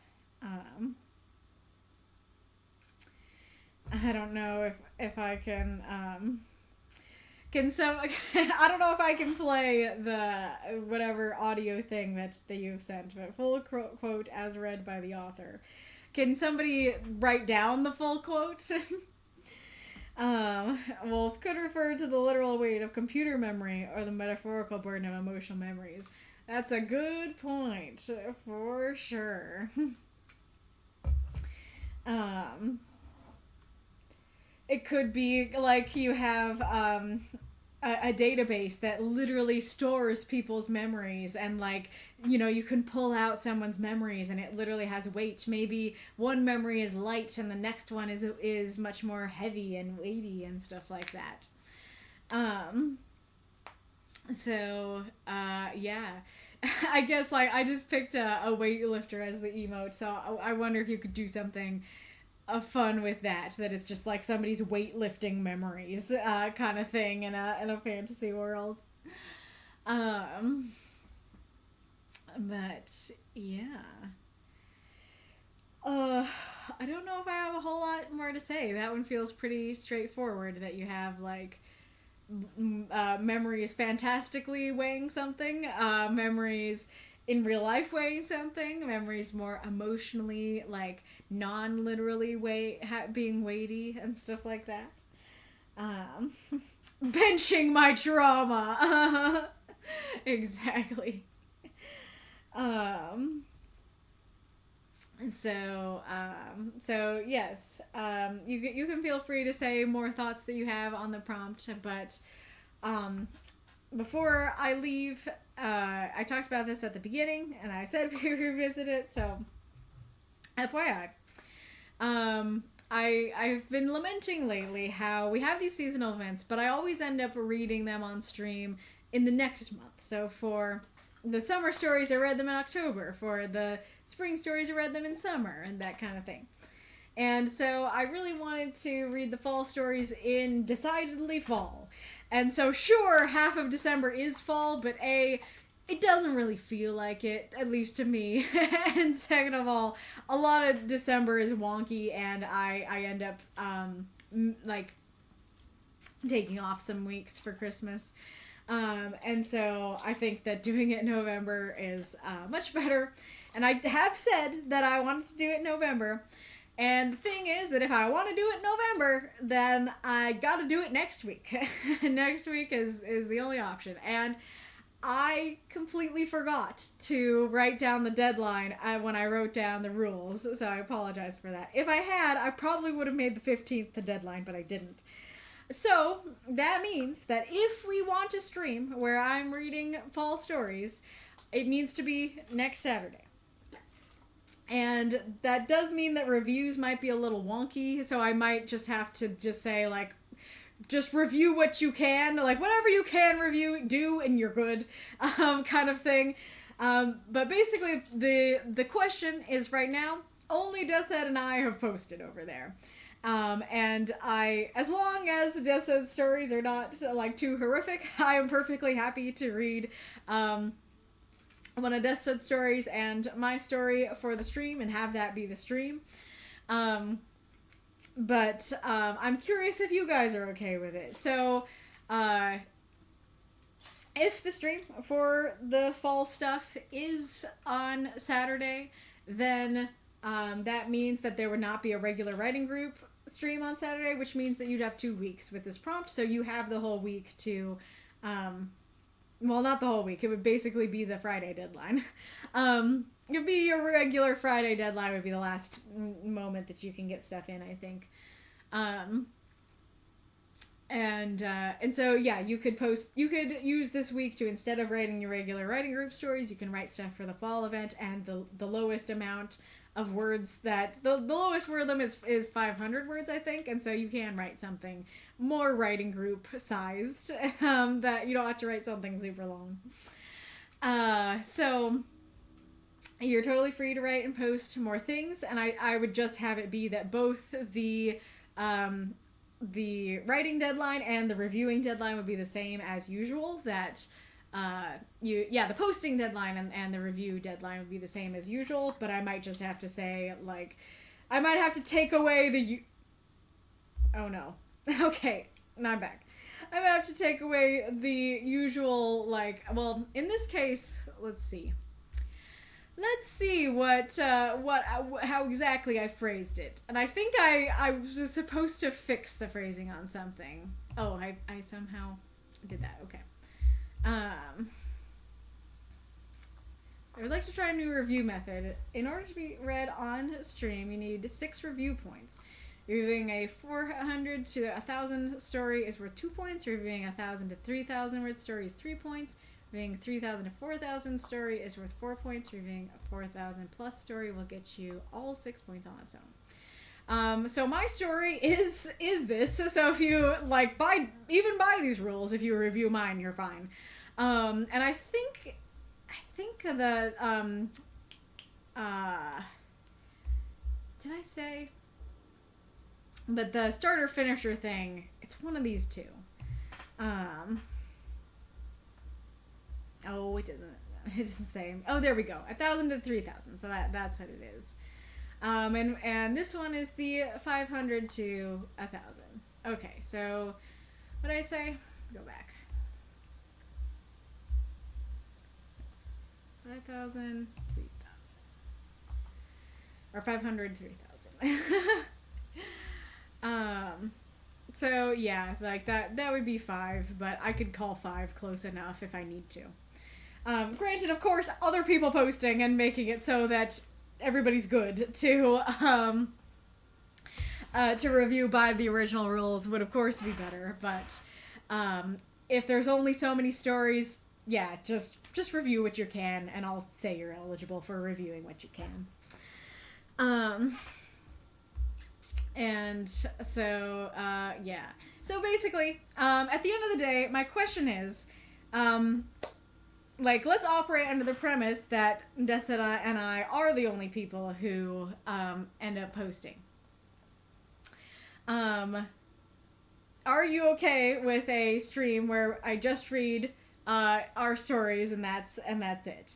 Or would you be like, if it's just you two, I'd rather not. I would rather just not do a fall stream. You know, what are your thoughts in that regard? And are you cool with the plan of just having it be, yep, your posting and review deadline is normal deadline time, 1 p.m. CST on Friday. Is that good?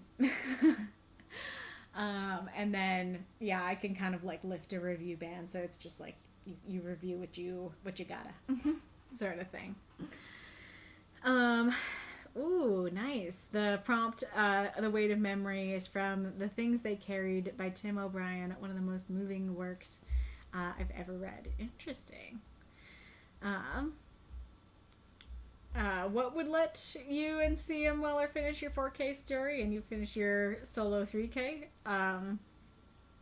The just having an extra week. What threw off the calendar was the Valentine's event. It ate into the time for the spring event and pushed everything forward. That's very possible. Though granted, when did I read the Halloween events last year? I feel like it was December. One per season, then each event can have 3 months to work on. Well, that's part of the problem, is that like so like summer would be June, July, August. But if I give you all of August to post, then I'm reading it in September. And like granted, half of September is summer, and it was I think it is, right? Maybe I'm wrong. But my intention was to read it the first week of September. It didn't work. And so like that was part of the problem as well, is just that like stuff happened that caused it to get pushed to October. But if it's like, no, I want to read it solidly in summer, then I'm gonna go for August. And so then that means that you'll have less than 3 months to work on it. Corian says, I'd say do the stream, might as well share what y'all wrote. Fair. Gallers has a story that he's been working on, at least might post in the interim. Yeah, I saw Galler posted something but then deleted it. I'm not sure if I should go and delete the post myself because there's nothing in it or not. I wasn't sure what that was about. So yes, I was just checking because I just wanted to make sure, like, if nothing changes, are you guys okay with streaming? Because I'm not really cool with telling you guys, hey, you have 2 weeks with this prompt, and then get to Friday and have it still be the same, and then have you guys go, oh, sorry, no, I want you to cancel. And it's like, well, I told everyone they have 2 weeks with the writing group prompt, so it doesn't feel fair to do the writing group prompt now, you know? Oh, he thought Halloween was the deadline. Gotcha. But I'll see if anyone added anything in stream chat. Very okay with the plan for the autumn stream, just yours and Zeth said it'd be fun and it would be nice to have this prompt for 2 weeks, so I'm cool with it. Cool. Yes, I'm taking the 29th off, so that's why it has to be next week to happen in November. I have no preference. Fair. And going back to our prompty prompt, the definitions here, posted by Wolf. Memory, the faculty by which the mind stores or remembers information. Something remembered from the past, a recollection. A part of a computer in which data or program instructions can be stored for retrieval. And then weight, a body's relative mass or the quantity of matter contained by it, giving rise to a downward force, the heaviness of a person or thing. Physics, the force exerted on the mass of a body by a gravitational field, the quality of being heavy. A unit or system of units used for expressing how much an object quantity of matter weighs. Yeah, so I guess you could write about, like, okay, how much does a memory weigh? That's more about, like, the quantifying of the weight of memory. A piece of metal known to weigh a definite amount and used on scales to determine how heavy an object or quantity of substance is. A heavy object, especially one being lifted or carried. A heavy object used to give an impulse or act as a counterweight in a mechanism. A heavy object propelled by a shot putter. Blocks or discs of metal or other heavy material used in weightlifting or weight training. The amount that a jockey is expected or required to weigh. The amount that a horse can easily carry. I feel like that has already been covered by other definitions, so why are we going specifically horse? The ability of someone or something to influence decisions or actions. Yeah, so that kind of goes along with that this memory is important thing, that it's like this memory can influence, decisions and actions. The importance attached to something. Statistics, a factor associated with one of a set of numerical quantities used to represent its importance relative to other members of the set. The surface density of cloth used as measure of its quality. Interesting. Was that... Nope, I don't think that was it.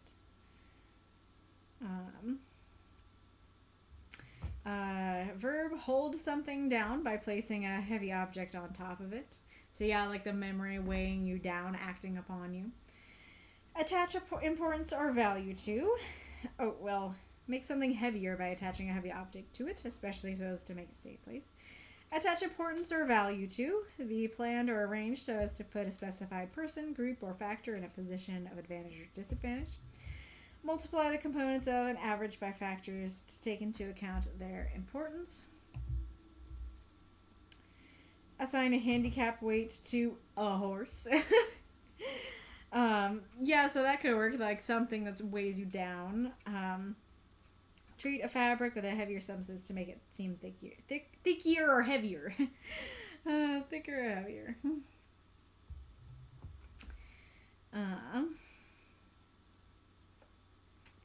So we'd have 3 weeks with weight of memory if we do the Halloween stuff next stream. Oh yeah, fall stream 22nd. I'm gone on the 29th, and then we come back on December 6th. Good point. I didn't think of that. Thanks for pointing that out. And here is, I think, the full quote Trinda said. They shared the weight of memory. They took up what others could no longer bear. Often they carried each other, the wounded or weak. They carried infections. They carried chess sets, basketballs, Vietnamese English dictionaries, insignia of rank, bronze stars and purple hearts, plastic cards imprinted with the code of conduct. They carried diseases, among them malaria and dysentery. They carried lice and ringworm and leeches in pathyology and various rots and molds. They carried the land itself, Vietnam, the place, the soil, a powdery orange-red dust that covered their boots and fatigues and faces. They carried the sky. Wow, that is really beautiful, for sure. And it sounds like the actual quote kind of has this feeling of sharing memories, that, or sharing the load, basically. Like, as friends, we share the weight of memory together, and so it's like we both remember together, and so we're sharing that weight. That's definitely interesting. So yes, we can just kind of see how the week is going and everything. But it sounds like the plan is to do the Halloween stuff, the fall stuff, next Saturday, even if it is just 2 authors. And then I'll be gone the 29th, and then we can do Weight of Memory the 6th, it sounds like. So, yeah. Let me know who you want me to raid. In the meantime, if you're not read on stream, you're not out of luck, because our Discord is awesome and they do backup readings. They happen in the writing group chat, the writing group voice chat, and the backup queue. It's first come, first serve, so if you would like to be first, make sure you sign up in the backup queue first. And you can submit your story to read it to others. You can have somebody else read it for you. You can just hang out and lurk, whatever you want to do. It's a good time. Make sure you hang out. And there is the link to it. Thank you, Ghoulish. And once I learn who we want me to read, then we will just do that.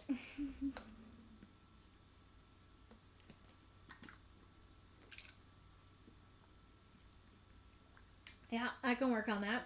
As it says, if it's 3 weeks, maybe we could announce the Christmas event during the lull too. Especially because I've already written my Halloween story. I should hopefully have some time this coming week to work on that. Probably won't have so much time during Thanksgiving week, but hopefully the other weeks I will have a moment to work on that.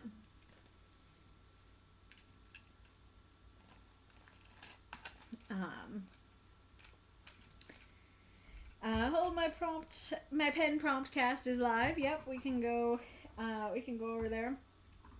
Or else the memory will weigh on you.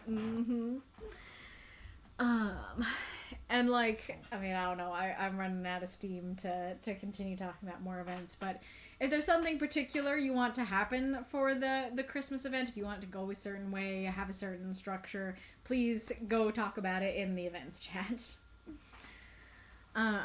Who's Ulysses GC? Who that?